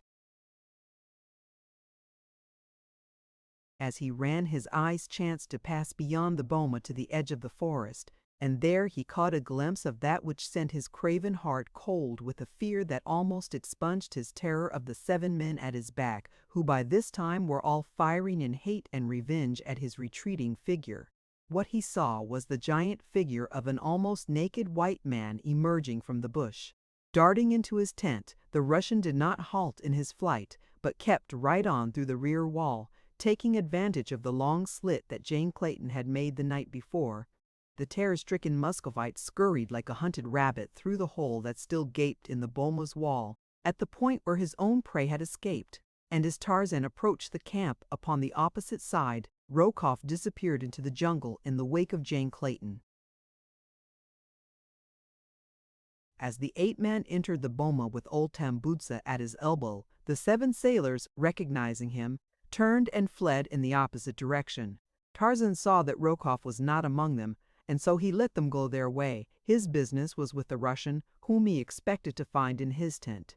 As to the sailors, he was sure that the jungle would exact from them expiation for their villainies, nor doubtless was he wrong, for his were the last white man's eyes to rest upon any of them. Finding Rokoff's tent empty, Tarzan was about to set out in search of the Russian when Tambudza suggested to him that the departure of the white man could only have resulted from word reaching him from Maganwazam that Tarzan was in his village. "He has doubtless hastened there," argued the old woman. "If you would find him, let us return at once." Tarzan himself thought that this would probably prove to be the fact, so he did not waste time in an endeavor to locate the Russian's trail, but instead set out briskly for the village of Maganwazam, leaving Tambudza to plod slowly in his wake. His one hope was that Jane was still safe and with Rokoff. If this was the case, it would be but a matter of an hour or more before he should be able to wrest her from the Russian. He knew now that Mizam was treacherous, and that he might have to fight to regain possession of his wife. He wished that Mugambi, Sheeta, Akut, and the balance of the pack were with him, for he realized that single-handed it would be no child's play to bring Jane safely from the clutches of 2 such scoundrels as Rokoff and the wily Maganwazam. To his surprise, he found no sign of either Rokoff or Jane in the village, and as he could not trust the word of the chief, he wasted no time in futile inquiry. So sudden and unexpected had been his return, and so quickly had he vanished into the jungle after learning that those he sought were not among the Waganwazam, that old Maganwazam had no time to prevent his going. Swinging through the trees, he hastened back to the deserted camp he had so recently left, for here, he knew, was the logical place to take up the trail of Rokoff and Jane. Arrived at the boma, he circled carefully about the outside of the enclosure until, opposite a break in the thorny wall, he came to indications that something had recently passed into the jungle.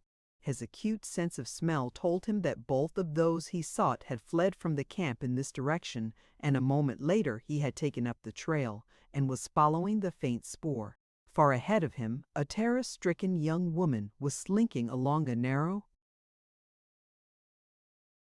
game trail, fearful that the next moment would bring her face to face with some savage beast or equally savage man. As she ran on, hoping against hope that she had hit upon the direction that would lead her eventually to the great river, she came suddenly upon a familiar spot. At one side of the trail, beneath a giant tree, lay a little heap of loosely piled brush to her dying day. That little spot of jungle would be indelibly impressed upon her memory. It was where Anderson had hidden her, where he had given up his life in the vain effort to save her from Rokoff. At sight of it, she recalled the rifle and ammunition that the man had thrust upon her at the last moment. Until now she had forgotten them entirely. Still clutched in her hand was the revolver she had snatched from Rokoff's belt, but that could contain at most not over 6 cartridges, not enough to furnish her with food and protection both on the long journey to the sea. With bated breath, she groped beneath the little mound, scarce daring to hope that the treasure remained where she had left it, but, to her infinite relief and joy, her hand came at once upon the barrel of the heavy weapon and then upon the bandolier of cartridges. As she threw the latter about her shoulder and felt the weight of the big game gun in her hand, a sudden sense of security suffused her. It was with new hope and a feeling almost of assured success that she again set forward upon her journey. That night she slept in the crotch of a tree, as Tarzan had so often told her that he was accustomed to doing, and early the next morning was upon her way again. Late in the afternoon, as she was about to cross a little clearing, she was startled at the sight of a huge ape coming from the jungle upon the opposite side. The wind was blowing directly across the clearing between them, and Jane lost. no time in putting herself downwind from the huge creature. Then she hid in a clump of heavy bush and watched, holding the rifle ready for instant use. To her consternation, she saw that the apes were pausing in the center of the clearing. They came together in a little knot, where they stood looking backward, as though in expectation of the coming of others of their tribe. Jane wished that they would go on, for she knew that at any moment some little eddying gust of wind might carry her scent down to their nostrils, and then what would the protection of her rifle amount to, in the face of those gigantic muscles and mighty fangs? Her eyes moved back and forth between the apes and the edge of the jungle toward which they were gazing until at last she perceived the object of their halt and the thing that they awaited. They were being stalked. Of this she was positive as she saw the lithe, sinewy form of a panther glide noiselessly from the jungle at the point at which the apes had emerged but a moment before. Quickly, the beast trotted across the clearing toward the anthropoids. Jane wondered at their apparent apathy, and a moment later her wonder turned to amazement as she saw the gray cat come quite close to the apes, who appeared entirely unconcerned by its presence and, squatting down in their midst, fell assiduously to the business of preening, which occupies most of the waking hours of the cat family. If the young woman was surprised by the sight of these natural enemies fraternizing, it was with emotions little short of fear for her own sanity that she presently saw a tall, muscular warrior enter the clearing and join the group of savage beasts assembled there. At first sight of the man she had been positive that he would be torn to pieces,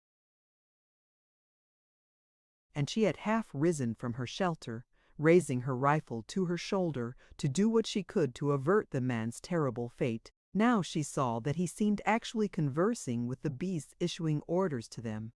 Presently the entire company filed on across the clearing and disappeared in the jungle upon the opposite side. With a gasp of mingled incredulity and relief, Jane Clayton staggered to her feet and fled on away from the terrible horde that had just passed her, while a half-mile behind her another individual, following the same trail as she, lay frozen with terror behind an anthill as the hideous band passed quite close to him. This one was Rokoff, but he had recognized the members of the awful aggregation as allies of Tarzan of the Apes. No sooner, therefore, had the beast passed him than he rose and raced through the jungle as fast as he could go, in order that he might put as much distance as possible between himself and these frightful beasts. So it happened that as Jane Clayton came to the bank of the river, down which she hoped to float to the ocean and eventual rescue, Nikolas Rokoff was but a short distance in her rear. Upon the bank the girl saw a great dugout drawn halfway from the water and tied securely to a nearby tree. This, she felt, would solve the question of transportation to the sea, could she but launch the huge, unwieldy craft. Unfastening the rope that had moored it to the tree, Jane pushed frantically upon the bow of the heavy canoe. But for all the results that were apparent, she might as well have been attempting to shove the earth out of its orbit. She was about winded when it occurred to her to try working the dugout into the stream by loading the stern with ballast and then rocking the bow back and forth along the bank until the craft eventually worked itself into the river. There were no stones or rocks available, but along the shore she found quantities of driftwood deposited by the river at a slightly higher stage. These she gathered and piled far in the stern of the boat, until at last, to her immense relief, she saw the bow rise gently from the mud of the bank and the stern drift slowly with the current until it again lodged a few feet farther downstream. Jane found that by running back and forth between the bow and stern, she could alternately raise and lower each end of the boat as she shifted her weight from one end to the other, with the result that each time she leaped to the stern, the canoe moved a few inches farther into the river. As the success of her plan approached more closely to fruition, she became so wrapped in her efforts that she failed to note the figure of a man standing beneath a huge tree at the edge of the jungle from which he had just emerged. He watched her and her labors with a cruel and malicious grin upon his swarthy countenance. The boat at last became so nearly free of the retarding mud and of the bank that Jane felt positive that she could pull it off into deeper water with one of the paddles which lay in the bottom of the rude craft. With this end in view, she seized upon one of these implements and had just plunged it into the river bottom close to the shore when her eyes happened to rise to the edge of the jungle. As her gaze fell upon the figure of the man, a little cry of terror rose to her lips. It was Rokoff. He was running toward her now and shouting to her to wait, or he would shoot, though, as he was entirely unarmed, it was difficult to discover just how he intended making good his threat. Jane Clayton knew nothing of the various misfortunes that had befallen the Russian since she had escaped from his tent, so she believed that his followers must be close at hand. However, she had no intention of falling again into the man's clutches. She would rather die at once than that should happen to her. Another minute and the boat would be free.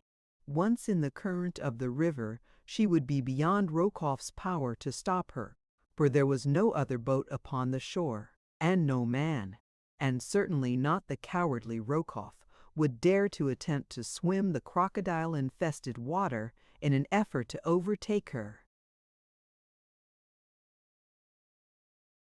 Rokoff, on his part, was bent more upon escape than aught else. He would gladly have forgone any designs he might have had upon Jane Clayton, would she but permit him to share this means of escape that she had discovered. He would promise anything if she would let him come aboard the dugout, but he did not think that it was necessary to do so. He saw that he could easily reach the bow of the boat before it cleared the shore, and then it would not be necessary to make promises of any sort. Not that Rokoff would have felt the slightest compunction in ignoring any promises he might have made the girl, but he disliked the idea of having to sue for favor with one who had so recently assaulted and escaped him.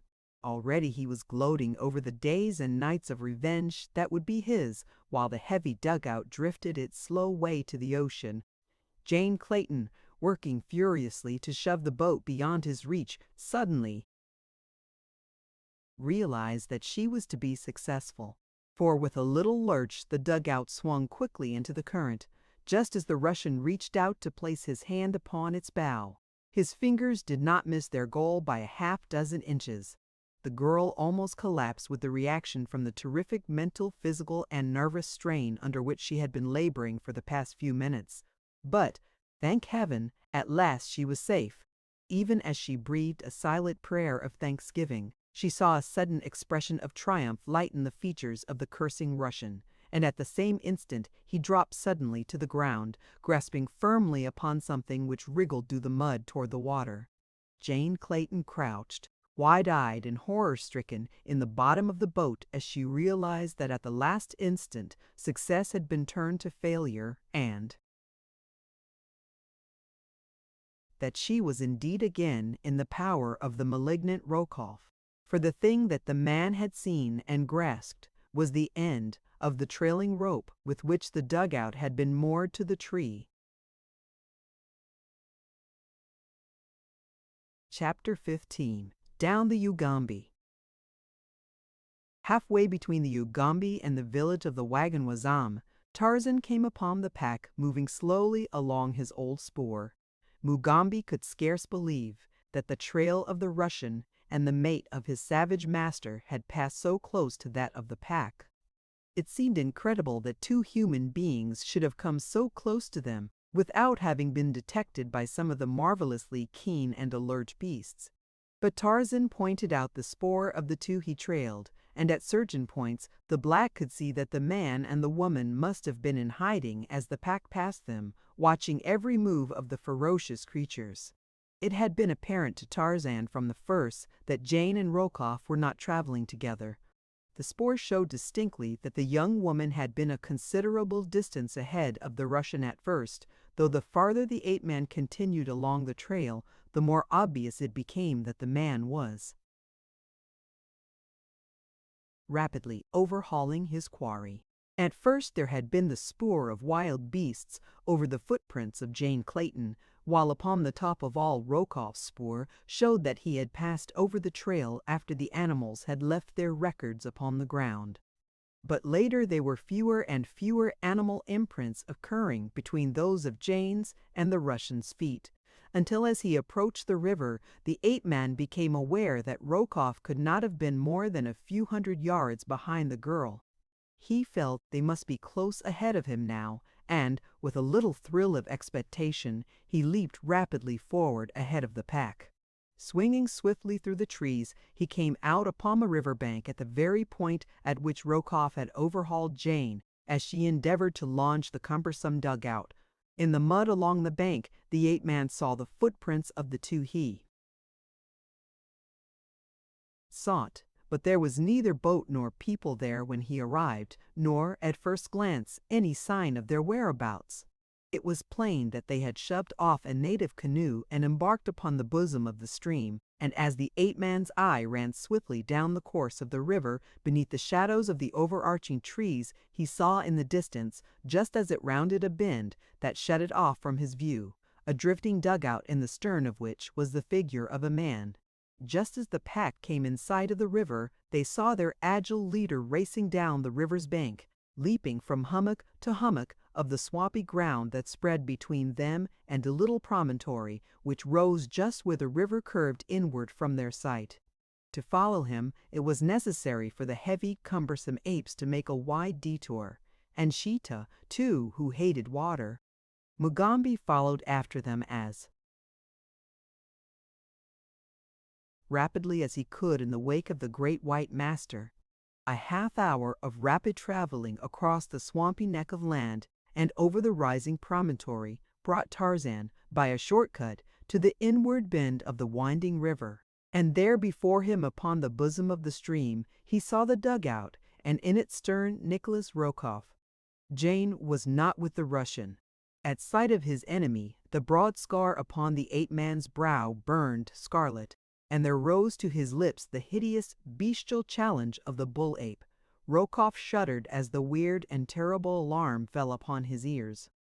Cowering in the bottom of the boat, his teeth chattering in terror, he watched the man he feared above all other creatures upon the face of the earth as he ran quickly to the edge of the water. Even though the Russian knew that he was safe from his enemy, the very sight of him threw him into a frenzy of trembling cowardice, which became frantic hysteria as he saw the white giant dive fearlessly into the forbidding waters of the tropical river. With steady, powerful strokes, the ape-man forged out into the stream toward the drifting dugout. Now Rokoff seized one of the paddles lying in the bottom of the craft, and, with terror-wide eyes still glued upon the living death that pursued him, struck out madly in an effort to augment the speed of the unwieldy canoe.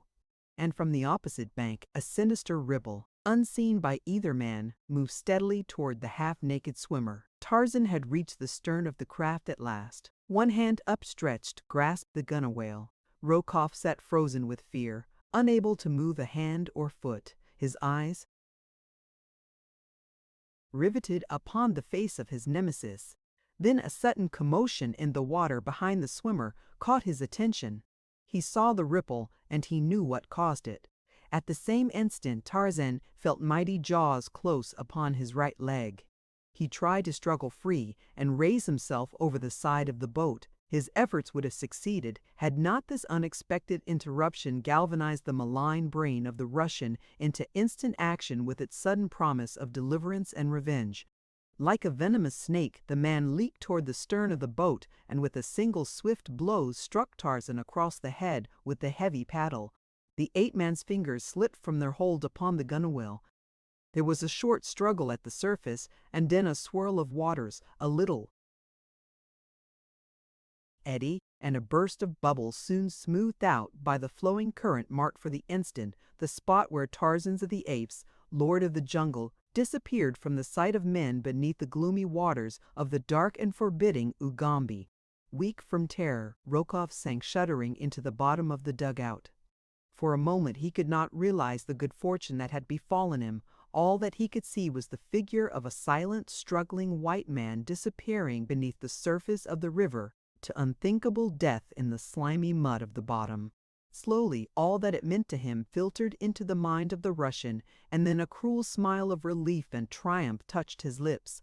But it was short-lived, for just as he was congratulating himself that he was now comparatively safe to proceed upon his way to the coast, unmolested, a mighty pandemonium rose from the riverbank close by. As his eyes sought the authors of the frightful sound, he saw standing upon the shore, glaring at him with hate-filled eyes, a devil-faced panther surrounded by the hideous apes of Akut, and in the forefront of them a giant black warrior who shook his fist at him, threatening him with terrible death. The nightmare of that flight down the Ugambi with the hideous horde racing after him by day and by night, now abreast of him, now lost in the mazes of the jungle far behind for hours and once for a whole day, only to reappear again upon his trail grim, relentless, and terrible, reduced the Russian from a strong and robust man to an emaciated, white-haired, dibbering thing before ever the bay and the ocean broke upon his hopeless vision. Past populous villages he had fled. Time and again warriors had put out in their canoes to intercept him, but each time the hideous horde had swept into view to send the terrified natives shrieking back to the shore to lose themselves in jungle. Nowhere in his flight had he seen aught of John Clayton. Not once had his eyes rested upon her since that moment at the river's brim. His hand had closed upon the rope attached to the bow of her dugout, and he had believed her safely in his power again, only to be thwarted an instant later as the girl snatched up a heavy express rifle from the bottom of the craft and leveled it full at his breast. Quickly he had dropped the rope then and seen her float away beyond his reach, but a moment later he had been racing upstream toward a little tributary in the mouth of which was hidden the canoe in which he and his party had come thus far upon their journey in pursuit of the girl and Anderson. What had become of her? There seemed little doubt in the Russian's mind, however, but that she had been captured by warriors from one of the several villages she would have been compelled to pass on her way down to the sea. Well, he was at least rid of most of his human enemies.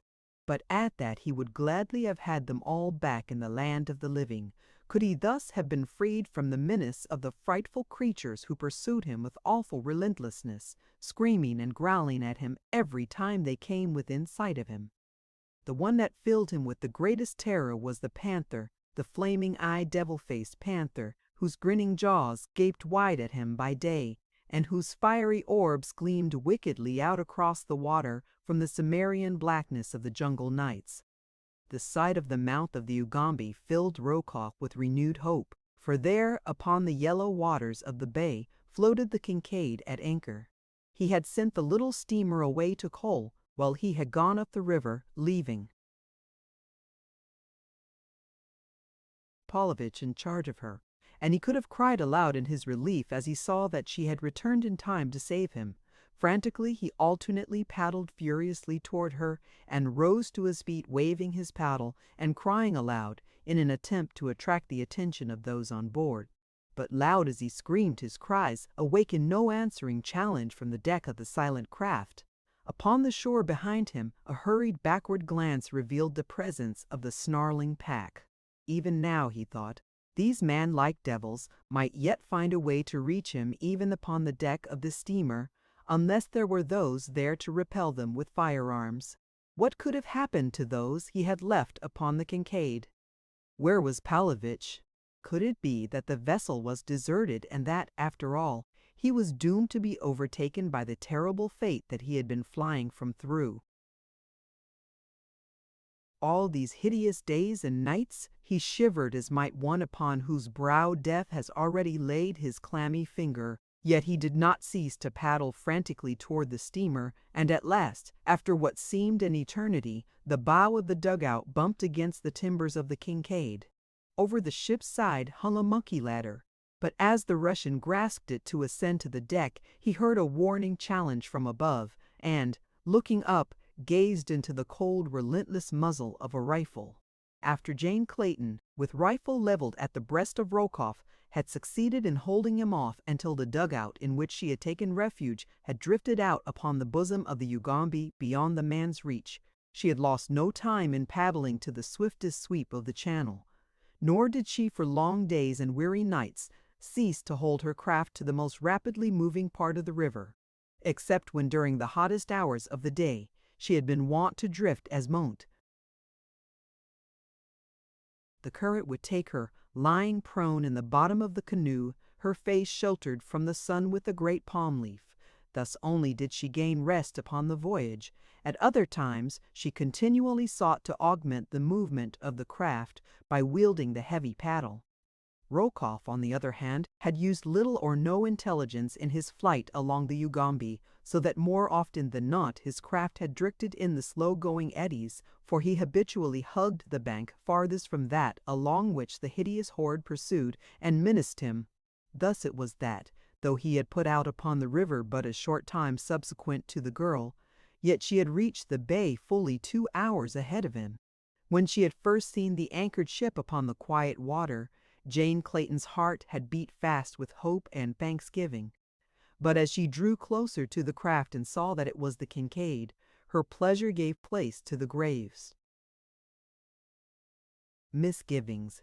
It was too late, however, to turn back, for the current that carried her toward the ship was much too strong for her muscles. She could not have forced the heavy dugout upstream against it, and all that was left her was to attempt either to make the shore without being seen by those upon the deck of the Kincaid, or to throw herself upon their mercy. Otherwise, she must be swept out to sea. She knew that the shore held little hope of life for her, as she had no knowledge of the location of the friendly Mosula village to which Anderson had taken her through the darkness of the night of their escape from the Kincaid. With Rokoff away from the steamer, it might be possible that by offering those in charge a large reward, they could be induced to carry her to the nearest civilized port. It was worth risking if she could make the steamer at all. The current was bearing her swiftly down the river, and she found that only by dint of the utmost exertion could she direct the awkward craft toward the vicinity of the Kincaid. Having reached the decision to board the steamer, she now looked to it for aid, but to her surprise the decks appeared to be empty, and she saw no sign of life aboard the ship. The dugout was drawing closer and closer to the bow of the vessel, and yet no hail came over the side from any lookout aboard. In a moment more, Jane realized, she would be swept beyond the steamer, and then, unless they lowered a boat to rescue her, she would be carried far out to sea by the current and the swift ebb tide that was running. The young woman called loudly for assistance, but there was no reply other than the shrill scream of some savage beast upon the jungle-shrouded shore. Frantically, Jane wielded the paddle in an effort to carry her craft close alongside the steamer. For a moment it seemed that she should miss her goal by but a few feet, but at the last moment the canoe swung close beneath the steamer's bow, and Jane barely managed to grasp the anchor chain. Heroically she clung to the heavy iron links, almost dragged from the canoe by the strain of the current upon her craft. Beyond her she saw a monkey ladder dangling over the steamer's side. To release her hold upon the chain, and chance clambering to the ladder as her canoe was swept beneath it seemed beyond the pale of possibility. Yet to remain clinging to the anchor chain appeared equally as futile. Finally, her glance chanced to fall upon the rope in the bow of the dugout, and, making one end of this fast to the chain, she succeeded in drifting the canoe slowly down until it lay directly beneath the ladder. A moment later, her rifle slung about her shoulders, she had clambered safely to the deserted deck. Her first task was to explore the ship, and this she did, her rifle ready for instant use should she meet with any human menace aboard the Kincaid. She was not long in discovering the cause of the apparently deserted condition of the steamer, for in the forecastle she found the sailors, who had evidently been left to guard the ship, deep in drunken slumber. With a shudder of disgust, she clambered above, and to the best of her ability closed and made fast the hatch above the heads of the sleeping guard.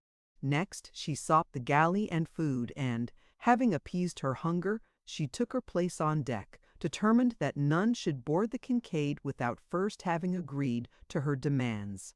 For an hour or so nothing appeared upon the surface of the river to cause her alarm, but then, about a bend upstream, she saw a canoe appear, in which sat a single figure. It had not proceeded far in her direction before she recognized the occupant as Rokoff, and when the fellow attempted to board he found a rifle staring him in the face. When the Russian discovered who it was that repelled his advance, he became furious, cursing and threatening in a most horrible manner. But, finding that these tactics failed to frighten or move the girl, he at last fell to pleading and promising. Jane had but a single reply for his every proposition, and that was that nothing would ever persuade her to permit Rokoff upon the same vessel with her, that she would put her threats into action and shoot him, should he persist in his endeavor to board the ship. He was convinced. So, as there was no other alternative, the great coward dropped back into his dugout and, at imminent risk of being swept to sea, finally succeeded in making the shore far down the bay, and upon the opposite side from that on which the horde of beasts stood snarling and roaring. John Clayton knew that the fellow could not alone and unaided bring his heavy craft back upstream to the Kincaid, and so she had no further fear of an attack by him. The hideous crew upon the shore she thought she recognized as the same that had passed her in the jungle far up the Ugambi several days before, for it seemed quite beyond reason that there should be more than one such a strangely assorted pack. But what had brought them downstream to the mouth of the river she could not imagine. Toward the day's close, the girl was suddenly alarmed by the shouting of the Russian from the opposite bank of the stream, and a moment later, following the direction of his gaze, she was terrified to see a ship's boat approaching from upstream, in which, she felt assured, there could be only members of the Kincaids. Missing crew only heartless ruffians and enemies. Chapter 16. In the Darkness of the Night. When Tarzan of the Apes realized that he was in the grip of the great jaws of a crocodile, he did not, as an ordinary man might have done, give up all hope and resign himself to his fate. Instead, he filled his lungs with air before the huge reptile dragged him beneath the surface, and then, with all the might of his great muscles, fought bitterly for freedom. But out of his native element, the ape-man was too greatly handicapped to do more than excite the monster to greater speed as it dragged its prey swiftly through the water. Tarzan's lungs were bursting for a breath of pure, fresh air. He knew that he could survive but a moment more, and in the last paroxysm of his suffering, he did what he could to avenge his own death. His body trailed out beside the slimy carcass of his captor, and into the tough armor the ape-man attempted to plunge his stone knife as he was borne to the bait. Creature's horrid den. His efforts but served to accelerate the speed of the crocodile, and just as the ape-man realized that he had reached the limit of his endurance, he felt his body dragged to a muddy bed, and his nostrils rise above the water's surface. All about him was the blackness of the pit, the silence of the grave. For a moment Tarzan of the Apes lay gasping for breath upon the slimy, evil-smelling bed to which the animal had borne him. Close at his side he could feel the cold, hard plates of the creature's coat rising and falling as though with spasmodic efforts to breathe. For several minutes the two lay thus, and then a sudden convulsion of the giant carcass at the man's side, a tremor and a stiffening brought Tarzan to his knees beside the crocodile. To his utter amazement, he found that the beast was dead. The slim knife had found the vulnerable spot in the scaly armor. Staggering to his feet, the ape-man groped about the reeking, oozy den. He found that he was imprisoned in a subterranean chamber amply large enough to have accommodated a dozen or more of the huge animals, such as the one that had dragged him thither. He realized that he was in the creature's hidden nest, far under the bank of the stream, and that doubtless the only means of ingress or egress lay through the submerged opening through which the crocodile had brought him. His first thought, of course, was of escape, but that he could make his way to the surface of the river beyond and then to the shore seemed highly improbable. There might be turns and windings in the neck of the passage, or, most to be feared, he might meet another of the slimy inhabitants of the retreat upon his journey outward. Even should he reach the river in safety, there was still the danger of his being again attacked before he could effect a safe landing. Still there was no alternative, and, filling his lungs with the close and reeking air of the chamber, Tarzan of the Apes dived into the dark and watery hole, which he could not see but had fell out and found with his feet and legs.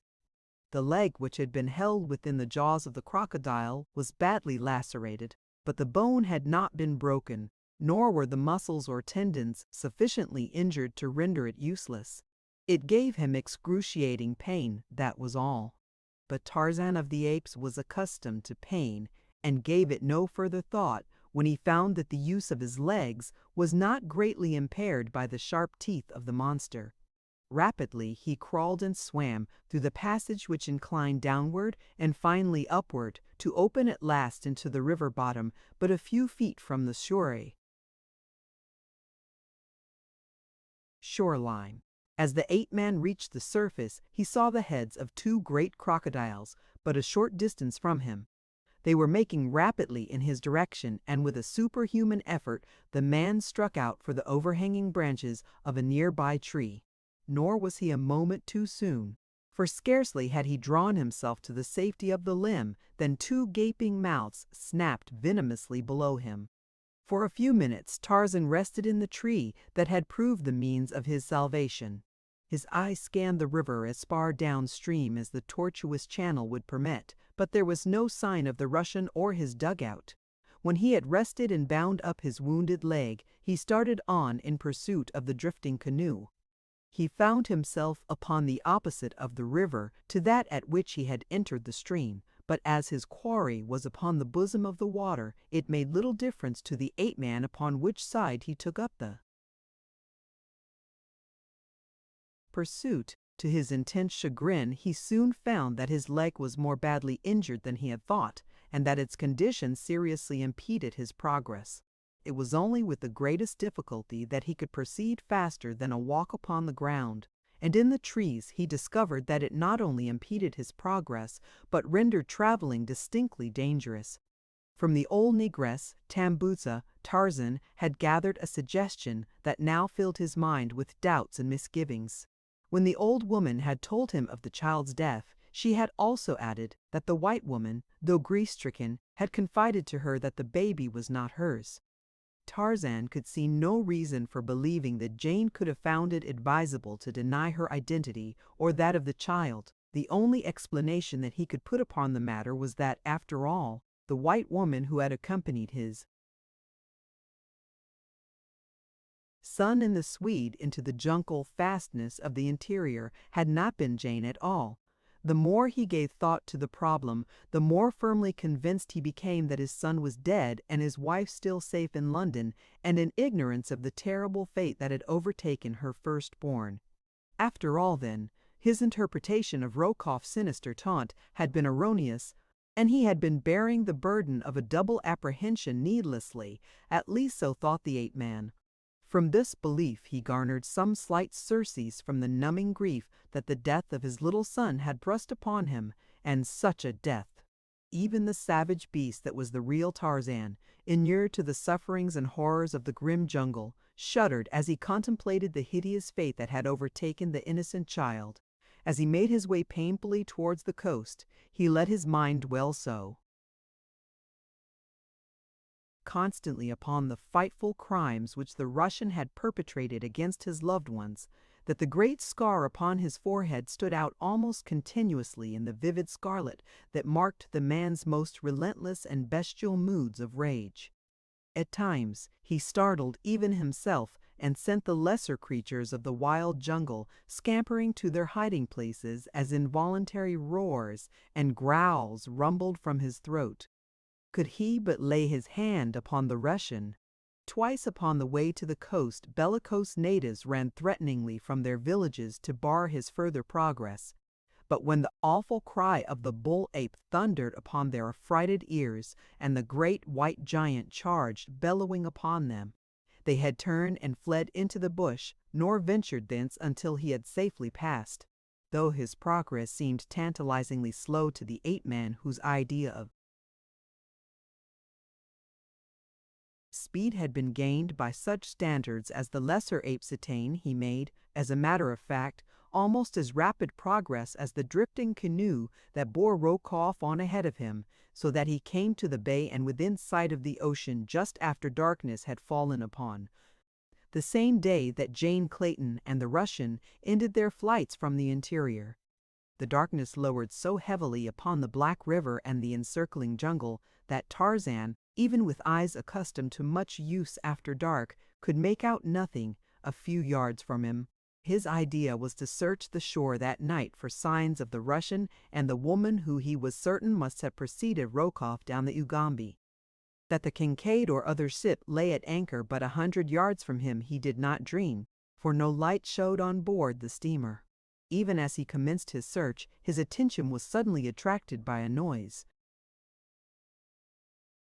that he had not at first perceived: the stealthy dip of paddles in the water some distance from the shore and about opposite the point at which he stood. Motionless as a statue, he stood listening to the faint sound. Presently it ceased, to be followed by a shuffling noise that the ape-man's trained ears could interpret as resulting from but a single cause: the scraping of leather-shod feet upon the rounds of a ship's monkey ladder. And yet, as far as he could see, there was no ship there, nor might there be one within 1,000 miles.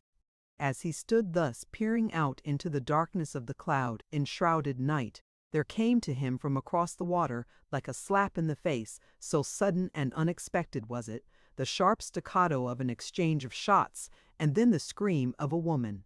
Wounded though he was, and with the memory of his recent horrible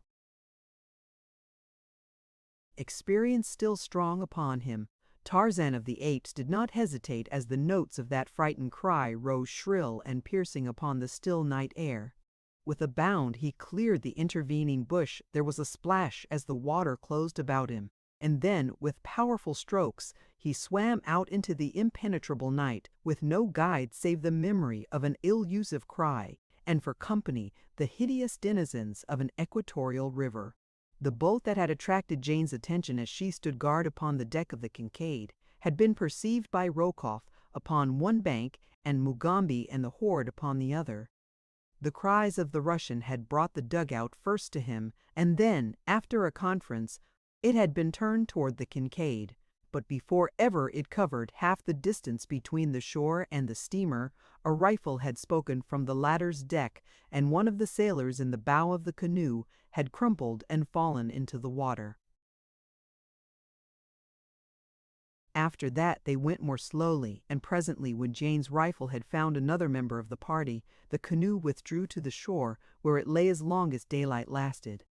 The savage, snarling pack upon the opposite shore had been directed in their pursuit by the black warrior Mugambi, chief of the Wagambi.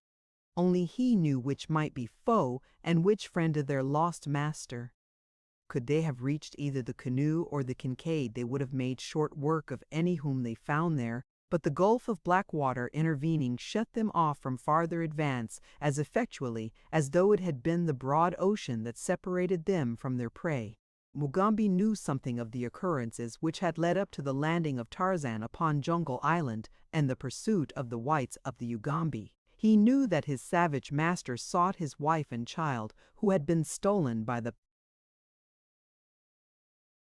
wicked white man whom they had followed far into the interior and now back to the sea. He believed also that this same man had killed the great white giant whom he had come to respect and love as he had never loved the greatest chiefs of his own people. And so in the wild breast of Mugambi burned an iron resolve to win to the side of the wicked one and wreak vengeance upon him for the murder of the ape-man. But when he saw the canoe come down the river and take in Rokoff, when he saw it make for the Kincaid, he realized that only by possessing himself of a canoe could he hope to transport the beasts of the pack within striking distance of the enemy. So it happened that even before John Clayton fired the first shot into Rokoff's canoe, the Beasts of Tarzan had disappeared into the jungle. After the Russian and his party, which consisted of Paulditch and the several men he had left upon the Kincaid to attend to the matter of coaling, had retreated before her fire, Jane realized that it would be but a temporary respite from their attentions which she had gained, and with the conviction came a determination to make a bold and final stroke for freedom from the menacing threat of Rokoff's evil purpose. With this idea in view, she opened negotiations with the two sailors she had imprisoned in the forecastle, and having forced their consent to her plans, upon pain of death should they attempt disloyalty, she released them just as darkness closed about the ship. With ready revolver to compel obedience, she leapt them up one by one, searching them carefully for concealed weapons as they stood with hands elevated above their heads. Once satisfied that they were unarmed, she set them to work cutting the cable which held the Kincaid to her anchorage, for her bold plan was nothing less than to set the steamer adrift and float with her out into the open sea, there to trust to the mercy of the elements, which she was confident would be no more merciless than Nikolas Rokoff should he again capture her. There was, too, the chance that the Kincaid might be sighted by some passing ship, and as she was well stocked with provisions and water, the men had assured her of this fact, and as the season of storm was well over, she had every reason to hope for the eventual success of her plan. The night was deeply overcast, heavy clouds riding low above the jungle, and the water only to the west, where the broad ocean spread beyond the river's mouth, was there a suggestion of lessening gloom. It was a perfect night for the purposes of the work in hand. Her enemies could not see the activity aboard the ship, nor mark her course as the swift current bore her outward into the ocean. Before daylight broke, the ebb tide would have carried the Kincaid well into the Benguela current, which flows northward along the coast of Africa, and, as a south wind was prevailing, Jane hoped to be out of sight of the mouth of the Ugambi before Rokoff could become aware of the departure of the steamer. Standing over the laboring seamen, the young woman breathed a sigh of relief as the last strand of the cable parted and she knew that the vessel was on its way out of the maw of the savage Ugambi. With her two prisoners still beneath the coercing influence of a rifle, she ordered them upon deck with the intention of again imprisoning them in the forecastle. But at length she permitted herself to be influenced by their promises of loyalty and the arguments which they put forth that they could be of service to her, and permitted them to remain above. For a few minutes the Kincaid drifted rapidly with the current, and then, with a grinding jar, she stopped in midstream. The ship had run upon a low-lying bar that splits the channel about a quarter of a mile from the sea. For a moment she hung there, and then, swinging round until her bow pointed toward the shore, she broke adrift once more. At the same instant, just as Jane Clayton was congratulating herself that the ship was once more free, there fell upon her ears from a point up the river about where the Kincaid had been anchored the rattle of musketry and a woman's scream, shrill, piercing, fear-laden. The sailors heard the shots with certain conviction that they announced the coming of their employer, and as they had no relish for the plan that would consign them to the deck of a drifting derelict, they whispered together a hurried plan to overcome the young woman and hail Rokoff and their companions to their rescue. It seemed that fate would play into their hands, for with the reports of the guns Jane Clayton's attention had been distracted from her unwilling assistance, and instead of keeping one eye upon them as she had intended doing, she ran to the bow of the Kincaid to peer through the darkness toward the source of the disturbance upon the river's bosom. Seeing that she was off her guard, the two sailors crept stealthily upon her from behind. The scraping upon the deck of the shoes of one of them startled the girl to a sudden appreciation of her danger, but the warning had come too late.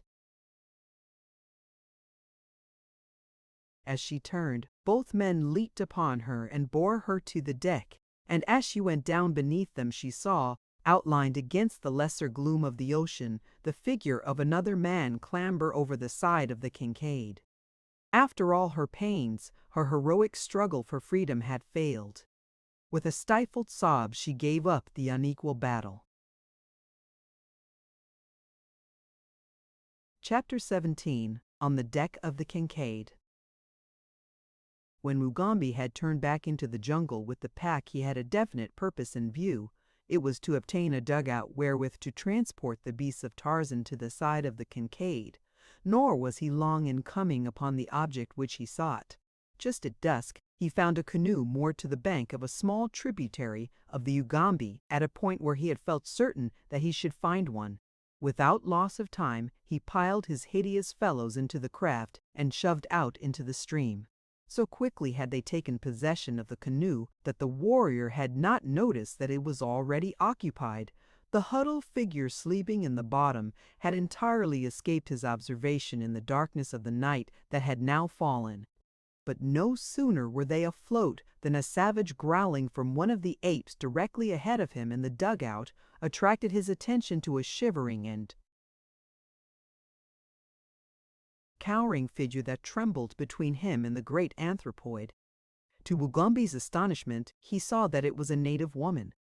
With difficulty he kept the ape from her throat, and after a time succeeded in quelling her fears.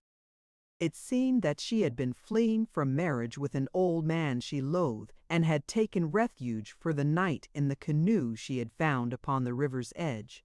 Mugambi did not wish her presence, but there she was, and rather than lose time by returning her to the shore, the black permitted her to remain on board the canoe.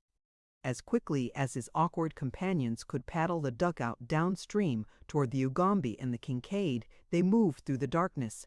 It was with difficulty that Mugambi could make out the shadowy form of the steamer, but as he had it between himself and the ocean, it was much more apparent than to one upon either shore of the river. As he approached it, he was amazed to note that it seemed to be receding from him, and finally he was convinced that the vessel was moving downstream. Just as he was about to urge his creatures to renewed efforts to overtake the steamer, the outline of another canoe burst suddenly into view, not 3 yards from the bow of his own craft. At the same instant the occupants of the stranger discovered the proximity of Mugambi's horde, but they did not at first recognize the nature of the fearful crew. A man in the bow of the oncoming boat challenged them just as the 2 dugouts were about to touch. For answer came the menacing growl of a panther, and the fellow found himself gazing into the flaming eyes of Sheeta, who had raised himself with his forepaws upon the bow of the boat, ready to leap in upon the occupants of the other craft. Instantly, Rokoff realized the peril that confronted him and his fellows. He gave a quick command to fire upon the occupants of the other canoe, and it was this volley and the scream of the terrified native woman in the canoe with Mugambi that both Tarzan and Jane had heard. Before the slower and less skilled paddlers in Mugambi's canoe could press their advantage and effect a boarding of the enemy, the latter had turned swiftly downstream and were paddling for their lives in the direction of the Kincaid, which was now visible to them. The vessel, after striking upon the bar, had swung loose again into a slow-moving eddy, which returns upstream close to the southern shore of the Ugambi, only to circle out once more and join the downward flow 100 yards or so farther up. Thus the Kincaid was returning John Clayton directly into the hands of her enemies. It so happened that as Tarzan sprang into the river, the vessel was not visible to him, and as he swam out into the night, he had no idea that a ship drifted so close at hand. He was guided by the sounds which he could hear coming from the 2 canoes. As he swam, he had vivid recollections of the last occasion upon which he had swum in the waters of the Ugambi, and with them a sudden shudder shook the frame of the giant. But though he twice felt something brush his legs from the slimy depths below him, nothing seized him, and of a sudden he quite forgot about crocodiles in the astonishment of seeing a dark mass loom suddenly before him where he had still expected to find the open river. So close was it that a few strokes brought him up to the thing, when to his amazement his outstretched hand came in contact with a ship's side. As the agile ape-man clambered over the vessel's rail, there came to his sensitive ears the sound of a struggle at the opposite side of the deck. Noiselessly he sped across the intervening space. The moon had risen now, and though the sky was still banked with clouds, a lesser darkness enveloped the scene than that which had blotted out all sight earlier in the night. His keen eyes, therefore, saw the figures of two men grappling with a woman. That it was the woman who had accompanied Anderson toward the interior he did not know, though he suspected as much, as he was now quite certain that this was the deck of the Kincaid upon which chance had led him. But he wasted little time in idle speculation. There was a woman in danger of harm from two ruffians, which was enough excuse for the ape-man to project his giant throws into the conflict without further investigation. The first that either of the sailors knew that there was a new force at work upon the ship was the falling of a mighty hand upon a shoulder of each. As if they had been in the grip of a flywheel, they were jerked suddenly from their prey. "What means this?" asked the low voice in their ears. They were given no time to reply, however, for at the sound of that voice the young woman had sprung to her feet and with a little cry of joy leaped toward their assailant. "Tarzan!" she cried.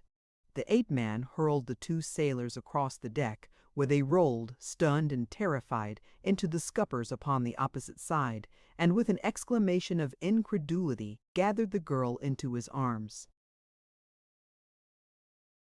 Brief, however, were the moments for their greeting. Scarcely had they recognized one another than the clouds above them parted to show the figures of a half-dozen men clambering over the side of the Kincaid to the steamer's deck. Foremost among them was the Russian. As the brilliant rays of the equatorial moon lighted the deck, and he realized that the man before him was Lord Greystoke, he screamed hysterical commands to his followers to fire upon the two. Tarzan pushed Jane behind the cabin near which they had been standing and with a quick bound started for Rokoff.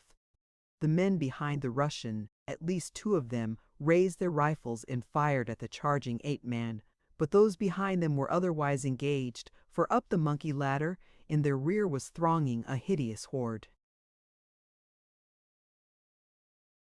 First came 5 snarling apes, huge man-like beasts, with bared fangs and slavering jaws, and after them a giant black warrior, his long spear gleaming in the moonlight. Behind him again scrambled another creature, and of all the horrid horde it was this they most feared. Sheeta, the panther, with gleaming jaws agape and fiery eyes blazing at them in the mightiness of his hate and of his blood lust.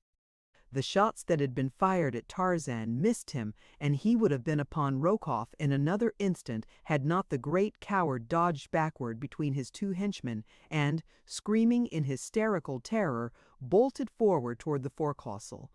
For the moment Tarzan's attention was distracted by the two men before him, so that he could not at the time pursue the Russian. About him the apes and Mugambi were battling with the balance of the Russian's party. Beneath the terrible ferocity of the beasts, the men were soon scampering in all directions. Those who still lived to scamper, for the great fangs of the apes of Akut and the tearing talons of Sheeta already had found more than a single victim. 4, however, escaped and disappeared into the forecastle, where they hoped to barricade themselves against further assault. Here they found Rokoff, and, enraged at his desertion of them in their moment of peril, no less than at the uniformly brutal treatment it had been his wont to accord them, they gloated upon the opportunity now offered them to revenge themselves in part upon their hated employer. Despite his prayers and groveling pleas, therefore, they hurled him bodily out upon the deck, delivering him to the mercy of the fearful things from which they had themselves just escaped. Tarzan saw the man emerge from the forecastle, saw and recognized his enemy. But another saw him even as soon. It was Sheeta, and with grinning jaws the mighty beast slunk silently toward the terror-stricken man. When Rokoff saw what it was that stalked him, his shrieks for help filled the air, as with trembling knees he stood as one paralyzed before the hideous death that was creeping upon him. Tarzan took a step toward the Russian, his brain burning with a raging fire of vengeance. At last he had the murderer of his son at his mercy. His was the right to avenge. Once Jane had stayed his hand that time that he sought to take the law into his own power and mete to Rokoff the death that he had so long merited. But this time none should stay him. His fingers clenched and unclenched spasmodically as he approached the trembling Russ, beast-like and ominous as a brute of prey. Presently he saw that Sheeta was about to forestall him, robbing him of the fruits of his great hate. He called sharply to the panther, and the words, as if they had broken a hideous spell that had held the Russian, galvanized him into sudden action. With a scream he turned and fled toward the bridge. After him pounced Sheeta the panther, unmindful of his master's warning voice.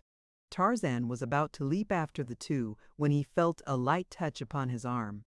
Turning, he found Jane at his elbow. "Do not leave me," she whispered. "I am afraid." Tarzan glanced behind her. All about were the hideous apes of a cut. Some even were approaching the young woman with bared fangs and menacing guttural warnings. The ape-man warned them back. He had forgotten for the moment that these were but beasts, unable to differentiate his friends and his foes.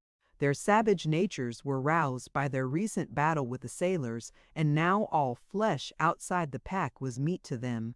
Tarzan turned again toward the Russian, chagrined that he should have to forego the pleasure of personal revenge unless the man should escape Sheeta. But as he looked he saw that there could be no hope of that. The fellow had retreated to the end of the bridge, where he now stood trembling and wide-eyed, facing the beast that moved slowly toward him. The panther crawled with belly to the planking, uttering uncanny mouthings. Rokoff stood as though petrified, his eyes protruding from their sockets, his mouth agape, and the cold sweat of terror clammy upon his brow. Below him, upon the deck, he had seen the great anthropoids, and so had not dared to seek escape in that direction. In fact, even now, one of the brutes was leaping to seize the bridge rail and draw himself up to the Russian side. Before him was the panther, silent and crouched. Rokoff could not move. His knees trembled. His voice broke in inarticulate shrieks. With a last piercing wail, he sank to his knees, and then Sheeta sprang. Full upon the man's breast, the tawny body hurtled, tumbling the Russian to his back. As the great fangs tore at the throat and chest, John Clayton turned away in horror, but not so Tarzan of the Apes. A cold smile of satisfaction touched his lips. The scar upon his forehead that had burned scarlet faded to the normal hue of his tanned skin and disappeared. Rokoff fought furiously, but futilely against the growling, rending fate that had overtaken him. For all his countless crimes, he was punished in the brief moment of the hideous death that claimed him at the last.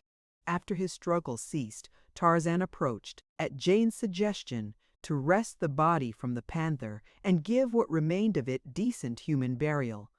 But the great cat rose, snarling above its kill, threatening even the master it loved in its savage way, so that rather than kill his friend of the jungle, Tarzan was forced to relinquish his intentions.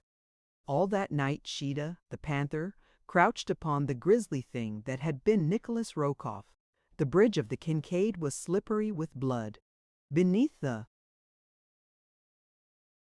brilliant tropic moon, the great beast feasted until, when the sun rose the following morning, there remained of Tarzan's great enemy only gnawed and broken bones.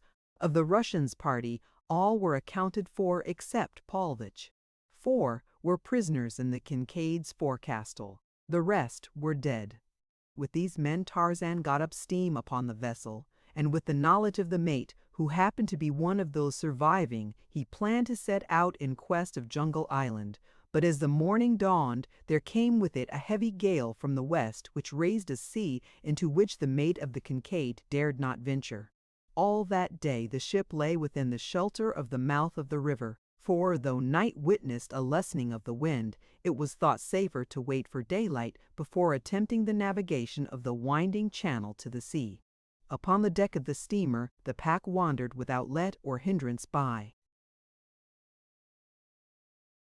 day, for they had soon learned through Tarzan and Mugambi that they must harm no one upon the Kincaid. But at night they were confined below.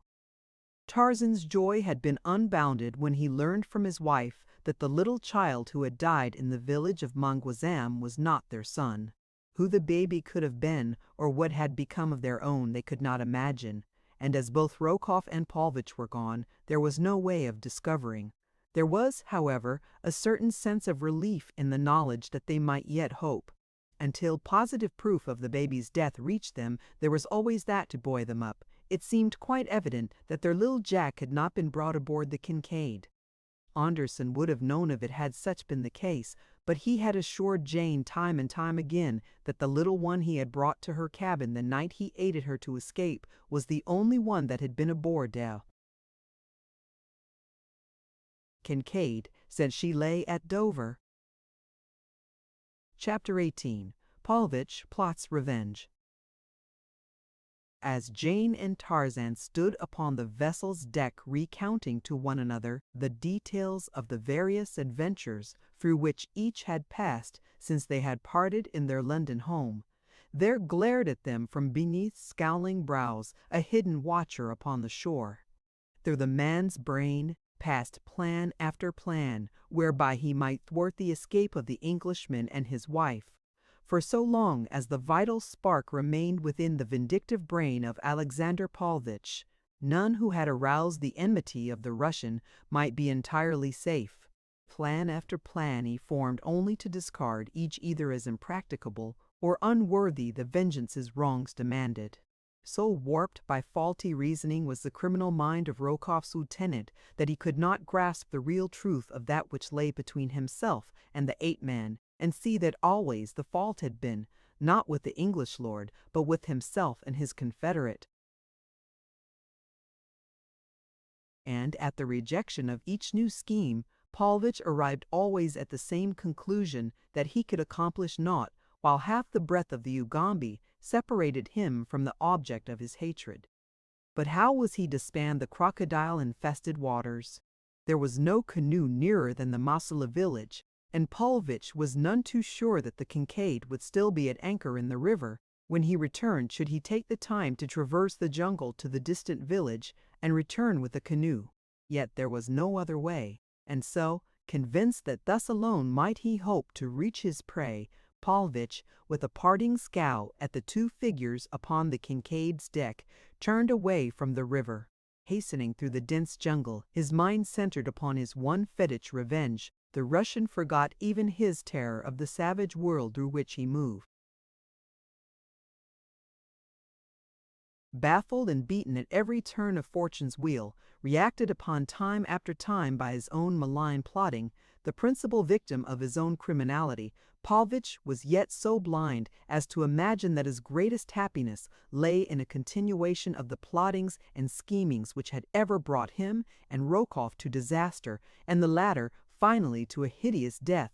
As the Russians stumbled on through the jungle toward the Mossola village, there presently crystallized within his brain a plan which seemed more feasible than any that he had as yet considered. He would come by night to the side of the Kincaid, and once aboard, would search out the members of the ship's original crew who had survived the terrors of this frightful expedition, and enlist them in an attempt to wrest the vessel from Tarzan and his beasts. In the cabin were arms and ammunition, and hidden in a secret receptacle in the cabin table was one of those infernal machines, the construction of which had occupied much of Paulvitch's spare time when he had stood high in the confidence of the nihilists of his native land. That was before he had sold them out for immunity and gold to the police of Petrograd. Paulvitch winced as he recalled the denunciation of him that had fallen from the lips of one of his former comrades, ere the poor devil expiated his political sins at the end of a hempen rope. But the infernal machine was the thing to think of now. He could do much with that if he could but get his hands upon it. Within the little hardwood case hidden in the cabin table rested sufficient potential destructiveness to wipe out in the fraction of a second every enemy aboard the Kincaid. Paulvitch licked his lips in anticipatory joy and urged his tired legs to greater speed that he might not be too late to the ship's anchorage to carry out his designs. All depended, of course, upon when the Kincaid departed. The Russian realized that nothing could be accomplished beneath the light of day. Darkness must shroud his approach to the ship's side, for should he be sighted by Tarzan or Lady Greystoke, he would have no chance to board the vessel. The gale that was blowing was, he believed, the cause of the delay in getting the Kincaid under way, and if it continued to blow until night, then the chances were all in his favor, for he knew that there was little likelihood of the ape-man attempting to navigate the tortuous channel of the Ugambi while darkness lay upon the surface of the water, hiding the many bars and the numerous small islands which are scattered over the expanse of the river's mouth. It was well after noon when Paulvitch came to the Mosula village upon the bank of the tributary of the Ugambi. Here he was received with suspicion and unfriendliness by the native chief, who, like all those who came in contact with Rokoff or Paulvitch, had suffered in some manner from the greed, the cruelty, or the lust of the two Muscovites. When Paulvitch demanded the use of a canoe, the chief grumbled a surly refusal and ordered the white man from the village. Surrounded by angry, muttering warriors, who seemed to be but waiting some slight pretext to transfix him with their menacing spears, the Russian could do naught else than withdraw. A dozen fighting men led him to the edge of the clearing, leaving him with a warning never to show himself again in the vicinity of their village. Stifling his anger, Paulvitch slunk into the jungle, but once beyond the sight of the warriors he paused and listened intently. He could hear the voices of his escort as the men returned to the village, and when he was sure that they were not following him, he wormed his way through the bushes to the edge of the river, still determined some way to obtain a canoe. Life itself depended upon his reaching the Kincaid and enlisting the survivors of the ship's crew in his service, for to be abandoned here, amidst the dangers of the African jungle where he had won the enmity of the natives was, he well knew, practically equivalent to a sentence of death. A desire for revenge acted as an almost equally powerful incentive to spur him into the face of danger to accomplish his design, so that it was a desperate man that lay hidden in the foliage beside the little river, searching with eager eyes for some sign of a small canoe which might be easily handled by a single paddle. Nor had the Russian long to wait before one of the awkward little skiffs which the Mosula fashioned came in sight upon the bosom of the river. A youth was paddling lazily out into midstream from a point beside the village. When he reached the channel, he allowed the sluggish current to carry him slowly along, while he lolled indolently in the bottom of his crude canoe. All ignorant of the unseen enemy upon the river's bank, the lad floated slowly down the stream while Paulvitch followed along the jungle path a few yards behind him. A mile below the village, the black boy dipped his paddle into the water and forced his skiff toward the bank. Paulvitch, elated by the chance which had drawn the youth to the same side of the river as that along which he followed rather than to the opposite side, where he would have been beyond the stalker's reach, hid in the brush close beside the point at which it was evident the skiff would touch the bank of the slow-moving stream, which seemed jealous of each fleeting instant which drew it nearer to the broad and muddy Ugambi, where it must forever lose its identity in the larger stream that would presently cast its waters into the great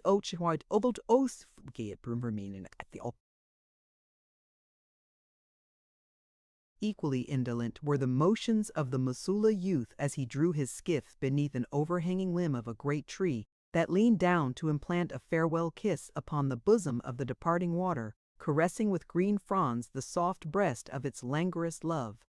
And snake-like, amidst the concealing foliage, lay the malevolent Russ.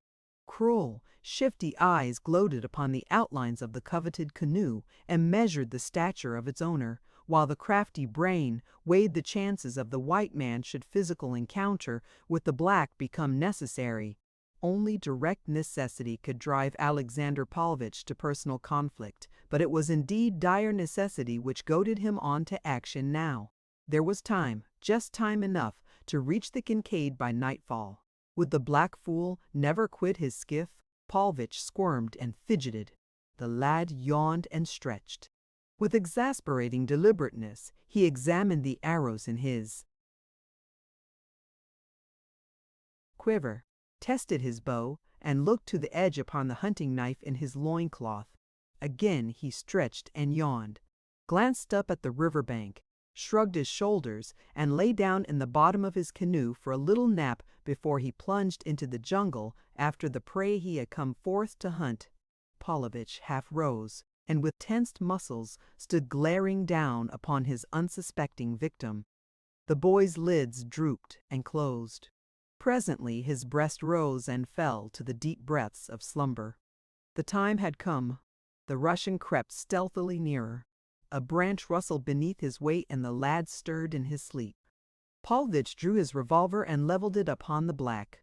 For a moment he remained in rigid quiet, and then again the youth relapsed into undisturbed slumber.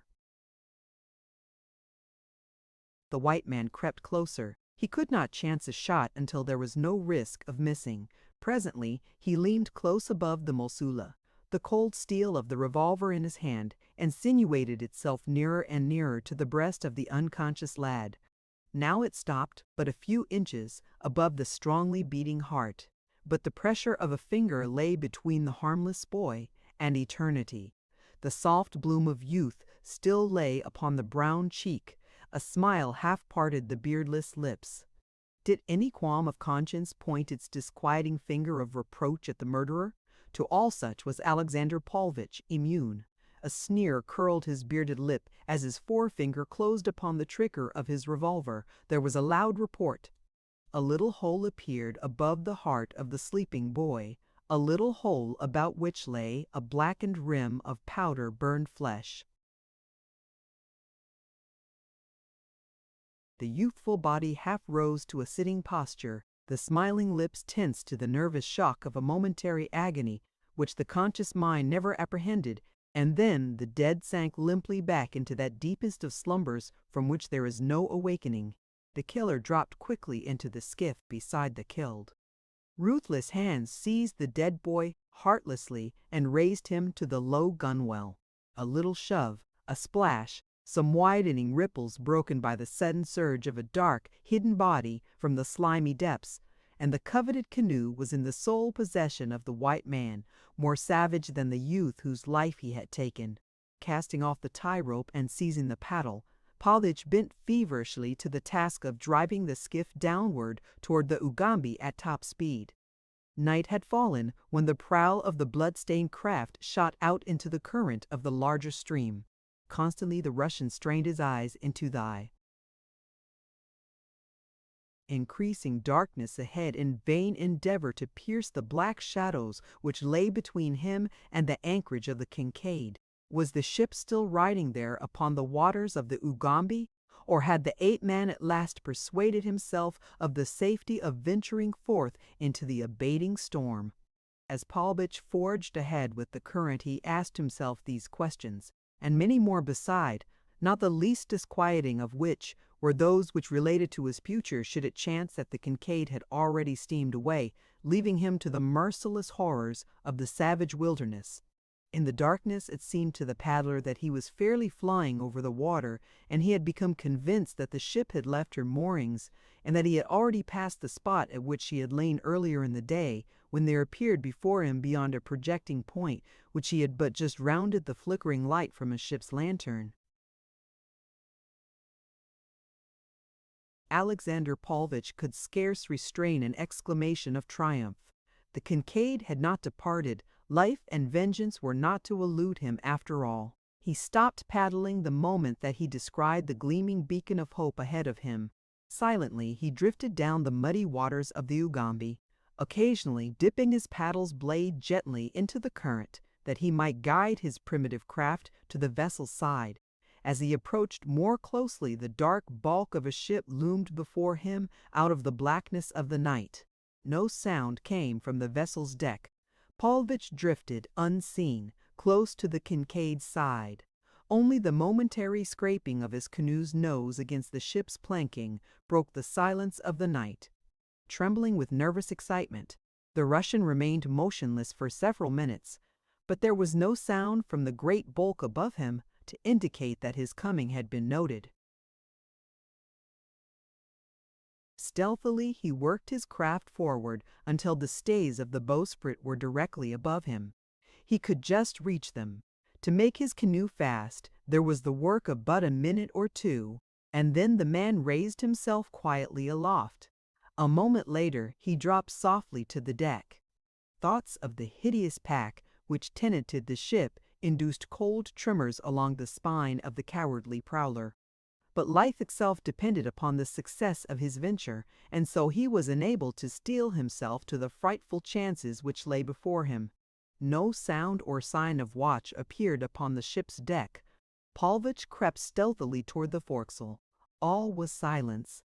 The hatch was raised, and as the man peered downward, he saw one of the Kincaid's crew reading by the light of the smoky lantern depending from the ceiling of the crew's quarters. Paulvitch knew the man well, a surly cutthroat upon whom he figured strongly in the carrying out of the plan which he had conceived. Gently the roost lowered himself through the aperture to the rounds of the ladder which led into the forecastle. He kept his eyes turned upon the reading man, ready to warn him to silence the moment that the fellow discovered him. But so deeply immersed was the sailor in the magazine that the Russian came unobserved to the forecastle floor. There he turned and whispered the reader's name.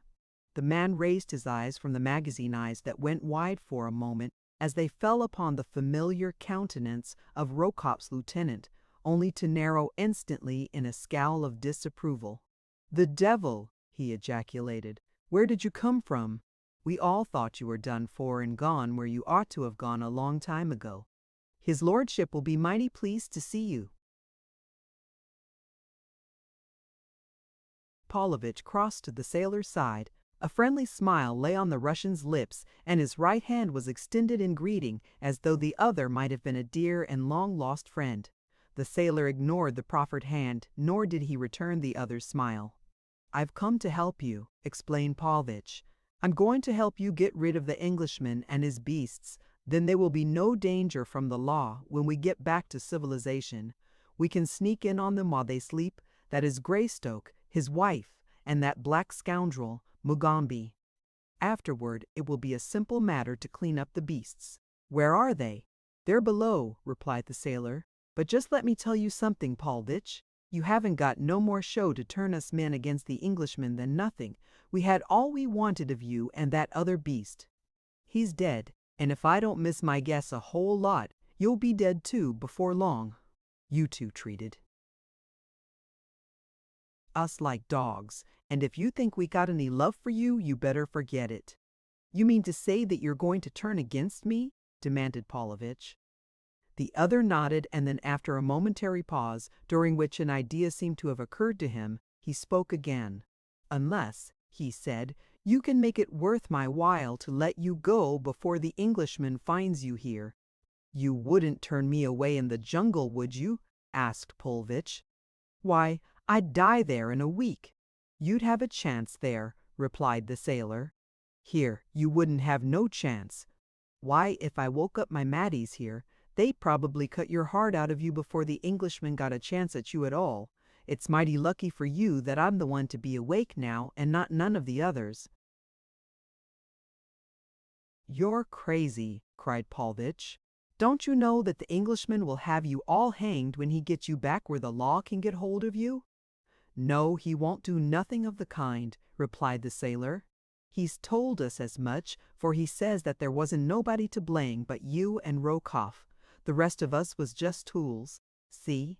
For half an hour the Russian pleaded or threatened, as the mood seized him. Sometimes he was upon the verge of tears, and again he was promising his listener either fabulous rewards or condign punishment, but the other was obdurate.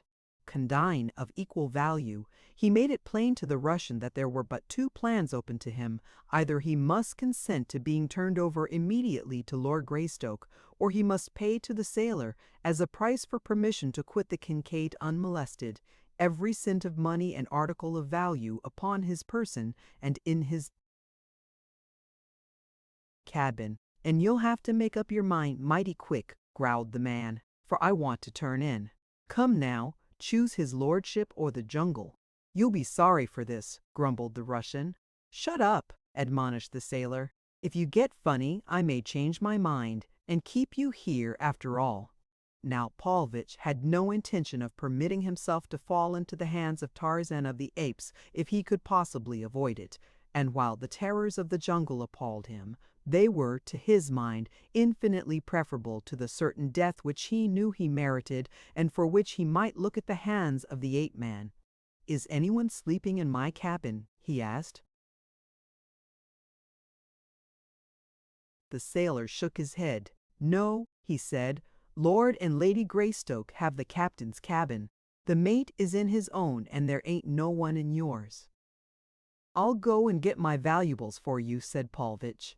"I'll go with you to see that you don't try any funny business," said the sailor, and he followed the Russian up the ladder to the deck.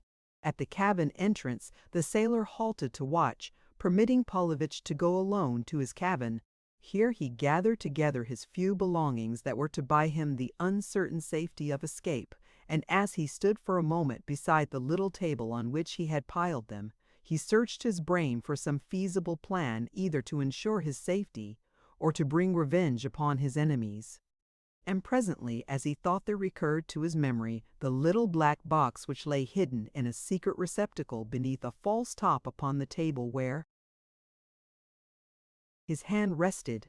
The Russian's face lighted to a sinister gleam of malevolent satisfaction as he stooped and felt beneath the tabletop. A moment later he withdrew from its hiding place, the thing he sought. He had lighted the lantern swinging from the beams overhead that he might see to collect his belongings, and now he held the black box well in the rays of the lamplight, while he fingered at the clasp that fastened its lid. The lifted cover revealed two compartments within the box. In one was a mechanism which resembled the works of a small clock. There also was a little battery of 2 dry cells. A wire ran from the clockwork to one of the poles of the battery, and from the other pole through the partition into the other compartment, a second wire returning directly to the clockwork. Whatever lay within the second compartment was not visible, for a cover lay over it and appeared to be sealed in place by asphaltum. In the bottom of the box, beside the clockwork, lay a key, and this Paulvitch now withdrew and fitted to the winding stem. Gently he turned the key, muffling the noise of the winding operation by throwing a couple of articles of clothing over the box. All the time he listened intently for any sound which might indicate that the sailor or another were approaching his cabin, but none came to interrupt his work. When the winding was completed, the Russian set a pointer upon a small dial at the side of the clockwork. Then he replaced the cover upon the black box and returned the entire machine to its hiding place in the table. A sinister smile curled the man's bearded lips as he gathered up his valuables, blew out the lamp, and stepped from his cabin to the side of the waiting sailor. "Here are my things," said the Russian. "Now let me go." "I'll first take a look in your pockets," replied the sailor. "You might have overlooked some trifling thing that won't be of no use to you in the jungle, but that'll come in mighty handy to a poor sailorman in London." "Ah! Just as I feared," he ejaculated an instant later as he withdrew a roll of banknotes from Paulvitch's inside coat pocket. The Russian scowled, muttering an imprecation, but nothing could be gained by argument, and so he did his best to reconcile himself to his loss and the knowledge that the sailor would never reach London to enjoy the fruits of his thievery. It was with difficulty that Paulvitch restrained a consuming desire to taunt the man with the suggestion of the fate that would presently overtake him and the other members of the Kincaid's company. But fearing to arouse the fellow's suspicions, he crossed the deck and lowered himself in silence into his canoe. A minute or two later he was paddling toward the shore to be swallowed up in the darkness of the jungle night, and the terrors of a hideous existence from which, could he have had even a slight foreknowledge of what awaited him in the long years to come, he would have fled to the certain death of the open sea rather than endure it. The sailor, having made sure that Paulvitch had departed, returned to the forecastle, where he hid away his booty and turned into his bunk, while in the cabin that had belonged to the Russian there ticked on and on through the silences of the night the little mechanism in the small black box which held for the unconscious sleepers upon the ill-starred Kincaid the coming vengeance of the thwarted Russian. Chapter 19. The Last of the Kincaid. Shortly after the break of day, Tarzan was on deck, noting the condition of the weather. The wind had abated. The sky was cloudless. Every condition seemed ideal for the commencement of the return voyage to Jungle Island, where the beasts were to be left, and then home. The ape-man aroused the mate and gave instructions that the Kincaid sail at the earliest possible moment. The remaining members of the crew, safe in Lord Greystoke's assurance that they would not be prosecuted for their share in the villainies of the two Russians, hastened with cheerful alacrity to their several duties.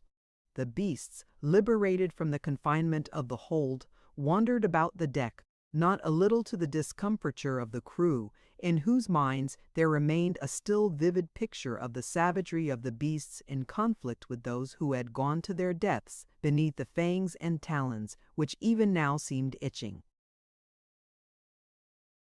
for the soft flesh of further prey. Beneath the watchful eyes of Tarzan and Mugambi, however, Sheeta and the apes of Akut curbed their desires, so that the men worked about the deck amongst them in far greater security than they imagined. At last the Kincaid slipped down the Ugambi and ran out upon the shimmering waters of the Atlantic. Tarzan and John Clayton watched the verdure-clad shoreline receding in the ship's wake, and for once the ape-man left his native soil without one single pang of regret. No ship that sailed the seven seas could have borne him away from Africa to resume his search for his lost boy with half the speed that the Englishman would have desired, and the slow-moving Kincaid seemed scarce to move at all to the impatient mind of the bereaved father. Yet the vessel made progress even when she seemed to be standing still, and presently the low hills of Jungle Island became distinctly visible upon the western horizon ahead. In the cabin of Alexander Paulvitch, the thing within the black box tick, tick, tick, tick, with apparently unending monotony, but yet second by second, a little arm which protruded from the periphery of one of its wheels came nearer and nearer to another little arm which projected from the hand which Paulvitch had set at a certain point upon the dial, beside the clockwork. When those two arms touched one another, the ticking of the mechanism would cease forever. Jane and Tarzan stood upon the bridge looking out toward Jungle Island. The men were forward, also watching the land grow upward out of the ocean. The beasts had sought the shade of the galley, where they were curled up in sleep. All was quiet and peace upon the ship and upon the waters.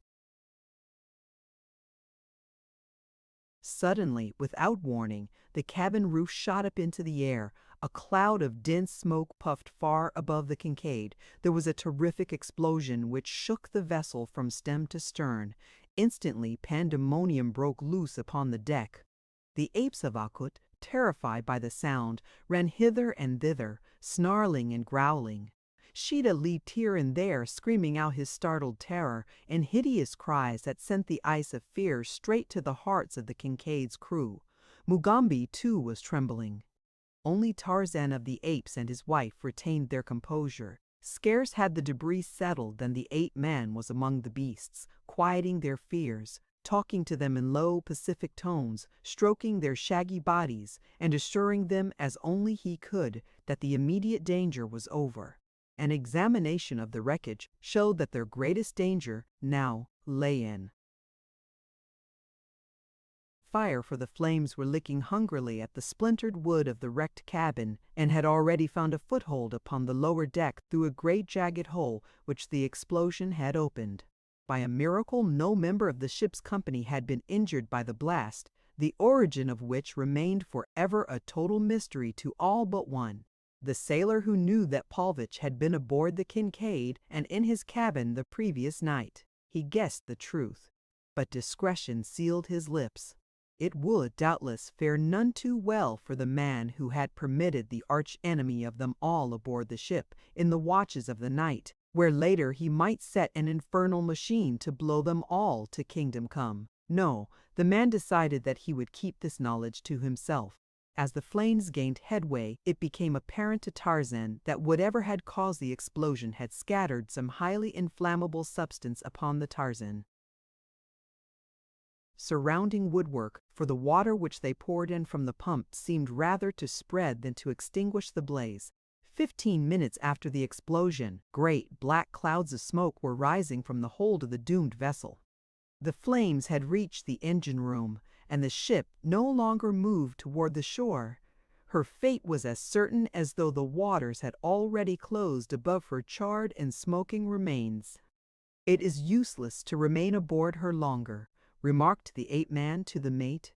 "There is no telling, but there may be other explosions, and as we cannot hope to save her, the safest thing which we can do is to take to the boats without further loss of time and make land." Nor was there other alternative. Only the sailors could bring away any belongings, for the fire, which had not yet reached the forecastle, had consumed all in the vicinity of the cabin which the explosion had not destroyed. 2 boats were lowered, and as there was no sea, the landing was made with infinite ease. Eager and anxious, the beasts of Tarzan sniffed the familiar air of their native island as the small boats drew in toward the beach, and scarce had their keels grated upon the sand than Sheeta and the apes of Akut were over the bows and racing swiftly toward the jungle. A half-sad smile curved the lips of the ape-man as he watched them go. "Goodbye, my friends," he murmured. "You have been good and faithful allies, and I shall miss you. They will return, will they not, dear?" asked Jane Clayton, at his side. "They may and they may not," replied the ape-man. "They have been ill at ease since they were forced to accept so many human beings into their confidence. Mugambi and I alone affected them less, for he and I are, at best, but half human. You, however, and the members of the crew are far too civilized for my beasts. It is you whom they are fleeing. Doubtless they feel that they cannot trust themselves in the close vicinity of so much perfectly good food without the danger that they may help themselves to a mouthful sometime by mistake." Jane laughed. "I think they are just trying to escape you," she retorted. "You are always making them stop something which they see no reason why they should not do. Like little children, they are doubtless delighted at this opportunity to flee from the zone of parental discipline. If they come back, though, I hope they won't come by night, or come hungry, eh?" laughed Tarzan. For 2 hours after landing, the little party stood watching the burning ship which they had abandoned. Then there came faintly to them from across the water the sound of a second explosion. The Kincaid settled rapidly almost immediately thereafter and sank within a few minutes. The cause of the second explosion was less a mystery than that of the first, the mate attributing it to the bursting of the boilers when the flames had finally reached them. But what had caused the first explosion was a subject of considerable speculation among the stranded company. Chapter 20. Jungle Island Again. The first consideration of the party was to locate fresh water and make camp, for all knew that their term of existence upon Jungle Island might be drawn out to months or even years. Tarzan knew the nearest water, and to this he immediately led the party. Here the men fell to work to construct shelters and rude furniture, while Tarzan went into the jungle after meat, leaving the faithful Mugambi and the Mosula woman to guard Jane, whose safety he would never trust to any member of the Kincaid's cutthroat crew. Lady Greystoke suffered far greater anguish than any other of the castaways, for the blow to her hopes and her already cruelly lacerated mother heart lay not in her own privations, but in the knowledge that she might now never be able to learn the fate of her firstborn or do aught to discover his whereabouts. or ameliorate his condition, which imagination naturally pictured in the nestery, pictured in the whiff. Most frightful forms. For 2 weeks, the party divided the time amongst the various duties which had been allotted to each. A daylight watch was maintained from sunrise to sunset upon a bluff near the camp, a jutting shoulder of rock which overlooked the sea. Here, ready for instant lighting, was gathered a huge pile of dry branches, while from a lofty pole which they had set in the ground there floated an improvised distress signal fashioned from a red undershirt which belonged to the mate of the Kincaid. But never a speck upon the horizon that might be sail or smoke rewarded the tired eyes that in their endless, hopeless vigil strained daily out across the vast expanse of ocean. It was Tarzan who suggested, finally, that they attempt to construct a vessel that would bear them back to the mainland. He alone could show them how to fashion rude tools, and when the idea had taken root in the minds of the men they were eager to commence their labors. But as time went on and the Herculean nature of their task became more and more apparent, they fell to grumbling and to quarreling among themselves, so that to the other dangers were now added dissension and suspicion. More than before did Tarzan now fear to leave Jane among the half-brutes of the Kincaid's crew, but hunting he must do, for none other could so surely go forth and return with meat as he.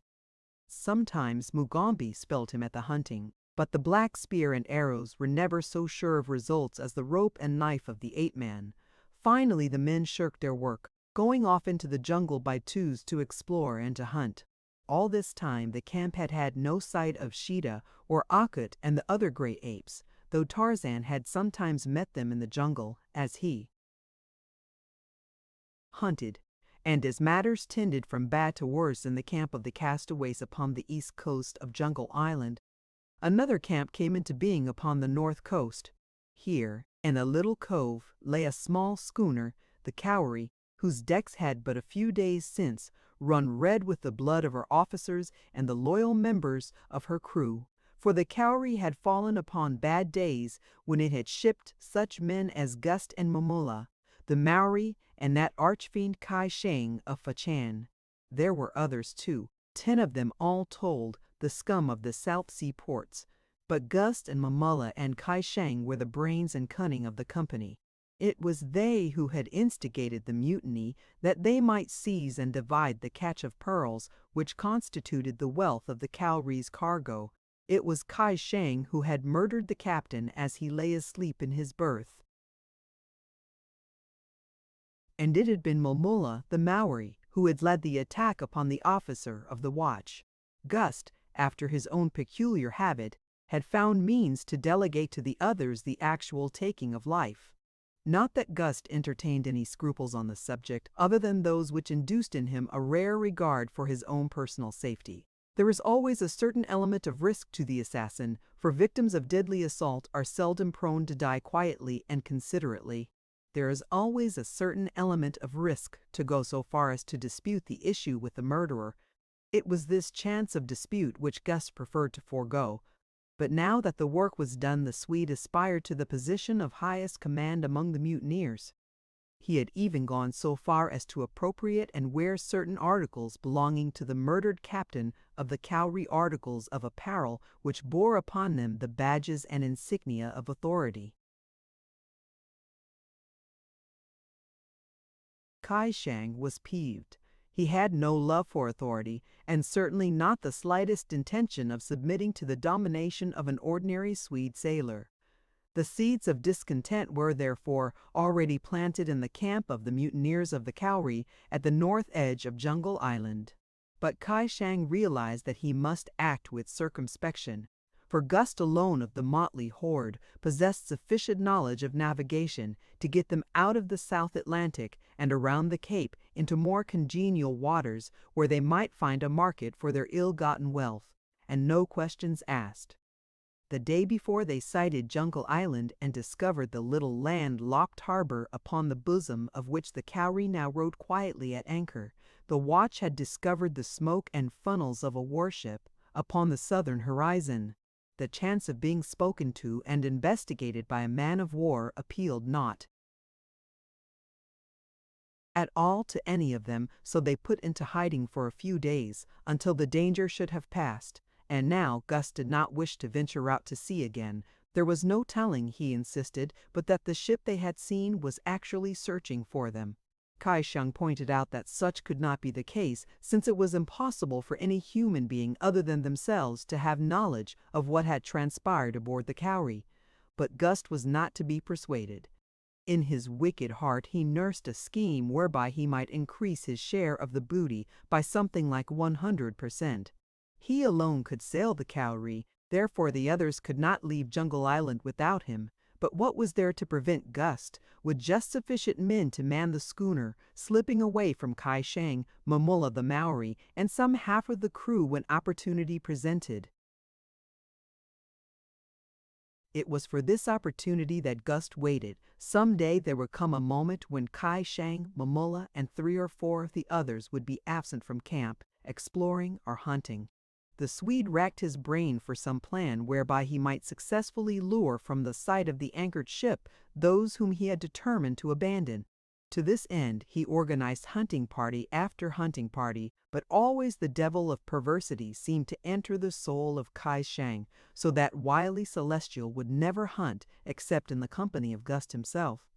One day Kai Shang spoke secretly with Momola the Maori, pouring into the brown ear of his companion the suspicions which he harbored concerning the Swede. Momola was for going immediately and running a long knife through the heart of the traitor. It is true that Kai Shang had no other evidence than the natural cunning of his own knavish soul, but he imagined in the intentions of Gus what he himself would have been glad to accomplish had the means lain at hand. But he dared not let Momola slay the Swede, upon whom they depended to guide them to their destination. They decided, however, that it would do no harm to attempt to frighten Gus into acceding to their demands, and with this purpose in mind, the Maori sought out the self-constituted commander of the party. When he broached the subject of immediate departure, Gus again raised his former objection that the warship might very probably be patrolling the sea directly in their southern path, waiting for them to make the attempt to reach other waters. Momola scoffed at the fears of his fellow, pointing out that as no one aboard any warship knew of their mutiny, there could be no reason why they should be suspected. "Ah!" exclaimed Gus, "there is where you are wrong. There is where you are lucky that you have an educated man like me to tell you what to do. You are an ignorant savage, Momola, and so you know nothing of wireless." The Maori leaped to his feet and laid his hand upon the hilt of his knife. "I am no savage," he shouted. "I was only joking," the Swede hastened to explain. "We are old friends, Momola. We cannot afford to quarrel, at least not while old Kai Shang is plotting to steal all the pearls from us. If he could find a man to navigate the Cowrie, he would leave us in a minute. All his talk about getting away from here is just because he has some scheme in his head to get rid of us." "But the wireless?" asked Momola. "What has the wireless to do with our remaining here?" "Oh yes," replied Gus, scratching his head. He was wondering if the Maori were really so ignorant as to believe the preposterous lie he was about to unload upon him. "Oh yes, you see every warship is equipped with what they call a wireless apparatus. It lets them talk to other ships hundreds of miles away, and it lets them listen to all that is said on these other ships. Now, you see, when you fellows were shooting up the Cowrie, you did a whole lot of loud talking, and there isn't any doubt but that that warship was a lying off south of us, listening to it all. Of course they might not have learned the name of the ship, but they heard enough to know that the crew of some ship was mutinying and killing her officers. So you see, they'll be waiting to search every ship they sight for a long time to come, and they may not be far away now." When he had ceased speaking, the Swede strove to assume an air of composure, that his listener might not have his suspicions aroused as to the truth of the statements that had just been made. Momola sat for some time in silence, eyeing Gus. At last he rose. You are a great liar, he said. If you don't get us on our way by tomorrow, you'll never have another chance to lie. For I heard two of the men saying that they'd like to run a knife into you, and that if you kept them in this hole any longer, they'd do it. Go and ask Kai Shang if there is not a wireless, replied Gust. He will tell you that there is such a thing and that vessels can talk to one another across hundreds of miles of water. Then say to the two men who wish to kill me that if they do so, they will never live to spend their share of the swag, for only I can get you safely to any port. So Mamula went to Kai Shang and asked him if there was such an apparatus as a wireless by means of which ships could talk with each other at great distances, and Kai Shang told him that there was. Mamula was puzzled, but still he wished to leave the island and was willing to take his chances on the open sea rather than to remain longer in the monotony of the camp. If we only had someone else who could navigate a ship, wailed Kai Shang. That afternoon Mamula went hunting with two other Maoris. They hunted toward the south and had not gone far from camp when they were surprised by the sound of voices ahead of them in the jungle. They knew that none of their own men had preceded them, and as all were convinced that the island was uninhabited, they were inclined to flee in terror on. The hypothesis that the place was haunted possibly by the ghosts of the murdered officers and men of the Cowrie. But Mamula was even more curious than he was superstitious, and so he quelled his natural desire to flee from the supernatural. Motioning his companions to follow his example, he dropped to his hands and knees, crawling forward stealthily and with quakings of heart through the jungle in the direction from which came the voices of the unseen speakers. Presently, at the edge of a little clearing, he halted, and there he breathed a deep sigh of relief, for plainly before him he saw two flesh and blood men sitting upon a fallen log and talking earnestly together. One was Schneider, mate of the Kincaid, and the other was a seaman named Schmidt. "I think we can do it, Schmidt," Schneider was saying. "A good canoe wouldn't be hard to build, and 3 of us could paddle it to the mainland in a day if the wind was right and the sea reasonably calm. There ain't no use waiting for the men to build a big enough boat to take the whole party, for they're sore now and sick of working like slaves all day long. It ain't none of our business anyway to save the Englishman. Let him look out for himself, says I." He paused for a moment, and then eyeing the other to note the effect of his next words, he continued, "But we might take the woman. It would be a shame to leave a nice-looking piece like she is in such a God-forsaken hole as this here island." Schmidt looked up and grinned. "So that's how she's blowin', is it?" he asked. "Why didn't you say so in the first place? What's in it for me if I help you?" "She ought to pay us well to get her back to civilization," explained Schneider. "And I tell you what I'll do. I'll just whack up with the 2 men that helps me. I'll take half and they can divide the other half, you and whoever the other bloke is. I'm sick of this place, and the sooner I get out of it, the better I'll like it. What do you say?" "Suits me," replied Schmidt. "I wouldn't know how to reach the mainland myself, and know that none of the other fellows would, so's you're the only one that knows anything of navigation. You're the fellow I'll tie to." Mamula the Maori pricked up his ears. He had a smattering of every tongue that is spoken upon the seas, and more than a few times had he sailed on English ships, so that he understood fairly well all that had passed between Schneider and Schmidt since he had stumbled upon them. He rose to his feet and stepped into the clearing. Schneider and his companions started as nervously as though a ghost had risen before them. Schneider reached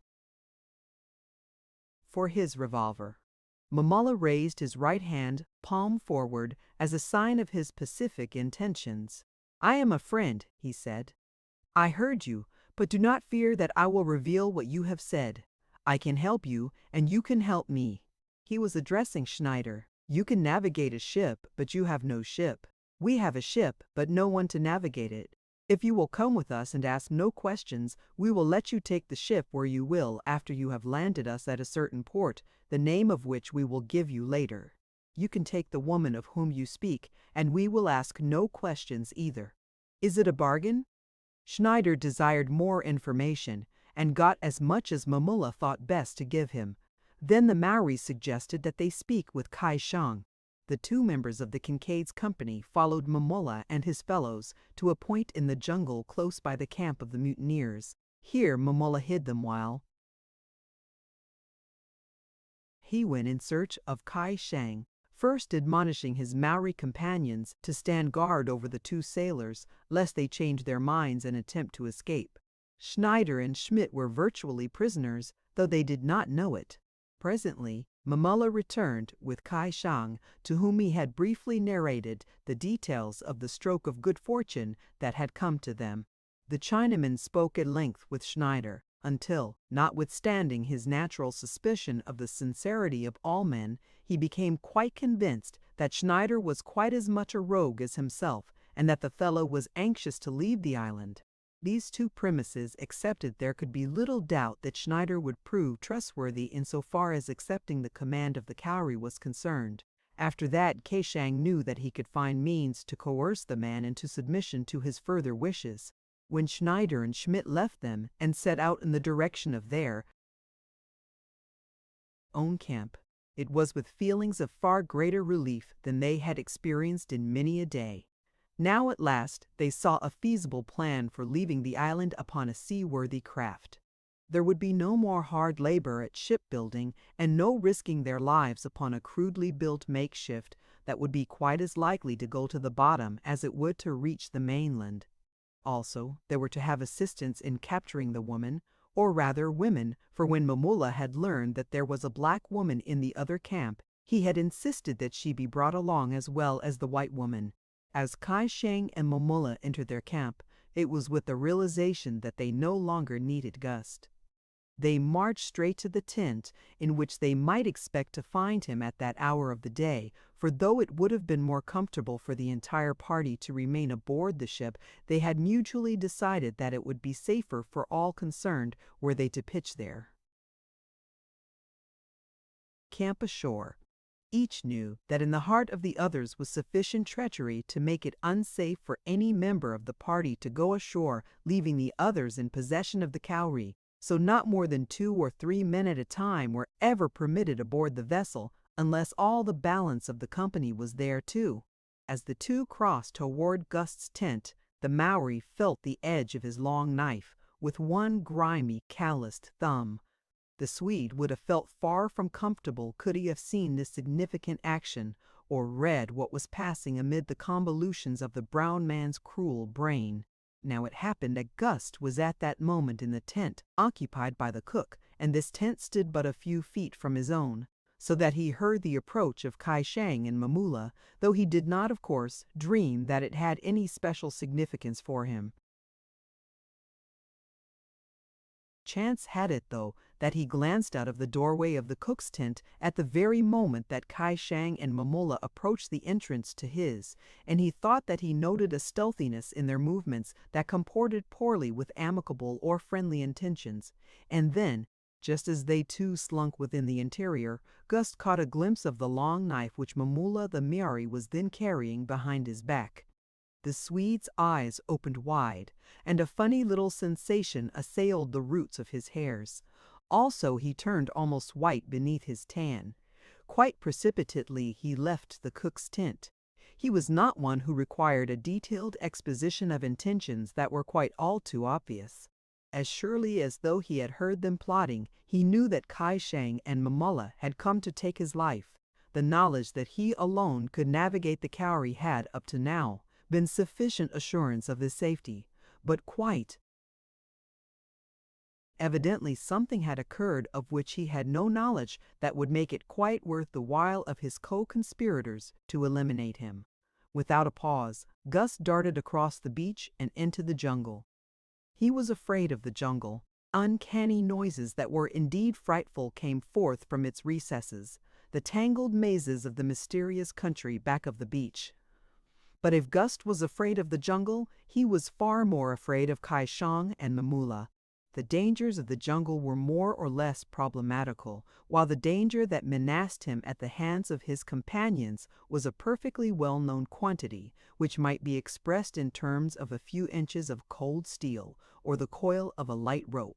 He had seen Kai Shang garrote a man at Pai Sha in a dark alleyway back of Lu Koltai's place. He feared the rope, therefore, more than he did the knife of the Maori, but he feared them both too much to remain within reach of either. Therefore he chose the pitiless jungle. Chapter 21. The Law of the Jungle. In Tarzan's camp, by dint of threats and promised rewards, the ape-man had finally succeeded in getting the hull of a large skiff almost completed. Much of the work he and Mugambi had done with their own hands in addition to furnishing the camp with meat. Schneider, the mate, had been doing considerable grumbling and had at last openly deserted the work and gone off into the jungle with Schmidt to hunt. He said that he wanted a rest, and Tarzan, rather than add to the unpleasantness which already made camp life almost unendurable, had permitted the two men to depart without a remonstrance. Upon the following day, however, Schneider affected a feeling of remorse for his action and set to work with a will upon the skiff. Schmidt also worked good-naturedly, and Lord Greystoke congratulated himself that at last the men had awakened to the necessity for the labor which was being asked of them and to their obligations to the balance of the party. It was with a feeling of greater relief than he had experienced for many a day that he set out that noon to hunt deep in the jungle for a herd of small deer, which Schneider reported that he and Schmidt had seen there the day before. The direction in which Schneider had reported seeing the deer was toward the southwest, and to that point the ape-man swung easily through the tangled verdure of the forest. And as he went there approached from the north a half-dozen ill-featured men who went stealthily through the jungle as go men bent upon the commission of a wicked act. They thought that they traveled unseen, but behind them, almost from the moment they quitted their own camp, a tall man crept upon their trail. In the man's eyes were hate and fear and a great curiosity. Why went Kai Shang and Momulla and the others thus stealthily toward the south? What did they expect to find there? Gust shook his low-browed head in perplexity. But he would know.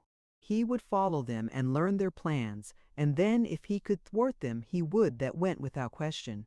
At first he had thought that they searched for him, but finally his better judgment assured him that such could not be the case, since they had accomplished all they really desired by chasing him out of camp. Never would Kai Shang or Momulla go to such pains to slay him or another unless it would put money into their pockets, and, as Gust had no money, it was evident that they were searching for someone else. Presently, the party he trailed came to a halt. Its members concealed themselves in the foliage bordering the game trail along which they had come. Gust, that he might the better observe, clambered into the branches of a tree to the rear of them, being careful that the leafy fronds hid him from the view of his erstwhile mates. He had not long to wait before he saw a strange white man approach carefully along the trail from the south. At sight of the newcomer, Momulla and Kai Shang arose from their places of concealment and greeted him. Gust could not overhear what passed between them. Then the man returned in the direction from which he had come. He was Schneider. Nearing his camp, he circled to the opposite side of it, and presently came running in breathlessly. Excitedly he hastened to Mugambi. "Quick!" he cried. "Those apes of yours have caught Schmidt and will kill him if we do not hasten to his aid. You alone can call them off. Take Jones and Sullivan. You may need help, and get to him as quick as you can.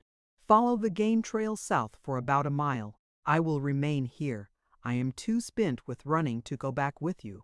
And the mate of the Kincaid threw himself upon the ground, panting as though he was almost done for. Mugambi hesitated. He had been left to guard the two women. He did not know what to do, and then John Clayton, who had heard Schneider's story, added her pleas to those of the mate.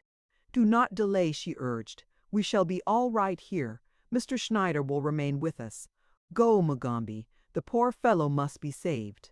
Schmidt, who lay hidden in a bush at the edge of the camp, grinned. Mugambi, heeding the commands of his mistress, though still doubtful of the wisdom of his action, started off toward the south with Jones and Sullivan at his heels. No sooner had he disappeared than Schmidt rose and darted north into the jungle, and a few minutes later the face of Kai Shang of Fashan appeared at the edge of the clearing. Schneider saw the Chinaman and motioned to him that the coast was clear. John Clayton and the Mosula woman were sitting at the opening of the former's tent, their backs toward the approaching ruffians. The first intimation that either had of the presence of strangers in camp was the sudden appearance of a half-dozen ragged villains about them. "Come," said Kai Shang, motioning that the two arise and follow him. John Clayton sprang to her feet and looked about for Schneider, only to see him standing behind the newcomers, a grin upon his face. At his side stood Schmidt. Instantly she saw that she had been made the victim of a plot. "What is the meaning of this?" she asked, addressing the mate. "It means that we have found a ship and that we can now escape from Jungle Island," replied the man. "Why did you send Mugambi and the others into the jungle?" she inquired. "They are not coming with us, only you and I and the Mosula woman." "Come!" repeated Kai Shang and seized John Clayton's wrist. One of the Marids grasped the black woman by the arm, and when she would have screamed, struck her across the mouth. Mugambi raced through the jungle toward the south. Jones and Sullivan trailed far behind. For a mile he continued upon his way to the relief of Schmidt, but no signs saw he of the missing man or of any of the Apes of Akut. At last he halted and called aloud the summons which he and Tarzan had used to hail the great anthropoids. There was no response. Jones and Sullivan came up with the black warrior as the latter stood voicing his weird call. For another half-mile the black searched, calling occasionally. Finally the truth flashed upon him, and then, like a frightened deer, he wheeled and dashed back toward camp. Arriving there, it was but a moment before full confirmation of his fears was impressed upon him. Lady Greystoke and the Mosula woman were gone. So, likewise, was Schneider. When Jones and Sullivan joined Mugambi, he would have killed them in his anger, thinking them parties to the plot, but they finally succeeded in partially convincing him that they had known nothing of it. As they stood speculating upon the probable whereabouts of the women and their abductor, and the purpose which Schneider had in mind in taking them. From camp, Tarzan of the Apes swung from the branches of a tree and crossed the clearing toward them. His keen eyes detected at once that something was radically wrong, and when he had heard Mugambi's story, his jaws clicked angrily together as he knitted his brows in thought. What could the mate hope to accomplish by taking John Clayton from a camp upon a small island from which there was no escape from the vengeance of Tarzan? The ape-man could not believe the fellow such a fool, and then a slight realization of the truth dawned upon him. Schneider would not have committed such an act unless he had been reasonably sure that there was a way by which he could quit Jungle Island with his prisoners. But why had he taken the black woman as well? There must have been others, one of whom wanted the dusky female. "Come," said Tarzan, "there is but one thing to do now, and that is to follow the trail." As he finished speaking, a tall, ungainly figure emerged from the jungle north of the camp. He came straight toward the four men. He was an entire stranger to all of them, not one of whom had dreamed that another human being than those of their own camp dwelt upon the unfriendly shores of Jungle Island. It was Gust. He came directly to the point. "Your women were stolen," he said. "If you want ever to see them again, come quickly and follow me. If we do not hurry, the Cowrie will be standing out to sea by the time we reach her anchorage." "Who are you?" asked Tarzan. "What do you know of the theft of my wife and the black woman?" "I heard Kai Shang and Momola the Maori plot with 2 men of your camp. They had chased me from our camp and would have killed me. Now I will get even with them. Come." Gus led the 4 men of the Kincaid's camp at a rapid trot through the jungle toward the north. Would they come to the sea in time? But a few more minutes would answer the question. And when at last the little party did break through the last of the screening foliage, and the harbor and the ocean lay before them, they realized that fate had been most cruelly unkind, for the Cowrie was already under sail and moving slowly out of the mouth of the harbor into the open sea.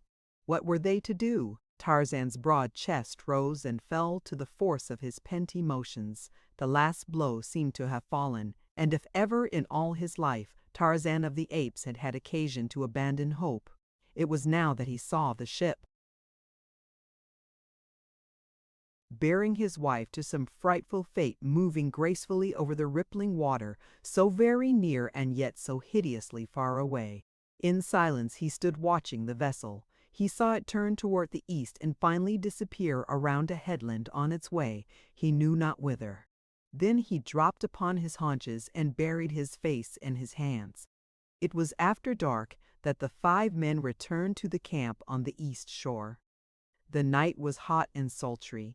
No slightest breeze ruffled the foliage of the trees or rippled the mirror-like surface of the ocean.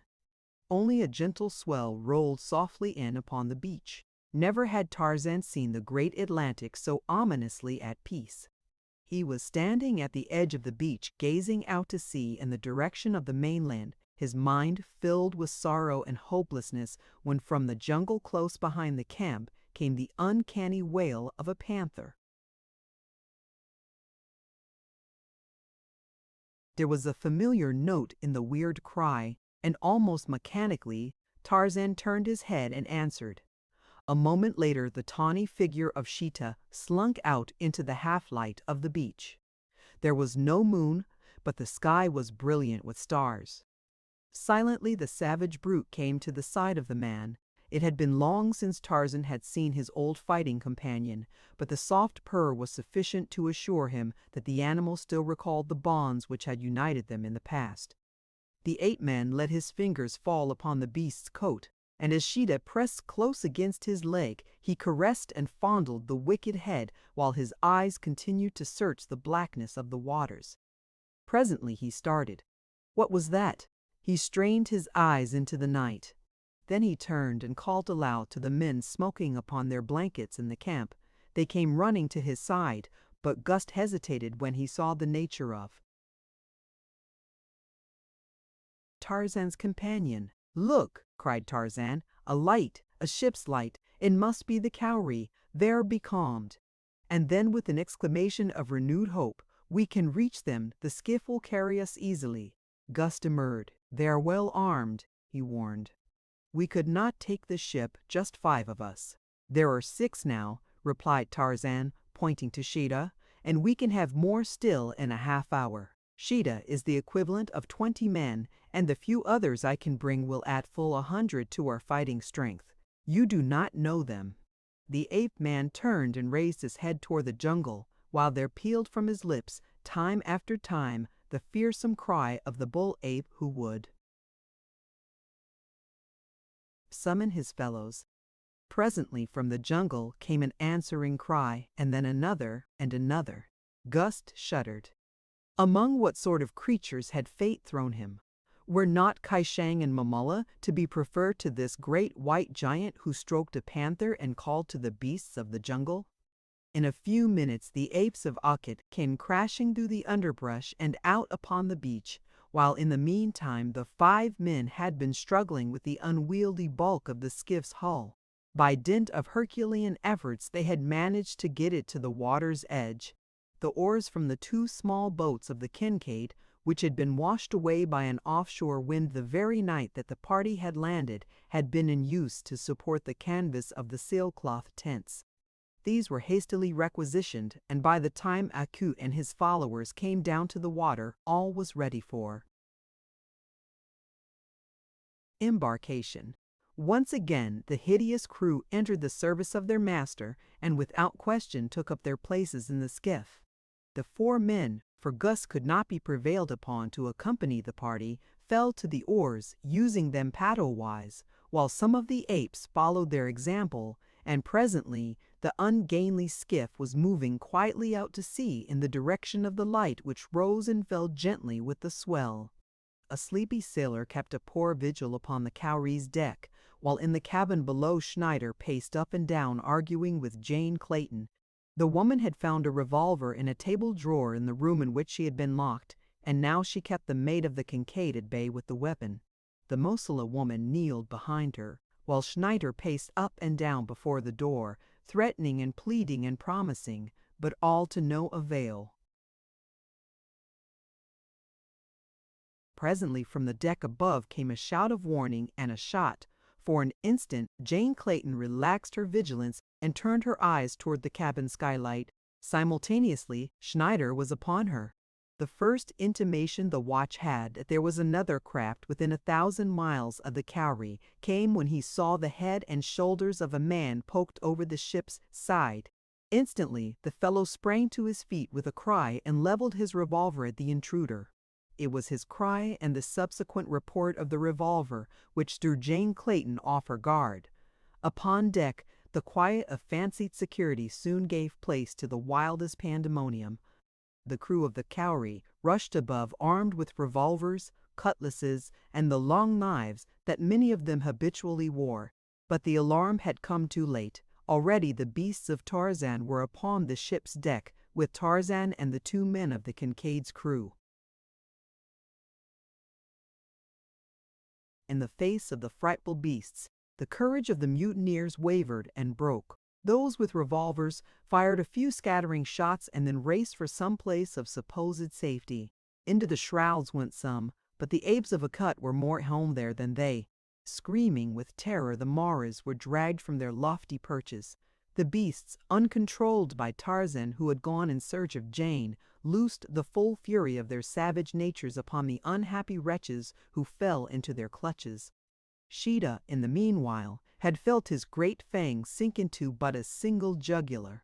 For a moment he mauled the corpse, and then he spied Kai Shang darting down the companionway toward his cabin. With a shrill scream, Sheeta was after him. A scream which awoke an almost equally uncanny cry in the throat of the terror-stricken Chinaman. But Kai Shang reached his cabin a fraction of a second ahead of the panther, and leaping within slammed the door just too late. Sheeta's great body hurtled against it before the catch engaged, and a moment later Kai Shang was gibbering and shrieking in the back of an upper berth. Lightly Sheeta sprang after his victim, and presently the wicked days of Kai Shan the Fa-Chan were ended, and Sheeta was gorging himself upon tough and stringy flesh. A moment scarcely had elapsed after Schneider leaped upon Jane Clayton and wrenched the revolver from her hand, when the door of the cabin opened and a tall and half-naked white man stood framed within the portal. Silently he leaped across the cabin. Schneider felt sinewy fingers at his throat. He turned his head to see who had attacked him, and his eyes went wide when he saw the face of the ape-man close above his own. Grimly the fingers tightened upon the mate's throat. He tried to scream, to plead, but no sound came forth. His eyes protruded as he struggled for freedom, for breath, for life. Jane Clayton seized her husband's hands and tried to drag them from the throat of the dying man, but Tarzan only shook his head. "Not again," he said quietly. "Before have I permitted scoundrels to live only to suffer and to have you suffer for my mercy. This time we shall make sure of one scoundrel sure that he will never again harm us or another," and with a sudden wrench he twisted the neck of the perfidious mate until there was a sharp crack and the man's body lay limp and motionless in the ape-man's grasp. With a gesture of disgust, Tarzan tossed the corpse aside.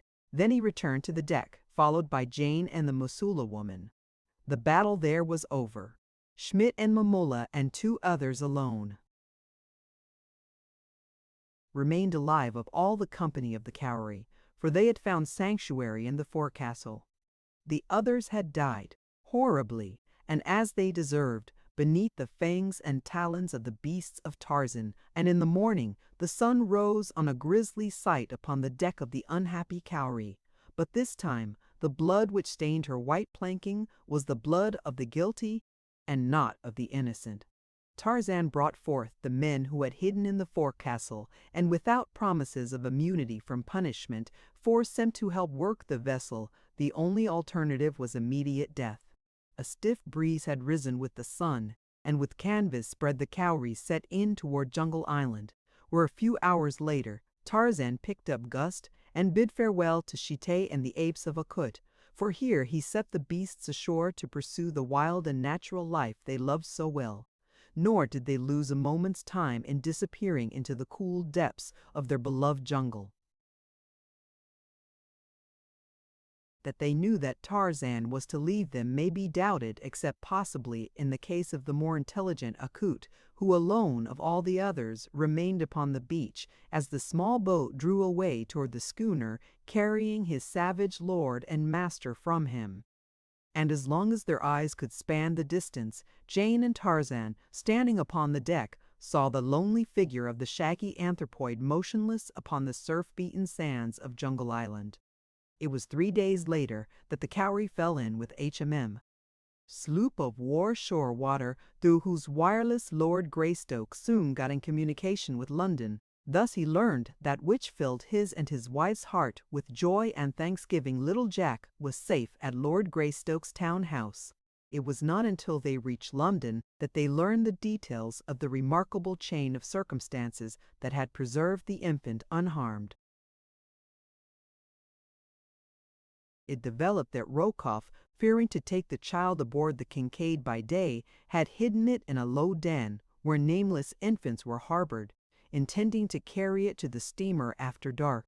His confederate and chief lieutenant, Paulvitch, true to the long years of teaching of his wily master, had at last succumbed to the treachery and greed that had always marked his superior, and, lured by the thoughts of the immense ransom that he might win by returning the child unharmed, had divulged the secret of its parentage to the woman who maintained the foundling asylum. Through her he had arranged for the substitution of another infant, knowing full well that never until it was too late would Rokoff suspect that it had been played upon him.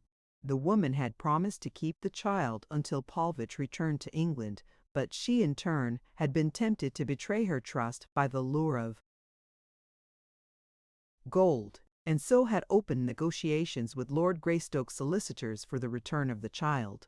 Esmeralda, the old Negro nurse whose absence on a vacation in America at the time of the abduction of little Jack had been attributed by her as the cause of the calamity, had returned and positively identified the infant.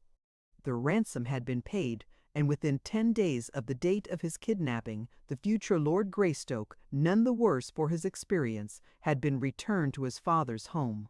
And so that last and greatest of Nikolas Rokoff's many rascalities had not only miserably miscarried through the treachery he had taught his only friend, but it had resulted in the arch-villain's death, and given to Lord and Lady Greystoke a peace of mind that neither could ever have felt so long as the vital spark remained in the body of the Russian, and his malad mind was free to formulate new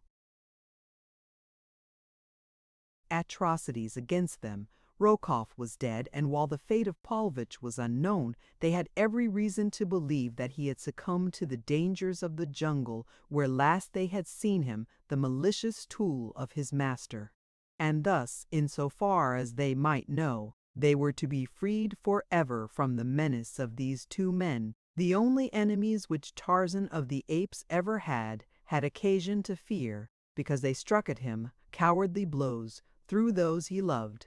It was a happy family party that were reunited in Greystoke House the day that Lord Greystoke and his lady landed upon English soil from the deck of the Shorewater. Accompanying them were Mugambi and the Mosula woman whom he had found in the bottom of the canoe that night upon the bank of the little tributary of the Ogambi. The woman had preferred to cling to her new lord and master rather than return to the marriage she had tried to escape. Tarzan had proposed to them that they might find a home upon his vast African estates in the land of the Waziri, where they were to be sent as soon as opportunity presented itself. Possibly we shall see them all there amid the savage romance of the grim jungle and the great plains where Tarzan of the Apes loves best to be. Who knows? The end. Thank you for listening to this story. I hope you enjoyed the journey, the characters, and the world they carried with them. If you enjoyed this audiobook, please subscribe to the channel and leave a comment below. Your support helps keep these stories alive and allows more timeless books to be shared with listeners around the world. Until next time, thank you for listening.